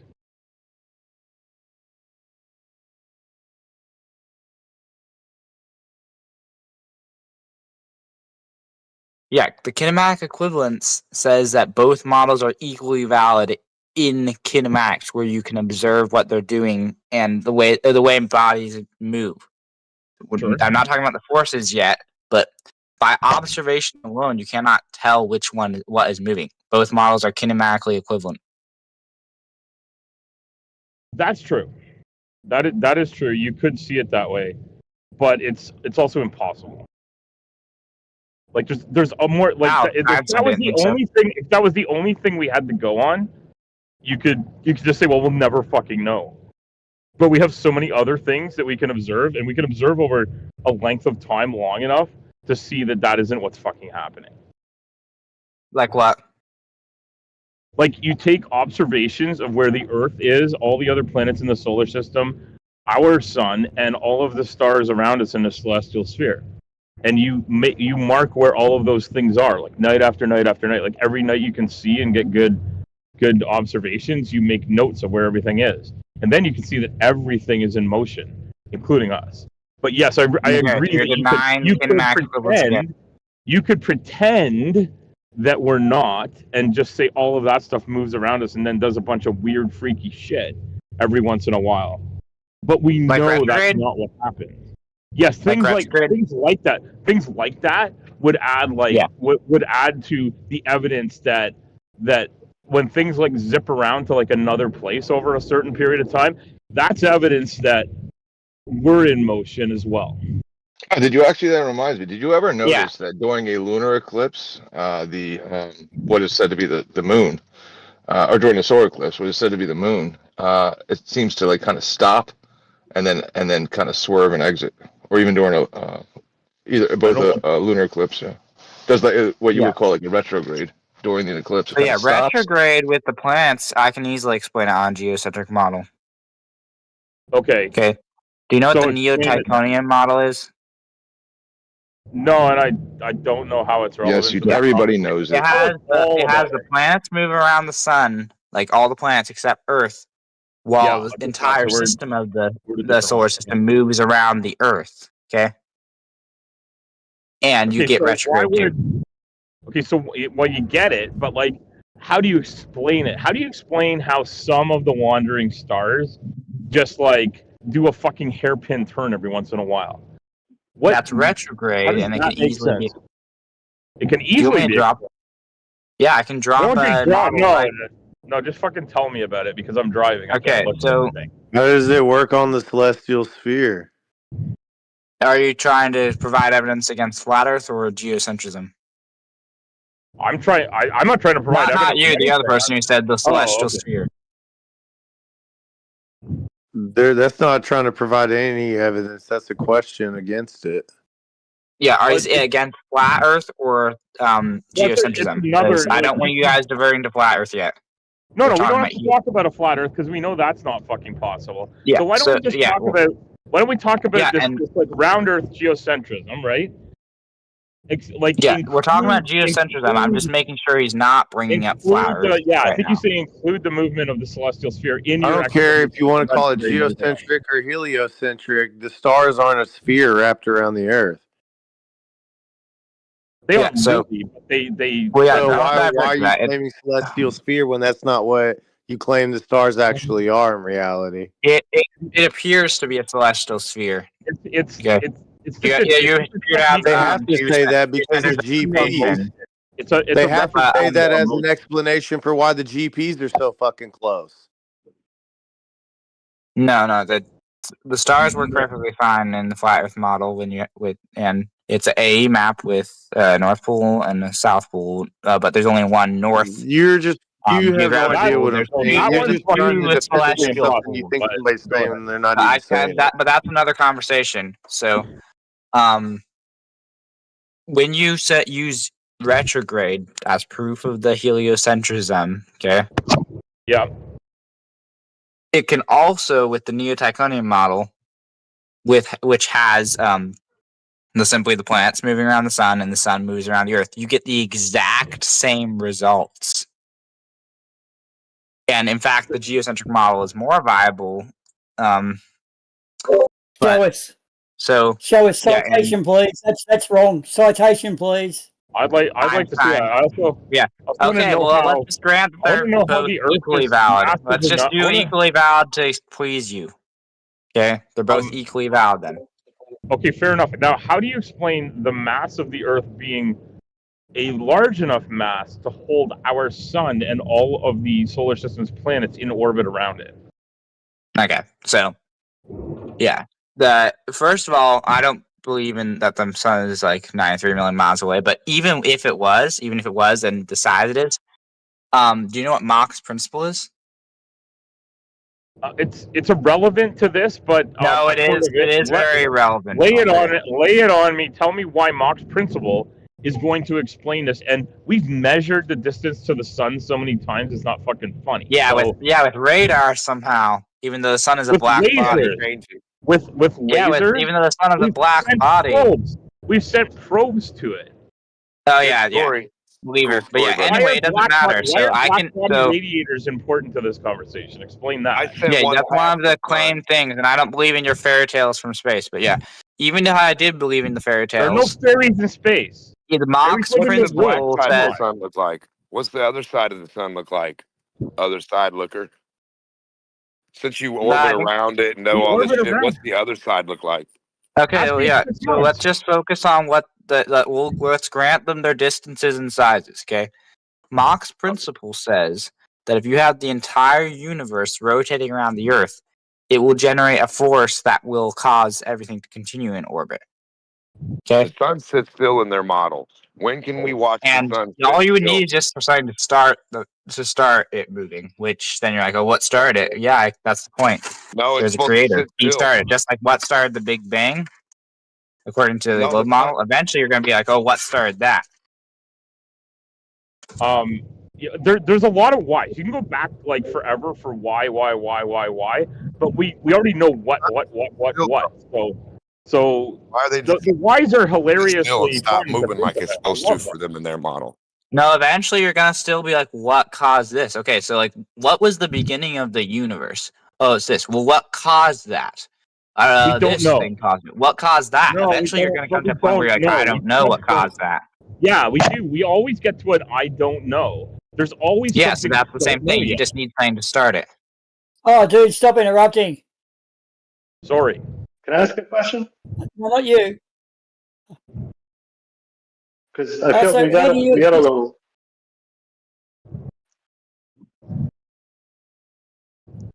So I'm just curious because we got a little away from the heliocentric, geocentric thing. Even conceding Mach's principle, you would have to have, if you're conceding to us the distance to these stars, the further away something is, the speeds that these things would be traveling in to go in these concentric circles would be, I mean, I don't know any other word. Faster than the speed of light. Yes, I've heard that. Yeah. Let me see. Let me drop a quote for you guys. Is it a quote from a scientist that's going to explain all the nonsense? Yes, a quote from a physicist. Okay, which one? Let me see. One moment, I have to find it because I've been making some quotes. Making some quotes. I hope no, like not like I'm taking them. I'm taking them from the books and papers. Okay. Yeah. Now, do you put on a harness when you get in your cherry picker? It's not a cherry pick. You can go and find if you can find the context and show me where it contradicts what I quote. No, hold on. If it's not cherry picking, you're providing a quote in context, right? Yeah. Yeah, you're not just going to provide a quote. You're going to say, in the paper that it described this is like, this is a conclusory statement from. No, I've read that. I'm reading the books.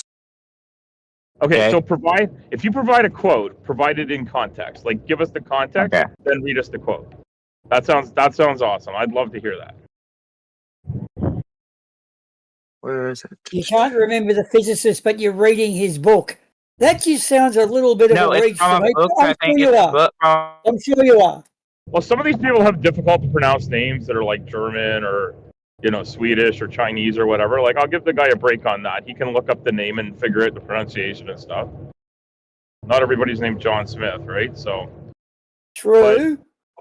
Like he can grab the reference, but I do want to hear it in context. I don't want to hear someone like cherry pick Einstein's statement where he talks about like how it could, like, although this is this, I forget the exact one. I should memorize that one, but like although like there's this mathematical equivalence, and we know, and then they leave out the part of it. Of course, we know everything is in movement, like, but you can treat it this way in this case, right? Like, that's one of their favorite fucking quotes, and I want to make sure it's not going to provide like half of the fucking sentence or phrase, right? Yeah, but that's what I'm concerned about. No optical There's no optical That's the experiment one. that could There's no determine. optical. Yeah. And since Einstein's day, well, like we do have way more experiments that can tell us way more shit. You got to remember, Einstein hasn't been around for like a long ass time. I forget what year he passed in, but it's been many decades since Einstein passed. There's new technology exists today that he never saw, even if he might have imagined it was possible. Yeah. I'm guessing, though, that he doesn't actually have a quote. What he was doing was buying for time while he desperately tried to think of a retort, which it's taken a long time. So, I don't know. He's got a physicist. Well, while he's doing, but he's going to drop a quote. He's going to drop a quote, and it's going to change my mind about orbital mechanics. I'm waiting for it too. while I'm he's doing intrigued. that, I have another question because Mach's principle is like the last thing he mentioned, but he did mention Mach's principle. Did he leave? I don't know. He might have had to go get the book from the library or whatever, right? Well, my other question about retrograde motion: if you put everything around the sun and everything is in an orbit around the sun, the way we typically think of orbits for work, but the sun is orbiting the Earth, I'd be curious what makes either Earth special, that it doesn't follow the orbits that the other celestial bodies do, or what makes the sun special, that it just holds the rest of the universe to itself. I mean, that would require not just a mapping, because we can map things either way, and technically, kind of, he's right that they're both equally valid. Well, but they don't under kinematic have an equivalence, explanation. and in kinematics, you can have like things that are mathematically equal to one another, but that doesn't change the fact. That doesn't change the fact of the state of affairs we actually live in. But it does mean that's why I don't like you can map things out mathematically and say it could be this or it could be that. But then there's things we know about physics that make one thing impossible and the other one highly likely. Yeah, and that was my question: is what physical? I mean, I guess it would have to be a force, right, causing an acceleration. That gentleman that was speaking to me before, and I guess to all of us, but like we were having some back and forth. I don't know anybody's name because I'm just driving and listening, so I'm sorry about that. But yeah, what he said, he did not want to talk about forces yet. So I'm assuming he's going to bring up forces eventually, but like none of this stuff happens in absence of forces, whether emergent or like quote unquote real forces. But like, I don't know if it's the same person that was talking about the pedantry of the difference between emergent force and force in like the dictionary, but like that doesn't change the way objects behave in the universe. So What he was quoting was Whitsitt. Whitsitt is his Flurf daddy, because that thing about the GSM got it. Oh, fuck. lining up is a Whitsitt quote. I've heard Whitsitt say that. I dropped the quote in the chat. So, there we go. He's back. He's back. Oh, he's got the quote. I dropped the quote in the chat. It shows that things can go faster than the speed of light in presence of strong gravitational fields. And this is granting you your distances and speeds, which I don't believe in. Well, you don't have to believe in things for them to be real. You have not confirmed the sun is 93 million miles away. You blindly believe that you've sent probes to the sun. I don't blindly believe it. I have. Yes, you do. I have. No, I don't blindly believe it. I have confidence in the work of other scientists. Yes, you blindly believe it. I do not blindly believe it. When something has been repeated multiple times using different methodologies, the confirmation is not allegedly. You're adding allegedly, but it's been, because you have not confirmed this. Neither have you, and you haven't confirmed your alternative viewpoints either. You're blindly believing absolute bullshit. No, so the default position is that the sun is close, small and close. We see corpuscular rays, and you guys have the excuse of perspective, but that doesn't really seem to work because when you have like the sun at the horizon, the rays come upward. That can be explained by perspective, but not when the sun is high up and the rays are coming down. It makes sense only with the local sun. I know that paper you just put up now. Do you want to own up about the discrepancy in that paper, or will I tell them all, which will discredit you comprehensively? Would you like to own up about what's missing in the evidence you just submitted? You just said you don't fully believe the distance in the sun, yet the paper you submitted is riddled with all the things about that. So you're actually sitting on both sides of the fence. One of you has got to be wrong. One of you has got to be wrong. So bingo, Earth is flat, buddy. Well done. All right, Earth flat. It's something called a hostile witness. Who's a hostile witness? Me? That's a Witsit claim. There's a Witsit claim. A hostile witness. I don't like exactly Witsit what anymore. Witsit says. Witsit is your fourth daddy, and I know all of Witsit's moves. So, dude, it's not going to end well for you. Well, it might go well for him. I mean, you think I don't just blindly believe what Witsit says. That's a really good position to take. He's running both sides. Well, it's fun though. Something called a hostile witness. So, like, let's say you're a Catholic and you believe everything your Catholic priest says, then I'm like, your belief says that this, and then you're like, no, it doesn't. Then I pull up a quote from your priest. Then you're like, well, the priest also, like, you don't believe in Catholicism. Why are you diverting away from the fact that you just submitted two things? You just said you don't believe it's 93 million miles, yet you put a paper up that's based on that. So how the fuck? You're on both sides of the fence, dude. You don't even see it. That's how blindly witches you are. Trying to show us. He's trying to show us what's going on. Priest, that doesn't mean I believe what the priest says. It means I'm showing you because you believe what your priest says. But you've I'm showing you even in your own paradigm. Yeah, dude. Yeah, good luck with your PhD and your fucking Nobel Prize. Quoting Witsit won't get you there. It would have got him there already. I didn't quote anything from Witsit. What did I quote from Witsit? No, I mean, you sound way smarter than Witsit. Name one thing I quoted from Witsit. Joey talking about something else other than kinematics is one of his favorite go-tos. That's for sure. Kinematics is a word from relativity. Maybe you should read relativity instead of saying, only flat earthers do it. Read it like I am. It's a Witless talking point. It is one of his favorites, but he does rotate around them. Yeah.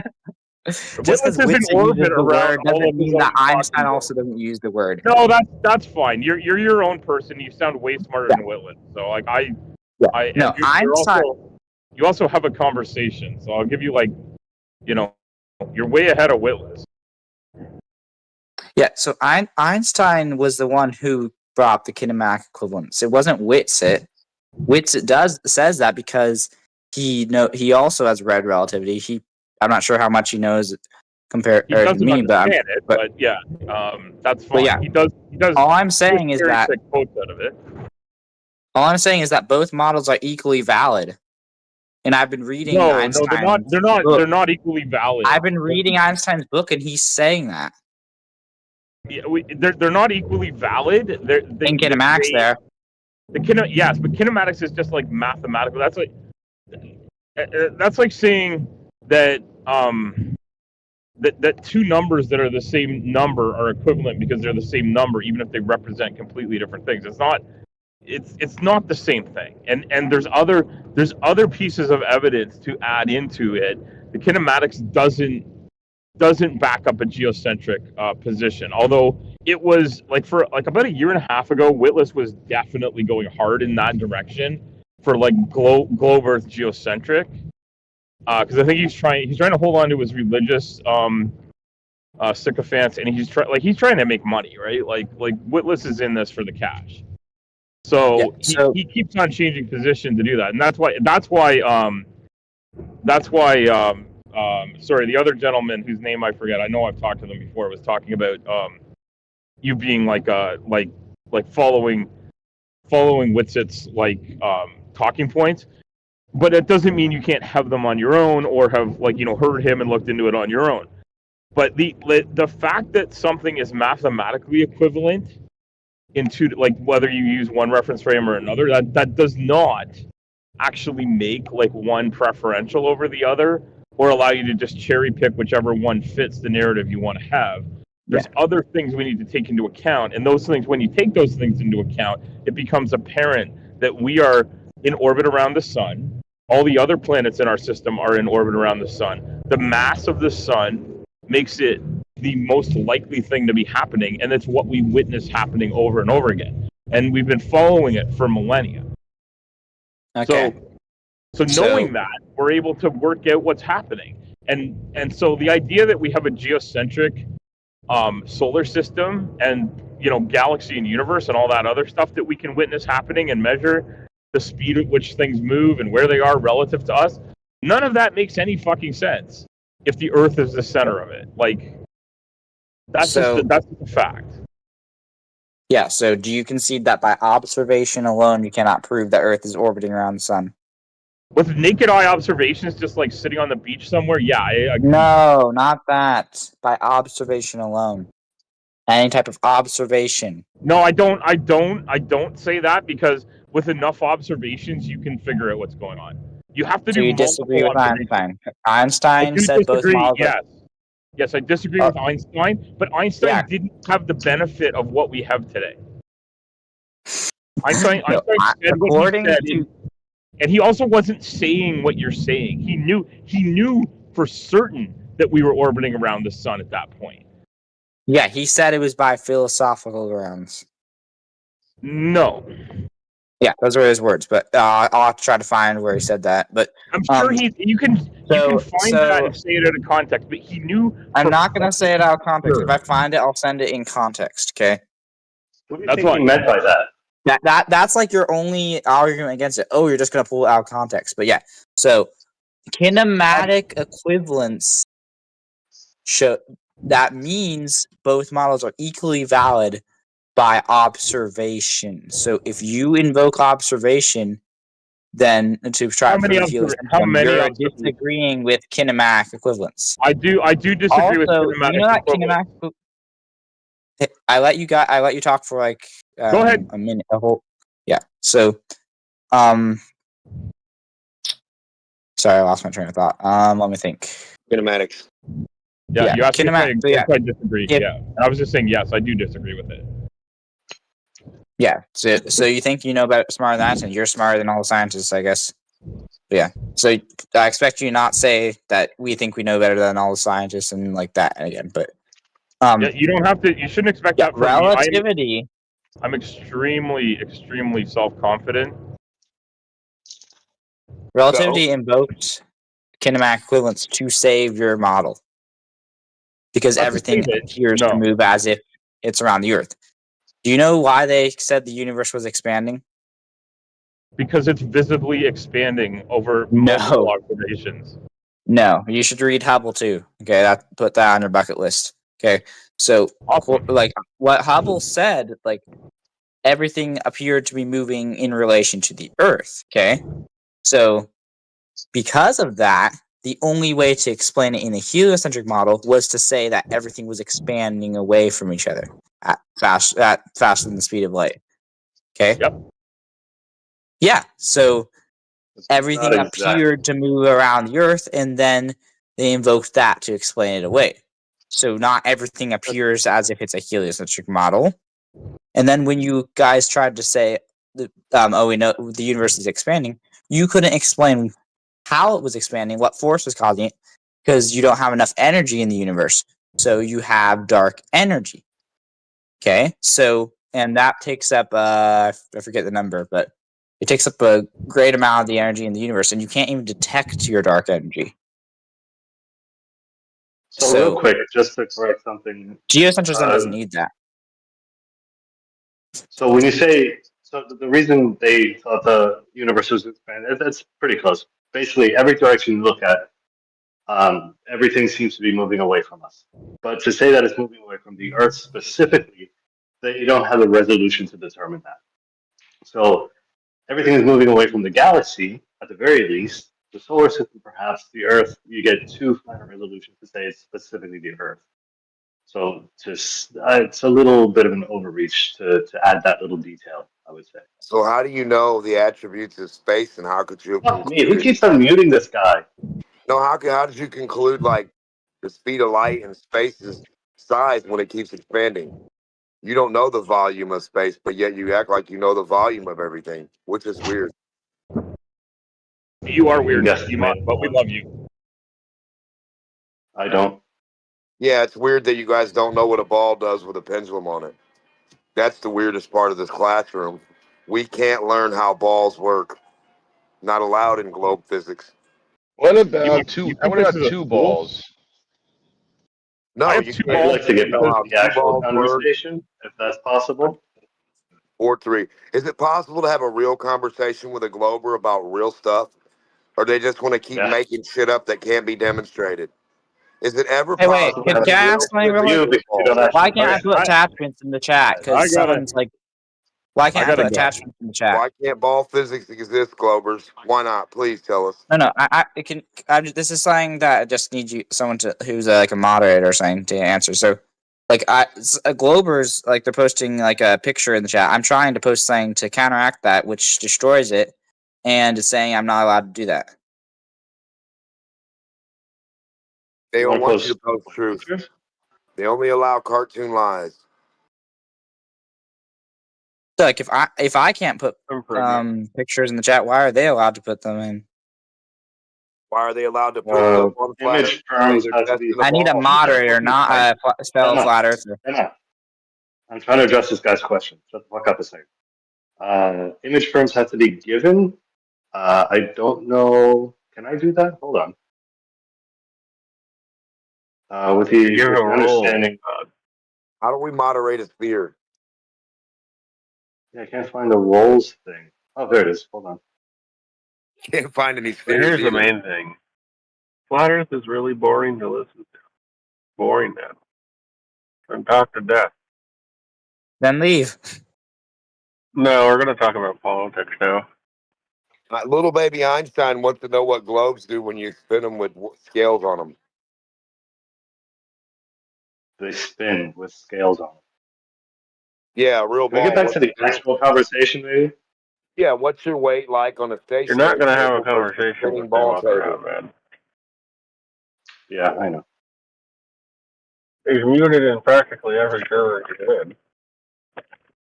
He doesn't listen. He never. If you try to have a conversation with him, it doesn't matter what you say. He will continue on his own script. You don't actually need to be there for him to have a conversation. He'll just keep talking at you. Put that in a ball. Put it in a bucket. You should have image firms. Just don't spam stuff, obviously.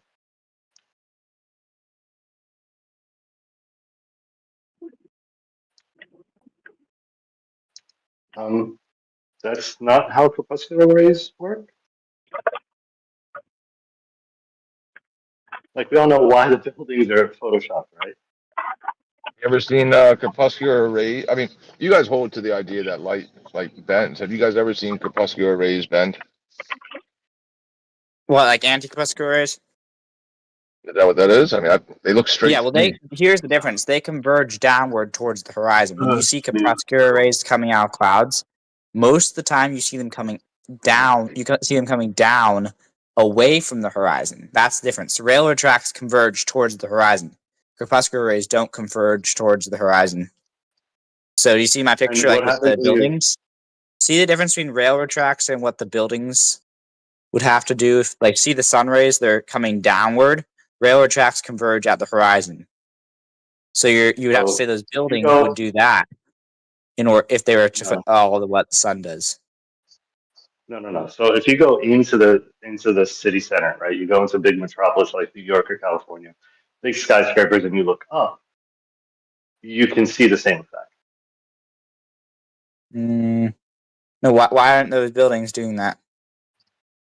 Because you're too far away. You're looking at them pretty much face on, not like you're looking at the railroad tracks. Okay, I and can if you figure turn that. around on the railroad tracks, if you turn around on the railroad tracks, you're going to see that same effect in the opposite direction, because that's just what parallel lines do as they go to either side of the wherever you're standing, basically. Okay, well, yeah, I can give you that, but my point was originally that that's the default position. Okay, and because so it's like I have to prove that the sun is local. I'm saying that's what we all observe. I don't observe that. You don't observe the sun to be small and local, like with crepuscular rays? No. That's, You again, an don't? artifact of... You observe it to be 93 million miles away with parallel rays? I don't observe a specific distance, but it doesn't preclude it from being 93 million miles away because it has crepuscular rays. No, I'm saying if you look at the crepuscular ray, like if you look at the sun, doesn't it appear like it's local? Like, does it appear to be 93 million miles away? Just does it appear like that? Yeah. It appears to be 93 million miles away. If you didn't have any bias and you looked at the sun, what would you conclude it to be? 93 million miles away or smaller and local? What do you compare? I don't Like, think like if you had, one way how or do you the other. compare? He's asking, like, how? No. Like, what are you If using you as had a no reference for bias 93 million and you miles? Like, looked when at have it and you you're like, ever what does seen it like 90 appear like miles, 89 close? miles, 88 miles? When have you seen 93 million miles to say that's what 93 million miles looks like? No, what I'm saying is you wouldn't be able to conclude one way or the other. It doesn't look like one or the other. It just looks like it's an object. It looks more like it's local, right? No. Of course it does. It You're does. seeing it, It dude. doesn't Why are you look denying? local. Why are you denying like what's obvious? Wow. If you're seeing it and you're saying it's not local, then you're seeing something. You're saying that you're locally seeing something not local. It sounds ridiculous, manufacturer. No, my contention is with the exclusivity. He's trying to suggest that it exclusively looks like something local, but it doesn't. No. It looks like something that No, could I'm be small and saying. local or could be large Okay. and distant. But you can't Let me tell give you just this. by looking. Okay. So if you see snow, it could be something else that's like artificial snow that doesn't have to be cold. But what does it appear like? You can't say it appears to be fake snow because it looks more like real. It looks more like it's in a cold environment. So like Why if you're not? in a Like you could say that. if you're looking at a movie and they have a stage set with a bunch of fake things and it makes it look like it's cold, you can't say it appears to be a stage unless you have evidence that's a stage. It appears to be real. That's what I'm saying. I'm It not appears to saying be any further exclusivity. away than I'm everything saying else what on does it Earth. appear to be? It But you appears just to say be both ways. further away than anything else on Earth that we can see. Because anything else on Earth in the heaven is in front of the sun. Okay, So the Even the moon is in front of you the guys sun. would not be And saying the this moon if you weren't appears to be biased towards the bloody globe. far away. Wait a second. I'm not done yet. So it appears to be really far away and definitely Am I lagging? further Who's away lagging here? than the moon because we can see the moon moving in front of the sun and we can look to the moon with telescopes and the moon looks pretty big because we can see all these big craters and so on and we can measure the distance to the moon. So we know the sun is at least further away than the moon is. Or it could be the Definitely same not distance. local. Slightly, it's just slightly farther. No, they cannot be the same distance because then they will crash into each other. Okay, so you have not proved the sun is 93 million miles away. If the sun was But a that wasn't the similar question, size to the moon and the same distance, which I'm just going to grant you're 238,000 miles away, even though that's based on a lot of assumptions, just like the sun. But yeah, so the sun could be a similar distance to the moon and be blocked out by the moon. Like the sun and moon appear generally the same size in the sky. Generally. Do you agree? Generally, like plus minus 5%, or what? Generally? Okay, yeah. So generally the same size. So can you please provide we observe the sun and moon to be small and local. Okay, that's the default position. No, it's not local. I didn't say Why it do you was. think I it's said local? we did. My car is it's local. My neighbor is local. This sun is fucking far away, and we can prove that. What did you say? He said that he's observed he's observed non-local reality. I don't know how you would do that. You can walk us through how you observe non-local reality. We don't observe this. Like if you looked at the sun, you wouldn't say that looks like it's 93 million miles away. What you would automatically assume, what you assumed as a child, was that the sun moved around the Earth and it was pretty small and local. That in and of itself doesn't make it the default position, though. And going back to your example with the snow, you could just as easily say this fake snow looks real as you could this real snow looks fake. Like, I don't know how you're presupposing one of those positions to be the default position. Right. And a child doesn't. So the default position is that the default position based on observation is that the sun is 93 million miles away. Observation is not enough. Well, in that case, to prove this point, we can look at the sun with a telescope. I'm saying we observed the sun be local, so you have to provide evidence of to the contrary. I'm saying I don't believe your fairy tales about sending probes to the sun, and you can't use radar to determine the distance either because the sun is a black body, so it would never bounce off. It would absorb all of it. What the fuck? Come on, man. Hold on. Learn about black bodies. Why did you? Why did you use the word fairy tale? What's that?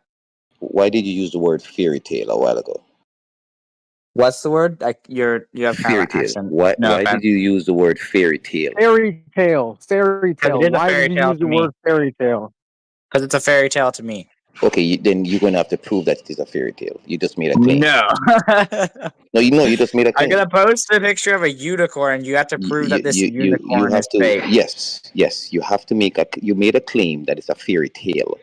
So you're gonna have to prove that it is a fairy tale. That's your full-blown retard. I'm not sure. What kind of argument is this? No, it's a perfect argument. He said he doesn't believe our fairy tales.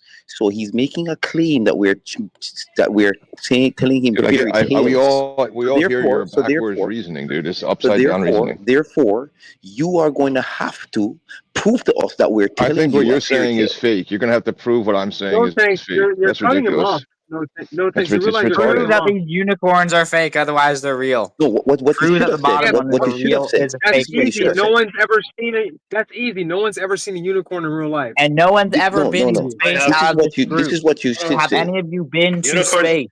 This is what you need to say. No, unicorns you should say. No, hold on. Have been to space. What he should say is, you have not been to space. I do not believe. I do not believe. So I've seen a unicorn. I have a friend who saw a unicorn. Brother, I have a friend who saw a unicorn. Took this picture of him. It's okay. You're getting nervous. Just say this. You should have said, I do not believe that the sun is 93 million miles. That's what you should have said. But you prefaced it with fairy tale. That means you have proof that it is fairy tale. So now, what you need to do is give us your proof that it's a fairy tale. The burden of proof is back on you now. So go ahead. No. This is why this guy is retarded. He just gets banned from places. He thinks he's reasonable. He literally thinks that's a reasonable argument. I have a reasonable question. Prove it's fake. Oh, come on, guys. You need to study logic. I would encourage you to read the book of Fallacy Detector as well as many others. I would encourage you to read books about logic. The only way you can say it is that all the probes that have been sent to the moon are fake and they're lying about it. That's the only thing you can do. That's it. No, we're not talking about the moon. We're talking about the sun, bro. Well, the sun, yes, the sun. No, you have to prove. You're making the claim. Okay, I saw sand squash. Okay, prove that I didn't. Prove that I'm lying. Okay, prove it. That's a different thing. Prove that it's a fairy tale. You need to prove it. You made a claim. They're fairy tales. They are fairy tales.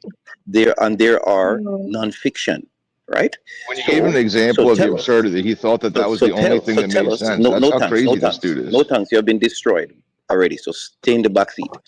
So, brother, what you need to say, prove that I wasn't destroyed. You have evidence that it is a fairy tale. I want you to find out where you found out that it's a fairy tale. That is what we're asking you for. Go and read some logic books. Yeah, dude, read the Start with the Fallacy Detective. You're doing the shifting of the burden of proof. What's happening now is that he's not going to listen to you, and he's not going to say, "Oh, well, I heard it from here. This is how I found out it was a fairy tale." He's not going to say that. He's just going to go back on and keep saying, "Oh, learn some logic, dude. Come on, man." Because this is basic logic. You guys are committing the shifting the burden of proof fallacy. But Prove you it's should be able to provide you should be able to provide some sort of evidence that is an actual fairy tale. Dude, you could put it into like you could put it into chat I call GPT. it a It'll be fairy like tale because prove you don't prove the negation of something. You know, I mean, it's silly. You just put it into chat GPT. Like, where are my fallacious in my argument? okay, fine. Right now? Let's just satisfy you. Let's just satisfy Don't do you. it. It's No, not a don't fairy do it. tale. It's an unproven claim. Fairy tale is not It's a not a negative. fairy tale. It's an Fairy unproven tales claim. are not negative. Let's just satisfy you guys. Fairy tale It's is not a fairy negative. tale. Okay, so Fairy for tale one, is not a negative. what is Yeah, you what live is in a the fairy It's a tale. what direct is the claim. Parker? Hold on, wait, stop. What is the Parker Solar Probe then? What is it and where is it? It's fucking bullshit. No. It's Wait, above the- It's in the stop. sky, Hold on. maybe, Everyone- or it's in the Bermuda Triangle. Everybody chill for a second. Hold on. Right. So real quick, I think Robert's not doing a great job at the question, but there is an implicit claim when you claim that all of this stuff is fake, and that is a claim of a conspiracy, which I wouldn't say fairy tale exactly, but if that's how you choose to name it, there would be an ask for evidence of Yeah, Parker So Solar I think Probe, it's absolute fair. fairy tale. That's correct. Right. Okay, So, for where's the example, evidence you would it's have to fairy tale? demonstrate. You could demonstrate. Why could don't call it a you fairy tale, but actually you provide demonstrate evidence for your proof of- extraordinary claim? Why don't you do that first? That's Right, not the You want to extraordinary. provide evidence for going to a vacuum and going to a sun that's 93 million miles away. What would be A nuclear what furnace. evidence would you accept? What evidence would you accept? How for this about you Parker try to Solar Probe? find some evidence of your claim before you ask what Without kind What of saying, evidence? evidence oh, would people you did it. accept And before I jump through this hoop? What would you accept?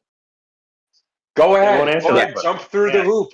You think No, you have no, evidence? because I don't want to can't waste my answer time. Go on, circus I don't want act. to waste my he's time. just repeating a Because- script he heard from other Because what Do your Globers. happens circus is act. what Yeah, happens juggle He's repeating a fire, script. claim the Parker Solar Probe, get fired out Okay, of what? cannon. So what happens is we Prove provide my the evidence and unicorn it gets picture is fake. Prove my unicorn picture is okay. fake. What happens is we I did. provide the evidence. I already did to the that. Parker Solar You Probe, did and not. it's gonna get. You're like, Okay. oh, no one's ever seen a unicorn. Like, no one's ever of us have Yeah, been to these guys space. are insanely stupid. None of us Like, have been to space. You know that. Doesn't matter. I've never been to Paris either. Yeah. That's not analogous. You're not about to go to the sun. I could catch a flight to Paris right now. That doesn't mean that you could catch a flight You to the can sun. prove It's that not Paris is analogous. real. It's You cannot fucking prove. bullshit. And people have sent probes to the sun.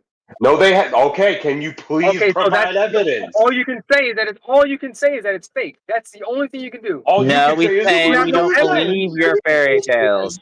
You have to Yeah, have all no you're doing evidence is that it's saying fake. you went to the sun. You're not providing evidence. You know You what have no evidence is like? evidence that it's fake. Hey, Prove my you know unicorn what picture is evidence fake. is? Do you know You have Hey, what no my evidence friend evidence saw that a it's fake. We know unicorn. unicorns Prove don't that he exist. didn't. We My know friend saw a unicorns don't unicorn and took a Come on. picture. We know unicorns don't exist. We know Bigfoot doesn't exist. We know this. These are facts. Okay. Actually, there's more photos of Bigfoot than there are of your Parker Solar Probe. It is a fact that a Parker Solar Probe exists. So Yeah, it's also a fact that unicorns exist because my friend saw it and took a picture. oh, okay. Has anyone else filmed one? You see how your logic works and Has fails? anyone else? Okay, You see how your logic fails let's in go the down debate? this You road. see this? Let's go down this road. Okay, let's go Do down you this road. see how Has your anyone- logic fails in this Has debate? anyone ever filmed a real unicorn in real life? Yes, my friend, and he filmed Was it the a video. fake? Did it have a real horn on it? Yes. Or was it a fake horn? Prove it was fake. Prove it was Was fake. it a fake horn?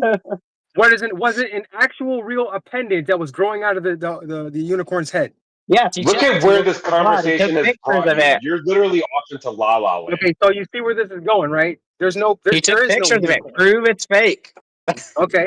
Yeah, because they don't exist, and everyone knows that. Yeah, every single day. Oh yeah, and the space doesn't exist. Everyone knows that. The reason why you're in here is because you're questioning the globe.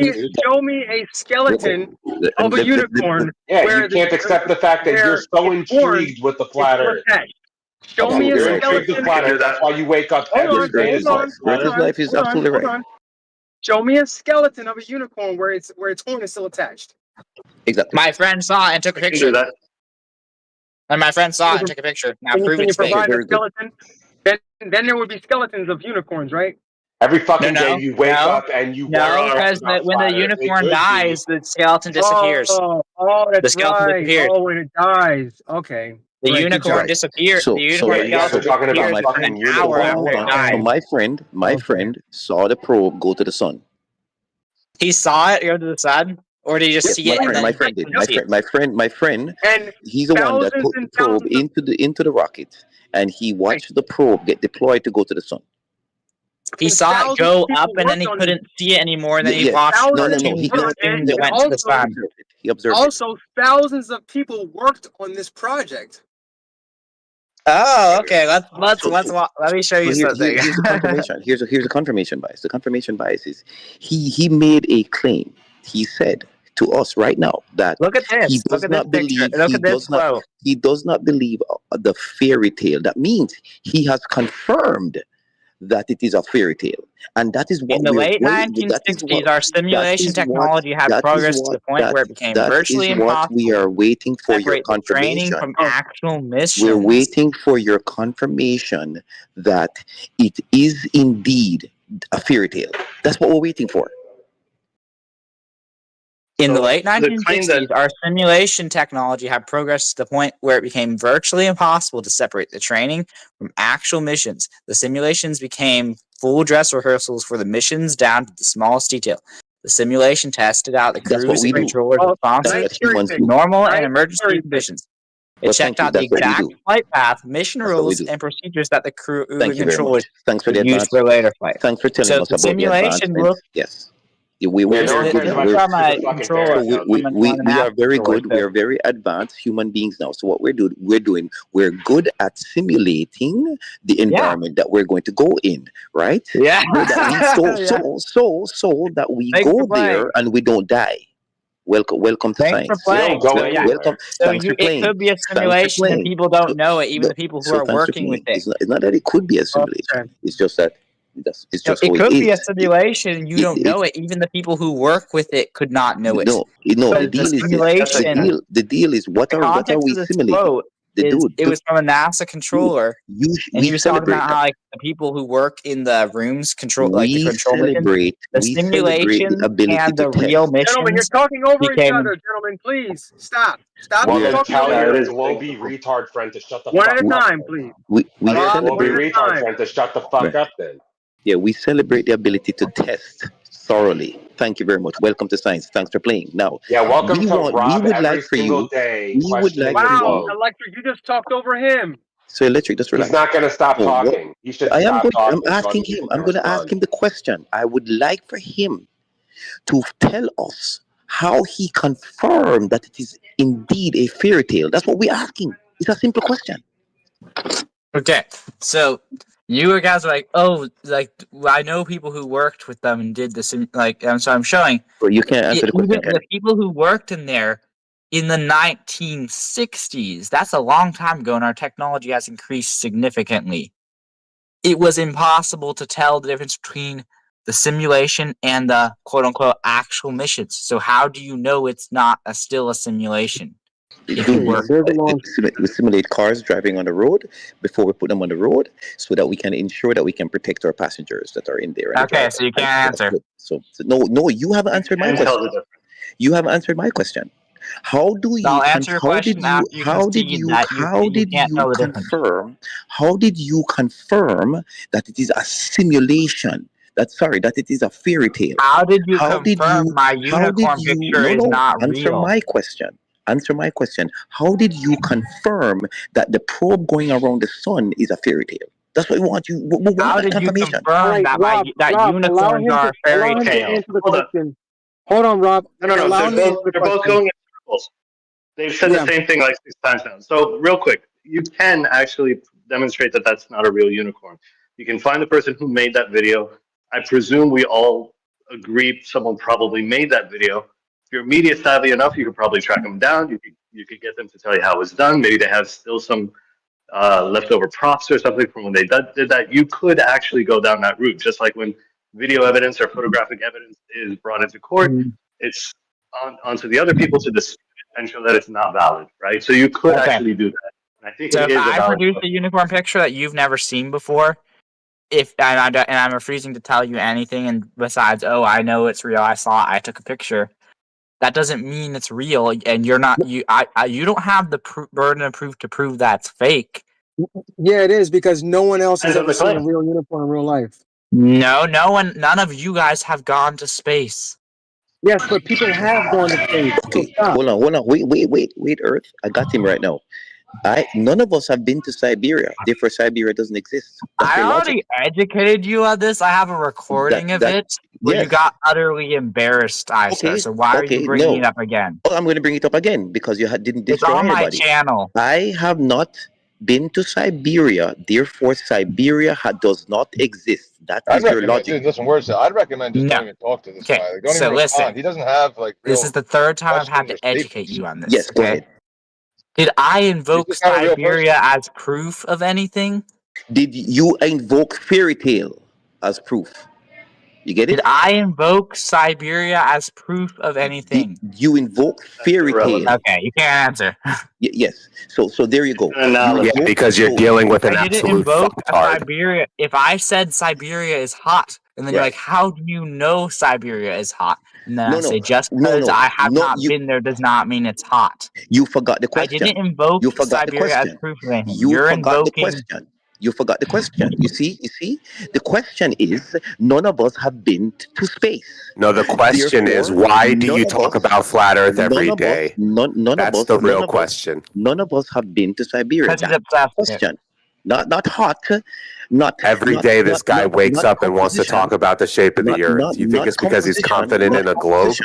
Not That's not why. composition. We're talking about been somewhere. You said it. You're the one that constructed the question. You said none of us have been to space. So we're constructing the question. None of us have been to Siberia. Therefore, Siberia doesn't exist. Yeah, but you've never been where you've never been where the Parker Solar Probe claims to be. What's dude. going to happen is I'm going to let you say, yeah, Siberia does not exist until unless one of you has proof that it exists. Right. Okay? That's your logic. Good. Yeah. So now we're on the same page. Now, can you please provide evidence that they went to space, that the Parker Solar Probe went to space? Besides, oh, people worked with it. Oh, I saw it until I couldn't see anymore, then watched a cartoon.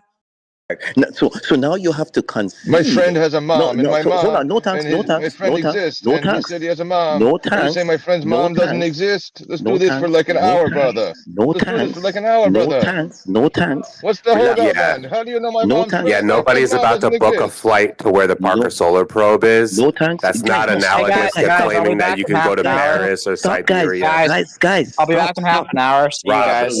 why do you Guys. question the shape of the Earth every day? I'll be No. back in half an hour. Now, Okay. brother, word. All right, bye. So now you have to concede. He has to. Rob, why do you wake up every day just questioning the conceded. globe? Why do you do that?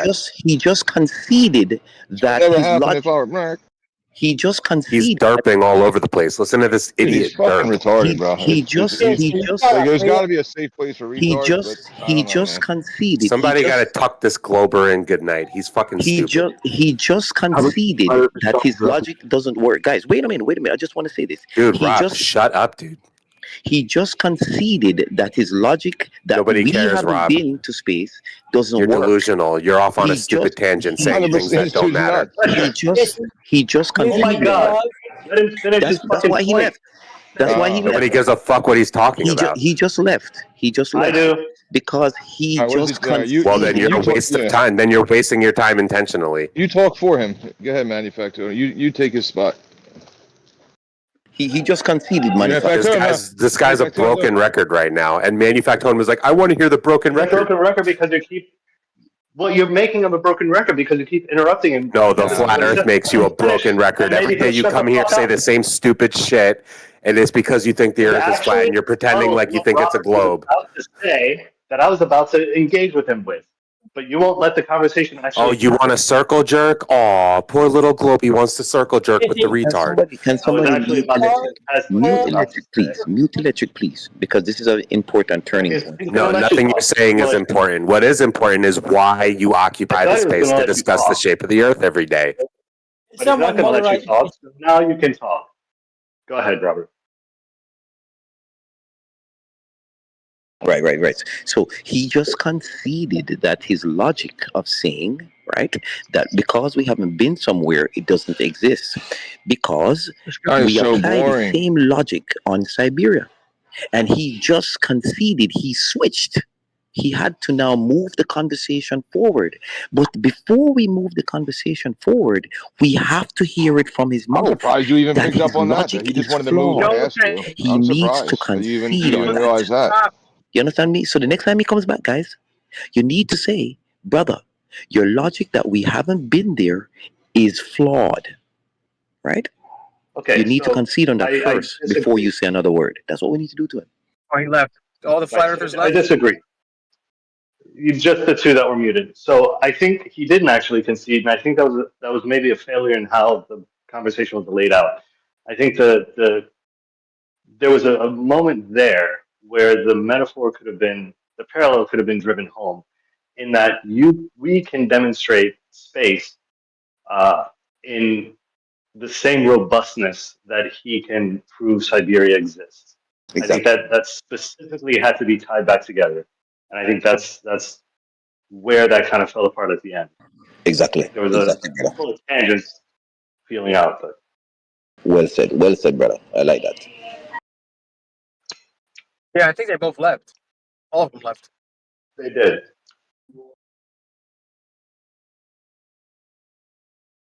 And like I was saying And all earlier, they had to do was their only defense against, we were talking about the Parker solar probe, is just to claim that it's fake. There's no evidence against it. There's no evidence proving that it is fake. They're just going to make the claim, and they're always going to just make the claim. That's it. How could we get evidence against it? Well, it depends what the claim is, but like I mentioned with the unicorn thing, like if you find the what Robert's talking about with a fairy tale, like I don't like that nomenclature, but inherent in the claim that this is all fake is the claim of the conspiracy, right? It's one and the same. It has to be there. If you consider the blue marble, the original, not the Photoshop one, inherent to that photograph is the claim of where it was taken from. And that is a claim by the people that took the photograph. So if that's not true, then it is a lie. It's an intentional one, and there's a conspiracy there. If you can demonstrate that, you've proven the fakeness of it. Yeah, but surely you'd agree that you can't compare fucking Siberia with the moon, can you? They're for obvious. In that, the amount of evidence that we personally have access to, yes, we can. Any place that you've not physically gone, no, dude, come on. it's That's in a the same false way. equivalence, clearly. I could not. go to Siberia It's really tomorrow. I not. can't go to the moon tomorrow. Obvious. Yeah, That's but obvious. people have been there. So how many people have to go somewhere in order for something to be to exist? Well, so you're proving my point, really, because there's only a couple of dozen people been to the moon, allegedly, but there's fucking millions gone to China or wherever place you want to say, right? Right. Yeah, but it's more of a justified true belief, right? Wait, but other countries have been if there. it even exists. Wait, other countries have sent things to the moon, and we've actually walked on the moon. I mean, how many people have been to the bottom of the Marianas Trench? Probably not many. No, but it's even worse than that. It's worse than that because if you say millions of people live there, you're assuming it exists in the first place, but you haven't demonstrated that. How do you know it exists? If you can't go by other people's evidence, then you can't say that that place actually exists until you actually get on a plane. Not say that you could. You actually get on a plane, go there, and step foot on that soil. And even then, how do you know that's where you are? That the flight crew didn't send you to a different place and like set it up to look like Siberia. Like there's no end to how you can justify a conspiracy. Yeah, so how could I prove that they didn't send a probe to Mars? Like I just said, show evidence of the conspiracy, show evidence that they've been lying knowingly, and you've proven that that they at least didn't send a probe to Mars. You haven't proven that there isn't one. Maybe aliens created one and put it up there. I don't know. You could find a way around that, but that would be the first That's step. going to be difficult, though, right? From my position. But you can't just sit here and claim that it's all fake somehow. There's an entire. I don't think it's much of an argument to say it's all fake, is it? Really? No, it's not. Not. But on the other side of that, I could probably demonstrate that to fake it would be near impossible. Like, I think I would take up that mantle to say it would be a gargantuan task to even attempt that. Yeah, that's right pretty good. Because look, because let's say if they tried to fake it, right? They did the launch and everything, but then it'd be people actually tracking the launch, saying, okay, well, it launched, then where's the payload that came out of it? Like, then it launched into space, but then nothing came out of it. Someone will be talking about that. Yeah, that's a little bit like my channel tunnel example of all these thousands of engineers didn't measure Earth curve. It's like, wait a minute, that's just not going to happen. They're not going to go home and be like, we just made this tunnel that met in the middle, and you guys didn't take Robert? Earth's curvature into account. You know what I mean? It just wouldn't happen, would it? Did you guys educate Robert? On what? On Siberia. A little bit. Okay. Where did he leave? No, the other flyers. Did he? Yeah, I didn't see him anymore. Yeah, well, I have a recording on my channel of me talking to him, and he. I don't know. Wait. Oh yeah, I didn't post it yet. I'll have to post it. But yeah, basically where I had walked him through it, and he didn't have an answer. But walked him through what? Because you saying, oh, you haven't been to Siberia. Siberia doesn't exist. Basically, he's trying to basically just shift the burden over to me and trying to say that I have to prove.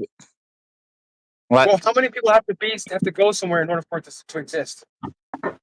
No, I'm saying if your claim you can believe that Siberia exists, but if you say I know that this happens in Siberia and that Siberia is like this and this, if you just basically claim it, then someone challenges it. You can't just say, "Oh, prove that it's fake."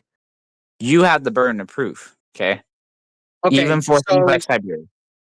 More people have been to the moon, I believe, than have been to the bottom of the Marianas Trench. No, only 25 people have. Oh wait, the trench. Marianas Trench. That doesn't mean it's real. You still have the burden of proof. Why not? That's because it could just be claims. It could just be cartoons. It could be models. And other countries would also be claiming that it's not real. Also, that doesn't mean it's real. Just because they acted very well in the movie does not mean the movie is real. What? Okay, what makes it not real? Because we've proven that it's not real. Who's proven that? Hold on. We've shown over and over again that the pictures of the moon aren't real and that they can't be real. Why'd you fight against that? Every flat earther. And I know that there are dumb arguments. Saying, you wouldn't see any stars if where are all the stars in the moon? That's not a valid argument. Okay, can you steel man our position on why you didn't see stars? Because of the exposure of the camera, it's daylight on the moon, basically. Yeah, so that's why I don't make those arguments. So you don't think if the exposure was the wrong setting, you wouldn't see stars? No, he's saying he's not using that argument. I'm not using that argument. Okay, so what's another argument? You guys have different answers for that. We debunked that one. We just got rid of that one because we understand that you wouldn't see stars because of the exposure. So what's the next one? Yeah. Okay. So, have you seen the video where Neil Armstrong and Buzz Aldrin and the third astronaut, they were in the high altitude plane with the window, and they were you can literally watch them. They were making it look like they were moving away from the moon. Oh, so you're talking about the movie, the documentary? Yes, I know you're a straw man that you're gonna say. You're talking about the documentary that everyone were in orbit. What's that? I fell for that one. I fell for that one too because at one point I was a moon landing denier also. So I fell for that one too. You're talking about the moon or the Earth? Can you give me the rebuttal? A funny thing happened on the way to the moon. Yeah, can you give the rebuttal? What was it? What's your rebuttal? Can you give me the rebuttal? Watch the whole video. Yeah, they had. Yeah, they were. I they did were, watch the whole video. That further destroys you. Now, please give me they the were- rebuttal. Why were You they can see that's framing not it how to they make did it it. look like?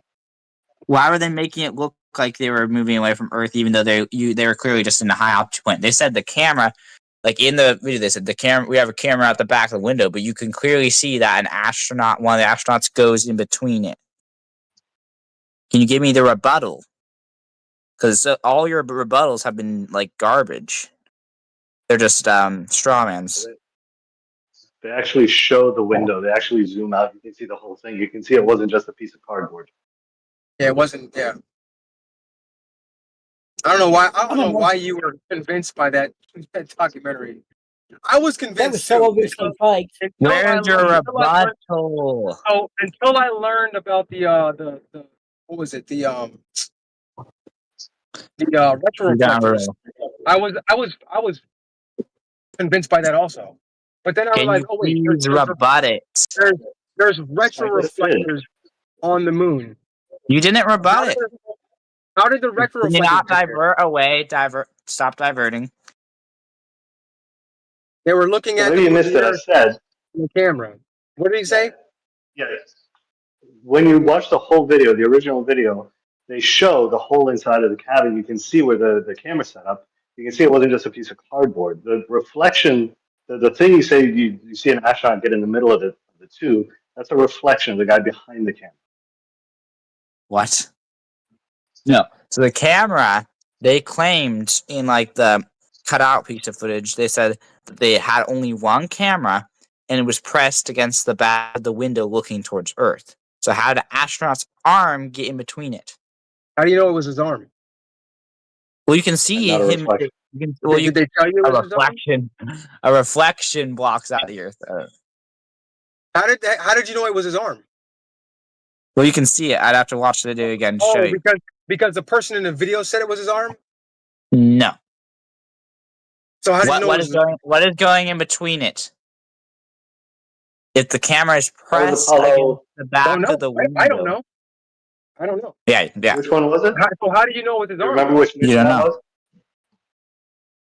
But regardless, I was talking about how like. Wait, real quick, do you remember which mission that was? Have Because to, I would like to get the original thing. We don't have to prove something doesn't exist. I know it. With the Siberia thing, you can't shift the burden over to us to make us prove that something is fake. But you said you did prove it, so I don't see why you would. We did, but I'm saying you. I'm saying just because someone says you did does not. I'm. Just because something isn't proven to be fake and we did prove it's fake does not. If something is not proven to be fake, does not mean it's real. So just like I said before, I was at one time convinced by this video also, right? I was on board. But then I realized, like, wait a minute, other countries have also been to the moon and put things on the moon, and they've also put retroreflectors on the moon. So how the hell did those get there? Okay, so just because they act very well in a movie does not mean the movie is real. Retroreflectors. How did they get there?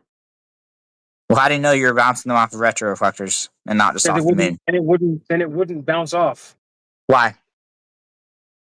Because there's no retroreflectors there. What is a retroreflector? The little thing they put on the moon to reflect laser light. Why wouldn't it bounce off if there was no retroreflector? I'm sorry, say that again. You there? Say that again. Go ahead, I can hear you. Hello? I can hear you. Go ahead. You guys there? Yes, I can hear you. Are you there? Hello? Yes, I can hear you. I think he can't hear us. You guys there? The Illuminati. The Illuminati have disconnected him for fear of exposure. Yeah. How is there what? How did the retroreflectors get there? And remember, we're not the only ones that have retroreflectors. Sorry, I didn't hear most of what you said because I stopped hearing you guys, and then it was completely silent, so I had to hang up and come back. Russia also has retroreflectors on the moon, not just the United States. Yeah. So why wouldn't it reflect off the moon if it wasn't a retroreflector? It would, but not as well. No, Well, lasers wouldn't reflect off the moon if there were no retroreflectors. Yeah, so you're assuming what the moon is. I'm assuming what the moon is a solid rock. Okay, so it wouldn't what? reflect off the moon.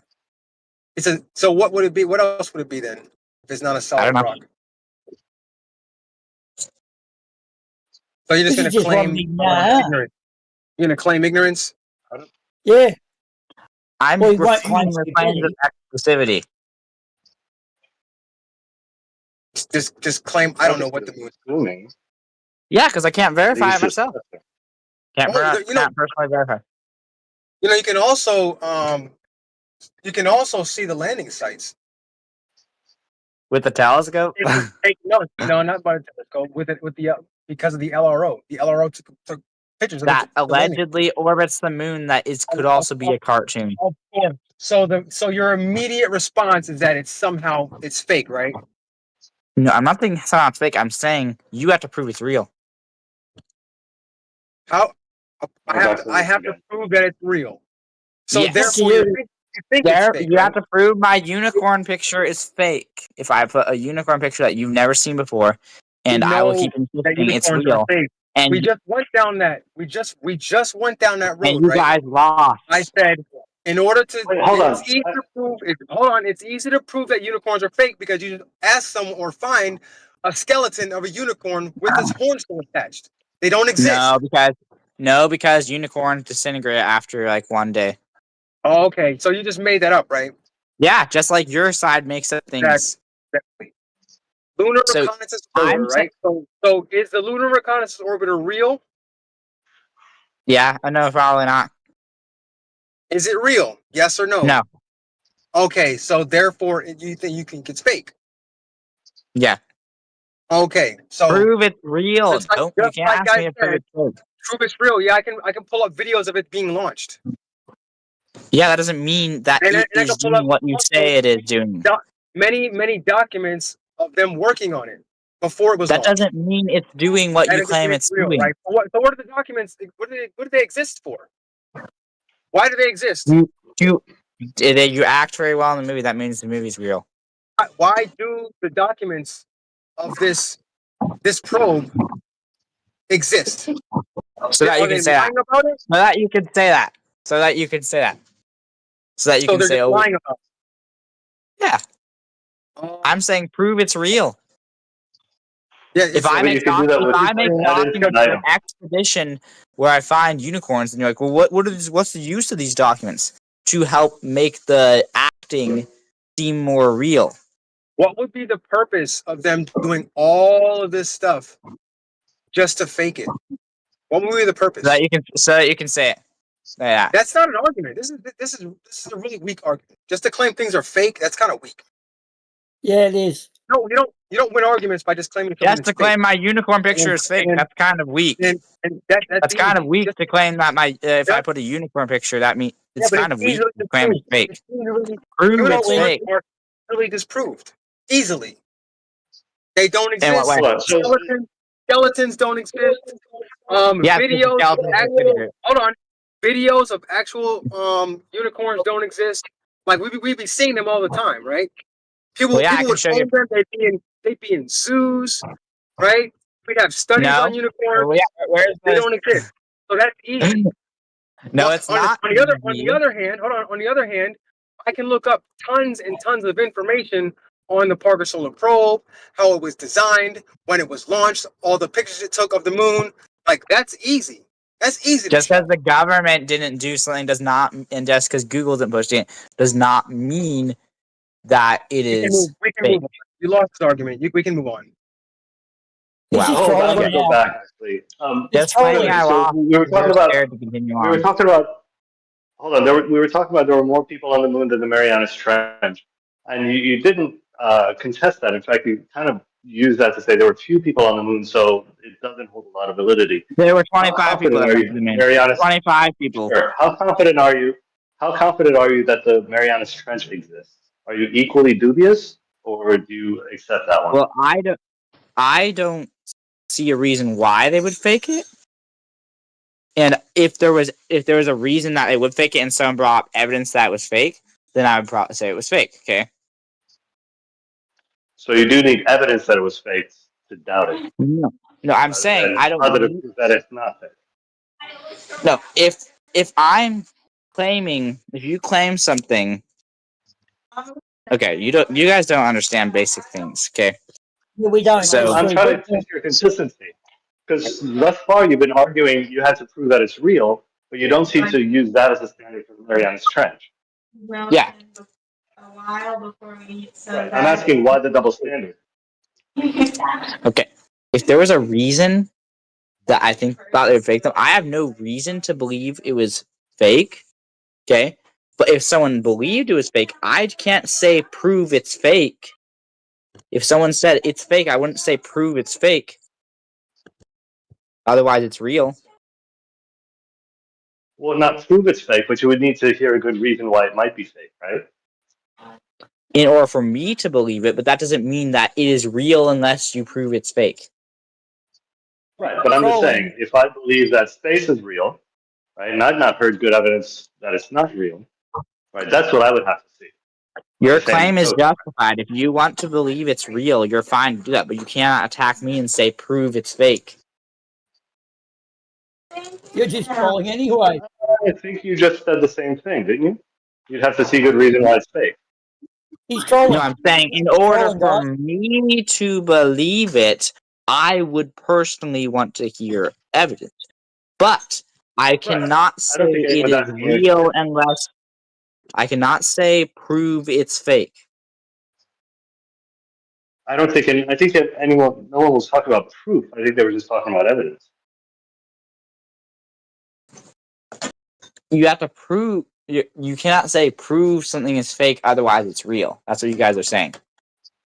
Well, you can claim that it's fake, right? You can just claim that it's fake, and then claim victory, because no one can actually prove. No one can give you the evidence that you want, that you will accept. No, I'm saying it's very easy to fake. Prove it's real. We can provide tons and tons of evidence of it actually being real, and all you can say is, well, that's not enough. Yeah, well, it depends on what the evidence is. Of course. But you would agree that on our side, we believe the evidence is very strong, right? We have heaps of evidence that shows we did go to the moon. And you just don't accept it. When you said yes. I do not accept it. I've seen evidence that's fake. But you cannot say prove it's fake. Otherwise, it's real. Like if you talk to anyone who's like go and don't tell like find one of your friends, don't tell them anything about flat Earth or anything, and just ask them like if I claim something is fake, do I have to prove? If someone thinks something is fake, do they have to prove it's fake? Otherwise, it's real. Just ask them that, and they will tell you. They will tell you exactly what I'm saying. Because anyone unbiased who knows anything about logic would agree with me. I disagree. I think so. If you come at this from a Bayesian position, right? You have evidence on this side that have gathered over the years. All of it points to us having gone to the moon. And then somebody comes along and says, no, all of that's bullshit because there's no such thing. Space is fake, the moon doesn't exist, whatever. Now it is incumbent on them to challenge the default position. The default position isn't just what you would, from a naive mind, just automatically believe. The default position is, again, from a Bayesian perspective, what the body of knowledge accepts as true. That's the default position. No, you guys can believe that the moon landing was real. I'm saying you can't go on me and say prove it's fake because that's not logical. Yeah. Well, just address that. We can provide you with tons of evidence, though, right? Depends on what your evidence is. If it actually proves it. So what would constitute as evidence to you? But this whole claim, Word said it, this whole claim is absolutely stupid what you're claiming. That would work if just, wait a second, that would work, your claim would work if someone says there is a God and you say, no, there it's not, and then the other ones would say, prove that it's not. Like one baseless claim versus another baseless claim. Then you don't have to bring any evidence to say, no, I don't believe that claim. But here, with the thing with the moon, it's not just baseless claims. There is a clear evidence for something, and you just baseless claim that it is fake. And therefore, you have to bring evidence for it being fake, because there is tons of evidence for it being real, and you just say, no, that evidence is fake. This is a very specific claim. You're not just saying, I don't believe it, or whatever. You say it's fake. So for something to be fake, you have to bring up evidence for the videos to be CGI, for any kind of fakery, for people who can, for example, testify that they have been there, part of the fakery or something like this. It's just stupid to say, oh, I don't have to say because I do the negative claim. No. So, do you have to prove my unicorn picture is fake? Otherwise, it's real. Not this again. He's trolling, guys. He's just trolling. He's just having a lend at us. Yeah. So can you rebut that? Entirely. Rebut what I said. He just reset. There's plenty of it's easy to rebut. There's plenty of evidence of people faking unicorns throughout history. So again, if you're going to employ a Bayesian perspective on this, you're much more likely to be correct in saying that it's fake than saying that it's real. Doesn't mean it is fake, but that should be your immediate evidence that it's fake. No, because the evidence is on the other side in that regard. No, because I've seen evidence that it is fake. But regardless, do you have to prove my unicorn picture is fake? Otherwise, it's real. No. Again, okay, thanks for coming. But that's like not really the claim. Yeah, so I don't have to prove that it's fake, otherwise it's real. Okay. That's all I need you guys to concede. No one's conceding that shit, dude. You say your unicorn's real. We say, where's the evidence? And you don't have any. So your position is they're real. We've seen nothing. Pictures, and I have friends who've seen it. Why did you not let me finish? Why did you not let me finish? I was two words off finishing the sentence. Because okay, we're so busy. I'm sorry then. So you say you've seen one. We say, where's your evidence? You give us nothing. So we just say, oh, some guy said he saw a unicorn. That's all. We don't say they do or they don't exist. Some guy said they do. That's you. You're some guy on the internet. You don't hold much credibility, really, do you? Thank you.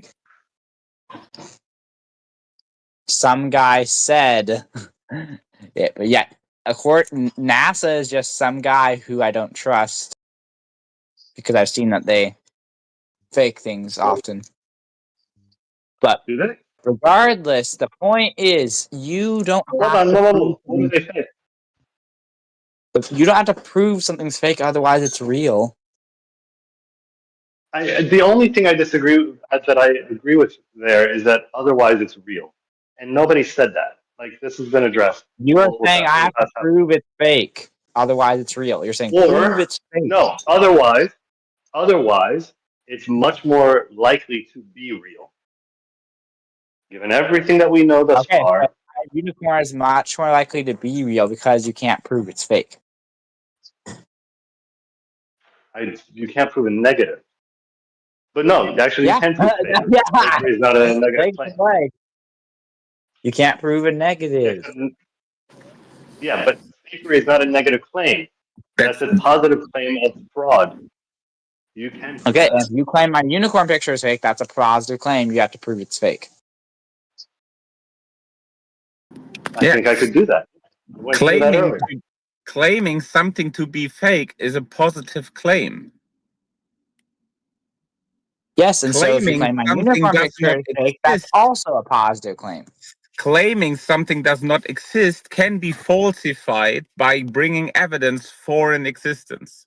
So, for example, if I claim God does not exist, and you can bring evidence that God actually exists, then you have disproven my positive claim.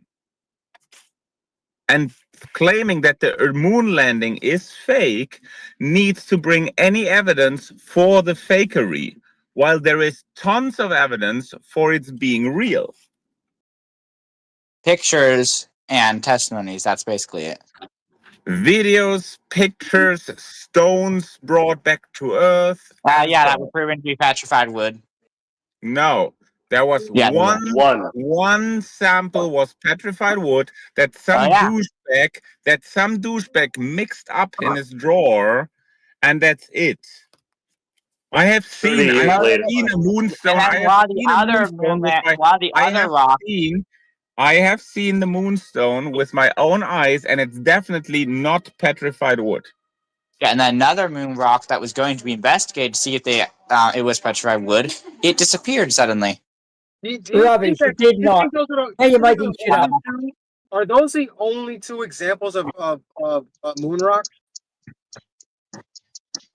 No, absolutely not.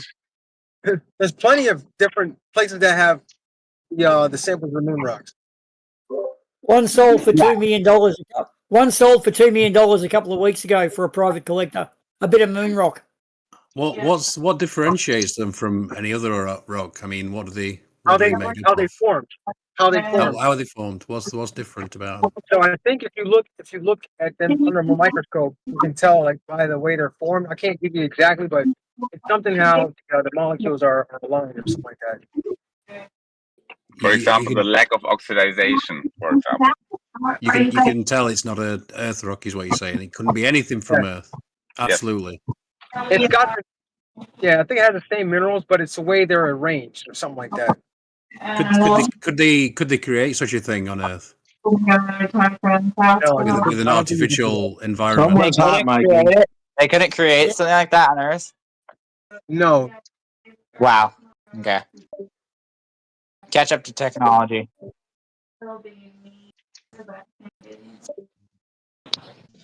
Man V Factor is hot micing. I heard you don't have to go to the moon to get moon rocks from Dan the Waterman. Well, that's Dan the Waterman. He's his own certification, so that's almost proof that you don't. If Dan says it's true, it's got to be. It's same like we got Mars rocks without being at the Mars by impacts of meteoroids to the Mars, and then throwing out Mars rocks to the Earth. That wasn't me hot micing, I don't think. I heard it too. Yeah, the moon rock has a different oxygen content because most of the Earth's molten rock had a higher oxygen quantity, and there's also a lot of bit in the chemical spectrum, which I won't get into because it'll bore you all. But yeah, they sell moon rocks because they do have a unique fingerprint when compared to Earth or Mars rocks or asteroids as well. Due to the iridium, which is what would you call it? Still melted under pressure, which is usually an atmosphere. Ours have a different thickness of iridium compared to the iridium on Mars or the iridium from the moon, etc. It's all complex chemical stuff, which you can check out if you want. It is a bit weird that they lost the original telemetry data, though, don't you think? That's a little bit weird. Where's that? What do you mean? Who's they? What did they lose? Can you be a bit more specific? NASA. It's sort of famously said. All these people in here will know that, Boomer, I'm sure. Right, but can you just wondering here?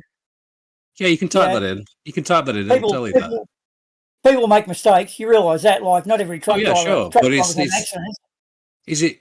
Would you agree that it's probably the greatest achievement that humans have ever achieved? Right? I mean, they lost the telemetry data. It seems a bit weird. Have you ever worked for a big company? But still, I'm not saying humans don't make mistakes. Of course, humans make mistakes. I'm saying this is the greatest achievement, right? Don't you think that's a bit weird? In the workforce, what we have is a thing called diminished responsibility, i.e., can't someone else do it? And that's what happens a lot in big companies, especially. So for NASA to have not lost anything over the last 60 years of operations, from paper to disc to DVD to whatever, like Suzuki lost all their spare parts information. 25 years of spare parts information they lost and found one disc in America that had it all. So it's not uncommon. It's not like, oh, had they not lost anything, I would be more suspicious than them losing something. So that's just my point. I mean, you know, we can all have an opinion on that because that's really as far as it can go. Yeah, I don't honestly, I have a sort of neutral position on this. These people over here claim they've done this thing. Maybe they did, maybe they didn't. It's very difficult. Yeah, for me I to agree. say. It's very difficult for me to prove otherwise, to say that, oh, they actually did, or they definitely didn't. I don't understand these people who take this position that they definitely didn't. Well, are you sure? I mean, you have to be one of those people to actually know whether they did or not. That's my unless you're one of those people, then you're just dealing with second-hand information, aren't you? Ultimately, it's all at least a little shade of grey or a big shade of grey. Yeah, there's never anything is purely black or white, is it? In fact, not even artists use pure white. I don't think when they're painting, they always mix a little bit of a colour in. So there you go. But see, what happens is, I think, what's that thing? Absence of evidence is not evidence of absence. Is that right? And that can be, depending on how you structure your question, you can make that go either way. Like, are unicorns fake? Yes, they are. We'll prove it. Are unicorns not real? Yes, they are. We'll prove it. Like, the burden of proof shifts depending on the wording of the question. I just don't, I don't know. I just don't understand it. Maybe it happened. If so, why did it happen? That's, I think, is it. Also, I looked this up like a long time ago. I remember telemetry data doesn't necessarily mean, like, I think there was some weird definition of telemetry. They were just talking about like the tapes, weren't they? Like the original broadcast or something? Didn't they say they? I assume they were like talking about reels and they recorded over them. That's what I thought it was. But I could be wrong. Yeah, I think I assumed the same thing. But I remember looking this up some time ago, and there was something surprising about what was meant by telemetry data. It's not like the black box you would see in like an airplane or something. There's something a lot more mundane than that. I'd have to look that up again.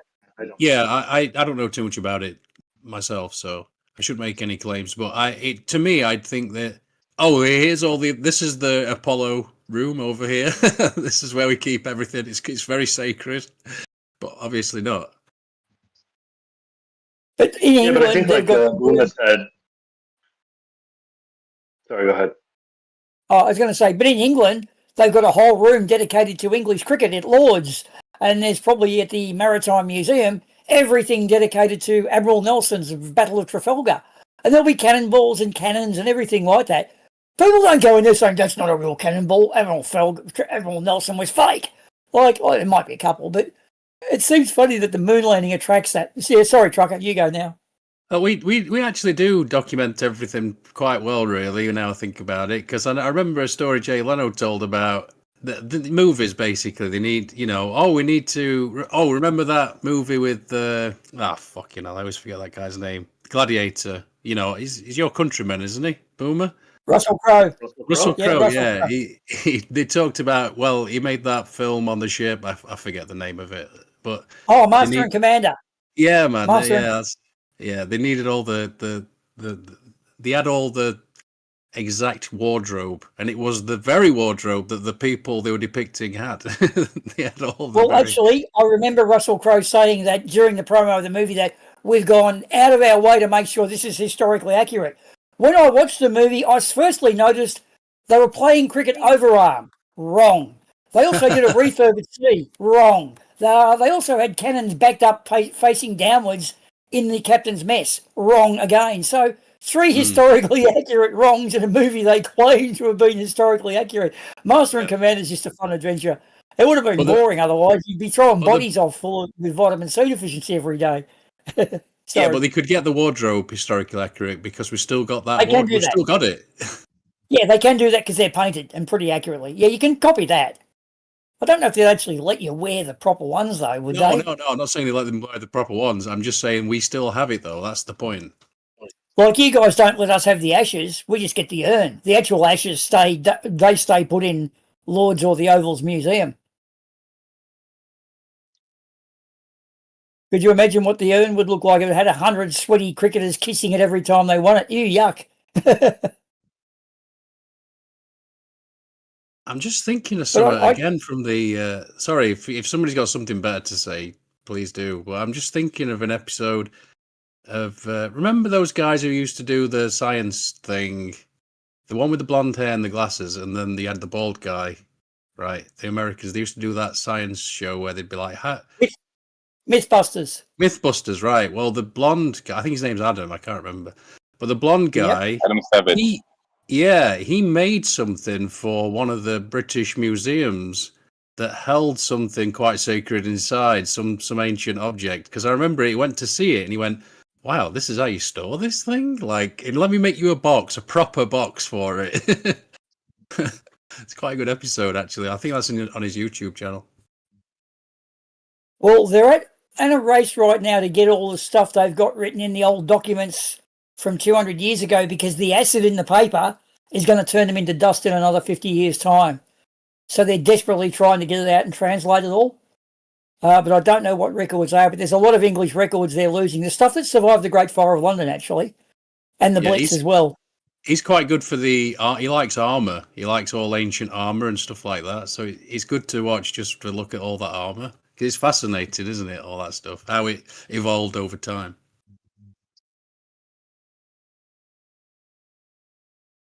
I also have a bit of a fondness of armour too, and you know what actually made it obsolete was gunpowder, because you can't stop any bullet, so why bother with the encumbrance? Just go back to cloth and die. Yeah. In fact, an interesting thing is the company who makes Zildjian symbols now originally started. The ancestry goes back to the days of alchemy, trying to make gold. Now, no one ever managed to make gold. But Zildjian, in the process of finding all these different steels, made symbols and still make among the best symbols in the world today. So they kind of did find gold in a sense. It just wasn't gold, literally. They actually make a fuck ton more money than had they discovered gold. So there you go. Interesting paradigm, isn't it? Can they manipulate some molecules and make gold today? I never actually looked that up. I think they can. But it takes more energy to do than what it's worth. You can't make money out of it. I have a feeling. Yeah, that would actually make sense. That's hilarious. Yeah. So you get an induction furnace. They make diamonds, don't they? I know that. Yep. A centrifugal induction furnace that jewelers use. It gives so much speed. It's some huge amount of RPM for an object that big. I think it's like 100,000 RPM for what's a car crankshaft, and that's a lot of load. And it can then create what is next past what goes into gold. They can compress the atoms enough without having a nuclear meltdown. So that's interesting. You'd have to get Oppenheimer in, wouldn't you, to make sure you weren't going to go splitting atoms and creating chain reaction nuclears. Or at least put some safety glasses on. Never watched the movie. Did anybody watch the movie? Is it any good? No, I haven't.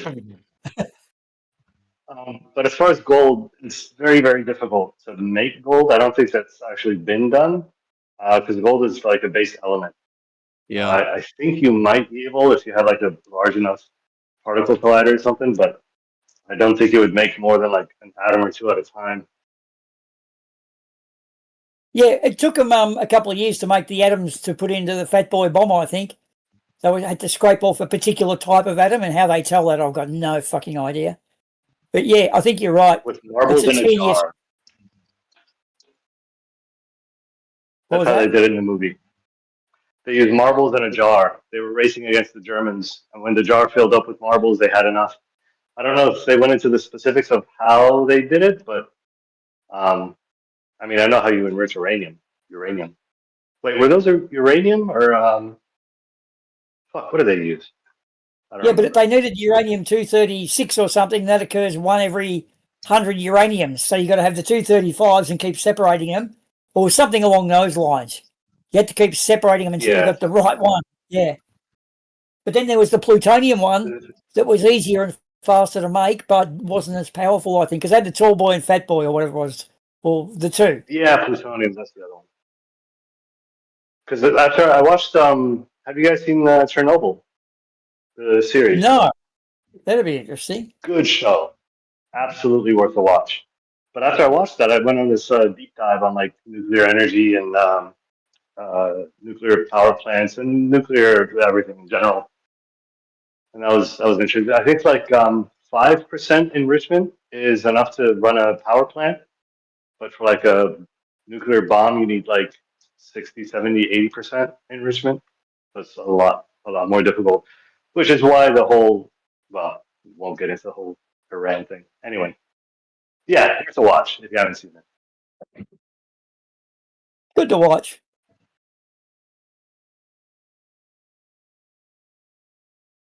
Not exactly historically accurate, but I think they did a pretty good job, generally speaking.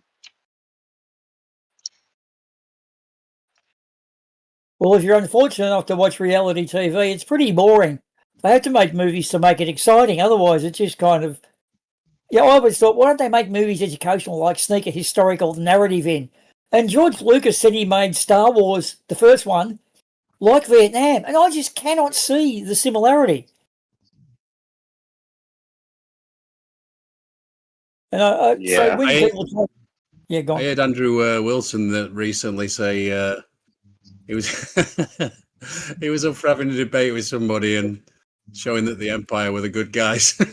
I want to hear that debate, even though I'm not a Star Wars person. They do have better uniforms. I joined for the uniforms myself. I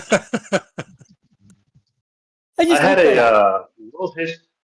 No, it was a U.S. government teacher, world history teacher.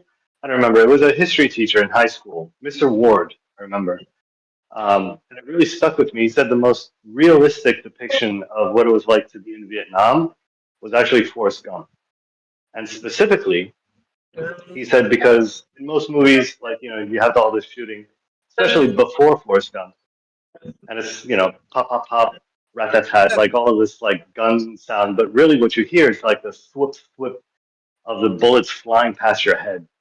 And when he told me that, like I went back and I watched the movie, it's actually quite terrifying, like raining bullets all around you. Yeah, that's what I remember is, if I remember rightly, it's fucking hell, it's a long time since I watched that movie. It's just rain, isn't it? There's a lot of rain, and then it just rains all the time, and then all of a sudden it stops raining. Sideways rain. Guy, watch that movie. That's actually yeah, it's very underrated. And by the way, or Private Ryan.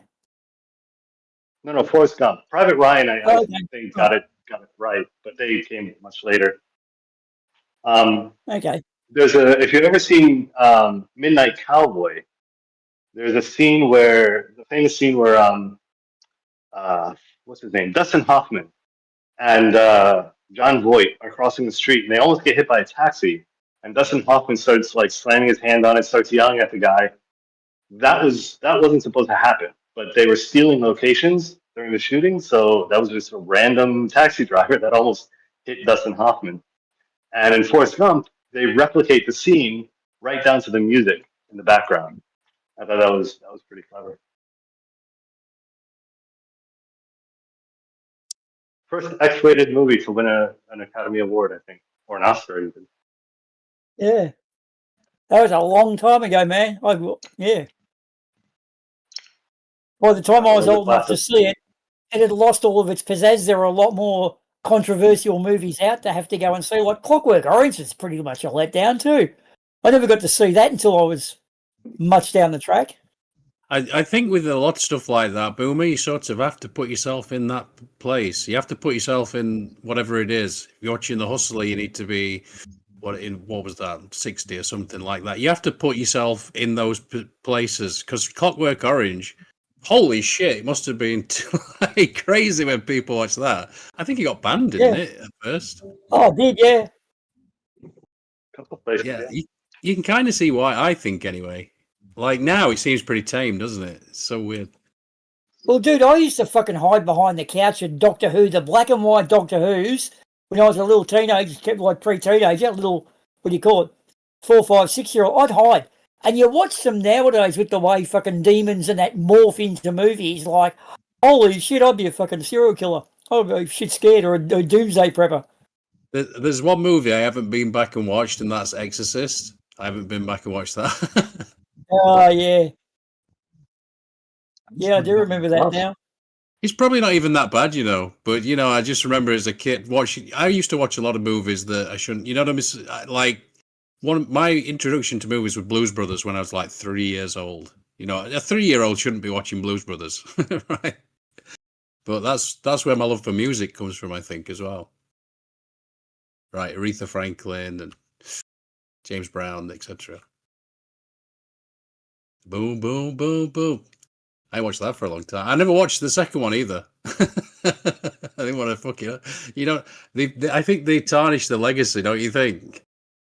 I think they do anyway. Like they're talking about making a new Groundhog Day, and that's like one of the best movies ever. And it's like, no, don't do that. Jeez, you know, it's a bit sad seeing old Bill Murray. I mean, I love Bill Murray. Don't get me wrong, but I don't want to see him like as an octogenarian wherever he is now. Holy shit, I don't want to see him in that. It's just wrong in that part.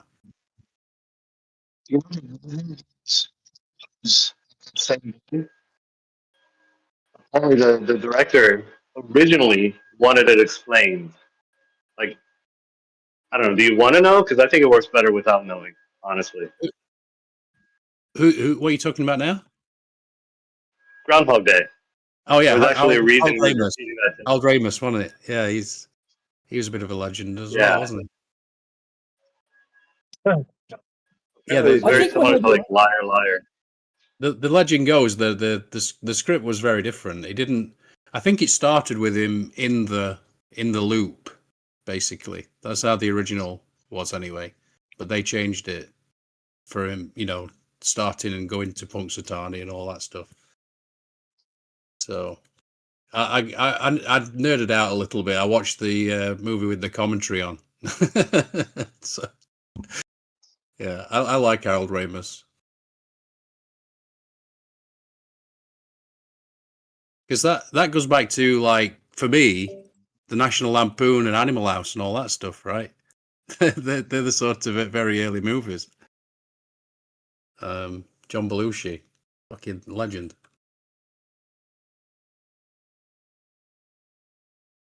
You know, John Belushi did what was his name? Joe Cocker. He did that impression. What would you do if I sang it? That Joe Cocker, right? And John Belushi used to do the impression. And it is like if you type in like John Belushi, Joe Cocker, you'll see him on SNL or something. Do it, you know. And it was a pretty good like impression. Good singing voice. And somebody asked Joe Cocker if he liked it, and he said he didn't. And when he got back to John, avocado toast with bacon, please. Oh, he's hot micing. I thought he was. In order of his life, you hot bacon. micing. Okay. And also, let me have caramel macchiato, a small caramel macchiato. What are you doing after work, dear? What are you doing after work? Thank you. Hey, Evan, I want a coffee and a toast too. Hey, order me. Anyway, when he got back to John Belushi, he didn't like his impression. He crushed him, absolutely crushed him for a week. He said he was the person, I can't remember who was conveying the story, said it nearly crushed him to tears. He was so upset that he didn't like it. They're interesting guys, all those people from the early SNL guys, you know, like Chevy Chase, Dan Aykroyd, you know. That's an interesting time. They were pretty fucking tough people, those guys. They'd fucking knock shit out of people. And of course knock shit out of each themselves with alcohol. And they had sort of legendary constitute. Well, John obviously passed, didn't he? That reminds me of Chris Farley a little bit. It's a little bit sad when you get into that situation. But anyway, I don't know. I like all that stuff. I was thinking of watching Spies Like Us recently just because I love Chevy Chase. You know, a lot of people say he's a bit of a jerk, but he just wouldn't take any shit, right? He's one of those sort of people.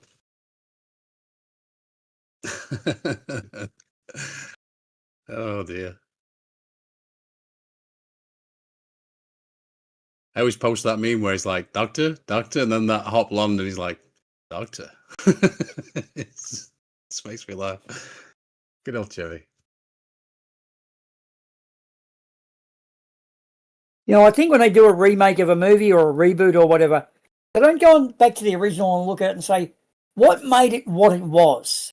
And try to retain those things in a roundabout way. They just kind of like, let's just throw enough shit at the wall and hope it sticks, I think. And that's sad. It really is. It really is. I'd rather them just, I don't know, because the thing is, there's several issues here. One of them is it's a franchise that belongs to somebody, and so it's all about recouping that money, isn't it? Getting that money, putting the money in what you've invested, you need to get back and then some.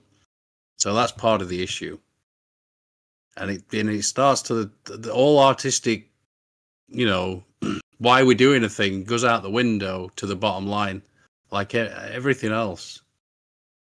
So yeah, I don't want to watch Groundhog 2. I didn't even watch Happy Gilmore 2, but I mean, I don't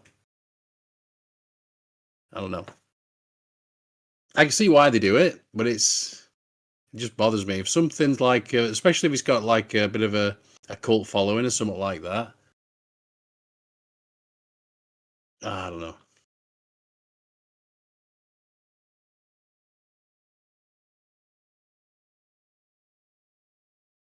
Yeah, I think it ruins. It takes something away from the original a little bit for me. That's why I'm not. There's a lot of movies like that though that I just see the title and I go, oh, that's fucking lazy. I don't even want to watch it just from the title. You know what I mean? I don't know.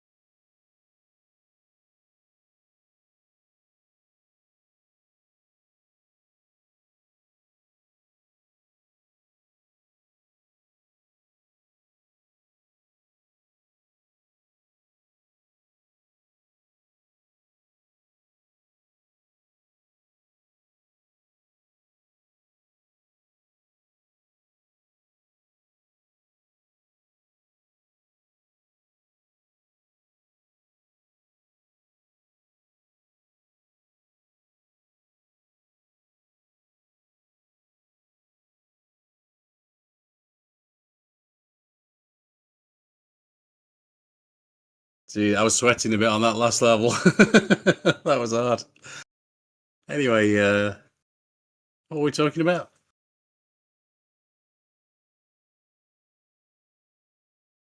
Just saying, Boomer. I would just been watching some Outdoor Boys on YouTube. You know, the guy from Alaska. He goes like camping and all that stuff in freezing cold temperatures. He goes all over the world as well now because you become a famous YouTuber. Then I guess you get to fucking do all kinds of cool shit. But yeah, it's good. It's good stuff. Makes me want to stare at a fire. Something I ain't done for a long time.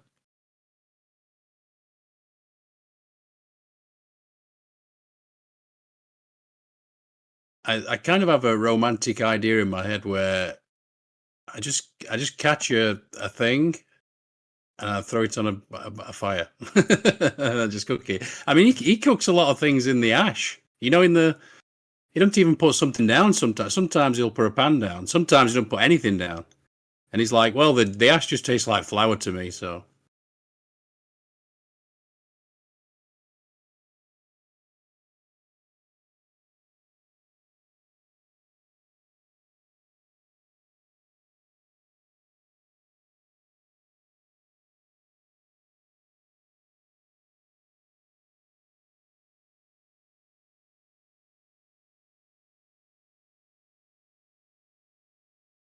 Yeah, it'd be nice to have a cabin or something just out of nowhere. Get some bratwurst on there or some s'mores or I think I need to do that.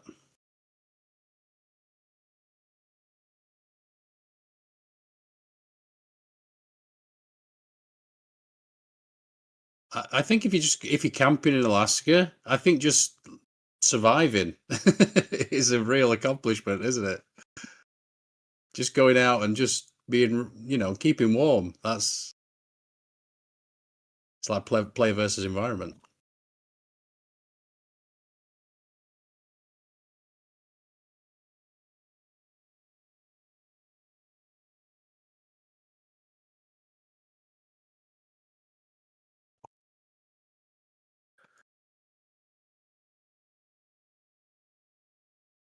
Nobody fancies a chat now. Let's have a look then. Let's have a see where everybody is. Oh, there's not many in here now. Okay.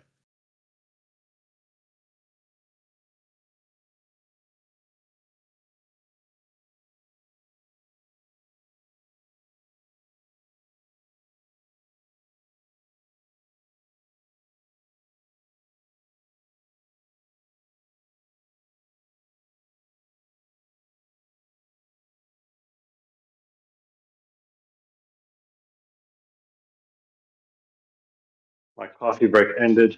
I was trying to get a little more work done before I went upstairs, but the fucking thing is kicking my ass.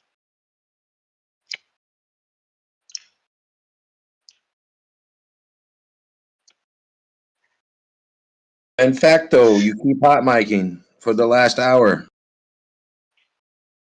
No, I was talking.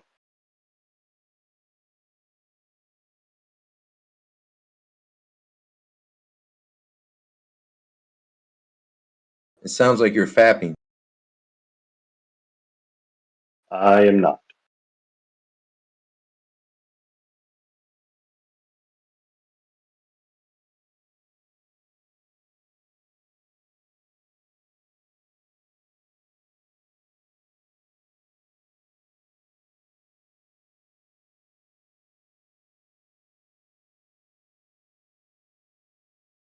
So what's the word on the newest war?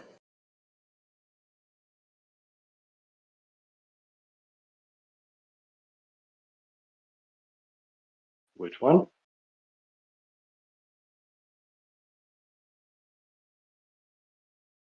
Venezuela? First I'm hearing about it.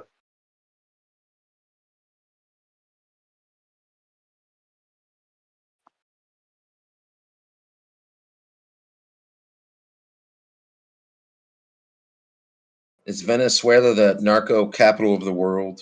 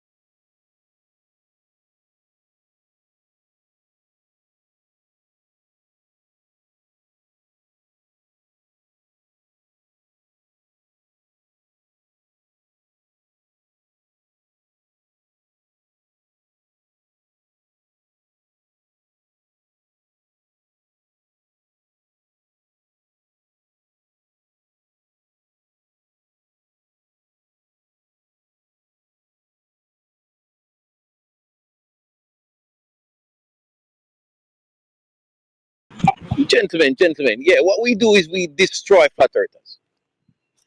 We stop them in their tracks when they're, you know, you have to tear them down point by point. We're not gonna bloviate.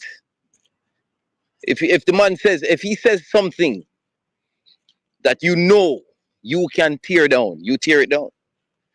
He said, I don't believe your fairy tale. See that? That is your attack point. That's your attack point right there. You drive straight to it. You don't go to the larger point yet.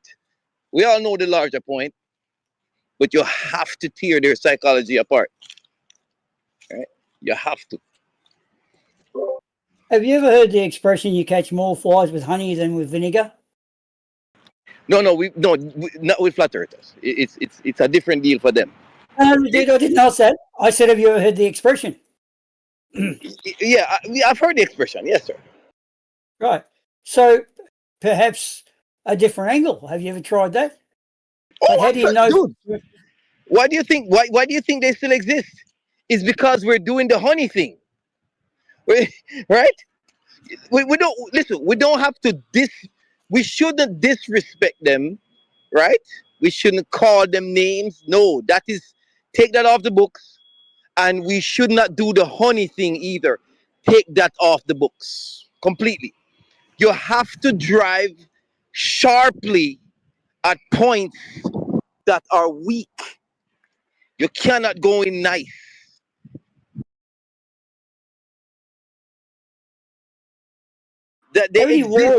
How many wars have been stopped by people not going in nice? I think you'll find that's not a good negotiation strategy. They are not interested in science. You have to understand that. They are not interested. So once you have established that, right? Once you have established that they're not interested in science, you must drive hard at what they're interested in. What they're interested in is tricks. It's tricks. They do tricks. Like, for example, yesterday, SE said to me that you have to see, they don't test astronaut suits. Oh no, sorry, I apologize. He said that the video he have of them testing an astronaut in a vacuum, the guy was keeling over because it sprung a leak. I said, okay, that's what happens when you're testing things. That's the whole reason why you're testing it, to find vulnerabilities. Now, guess what? They fix the vulnerabilities and then they test it again. You know what he said? Tricks. He did the trick thing. He said, do you have a proof that they fixed the vulnerability and test it again? Can you just made a claim? Can you show that to me? You see the trick? Right? So he did that. He went straight at my claim.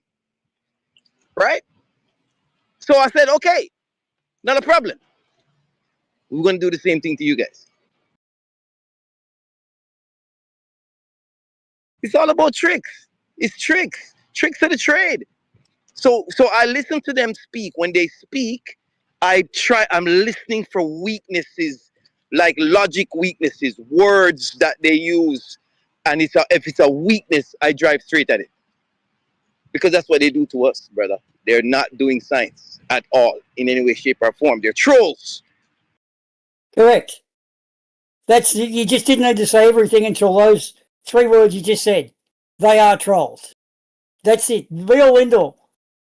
Did you hear what's his name? Word salad before saying Einsteinian and fucking Newtonian laws of physics are completely different.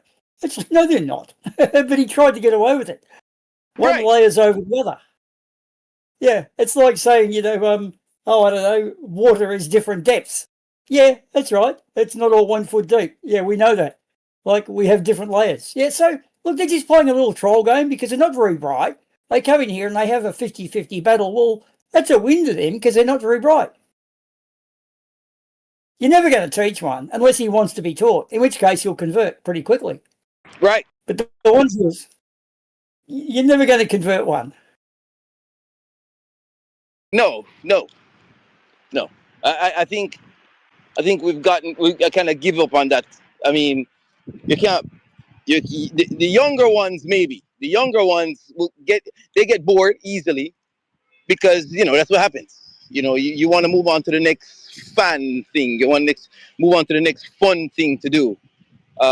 So they will convert eventually. But the older ones, nah, they're set in their ways.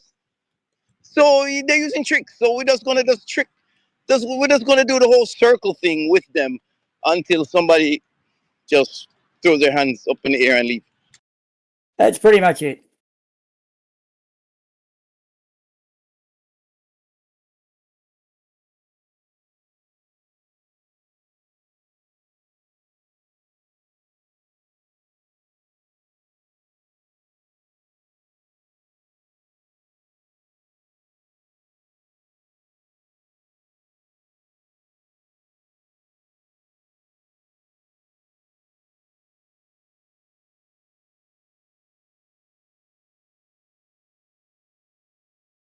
I mean, sometimes it's cool.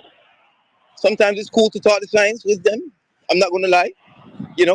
Hey, let's talk about some numbers here and some names of some people and some scientific concepts and laws.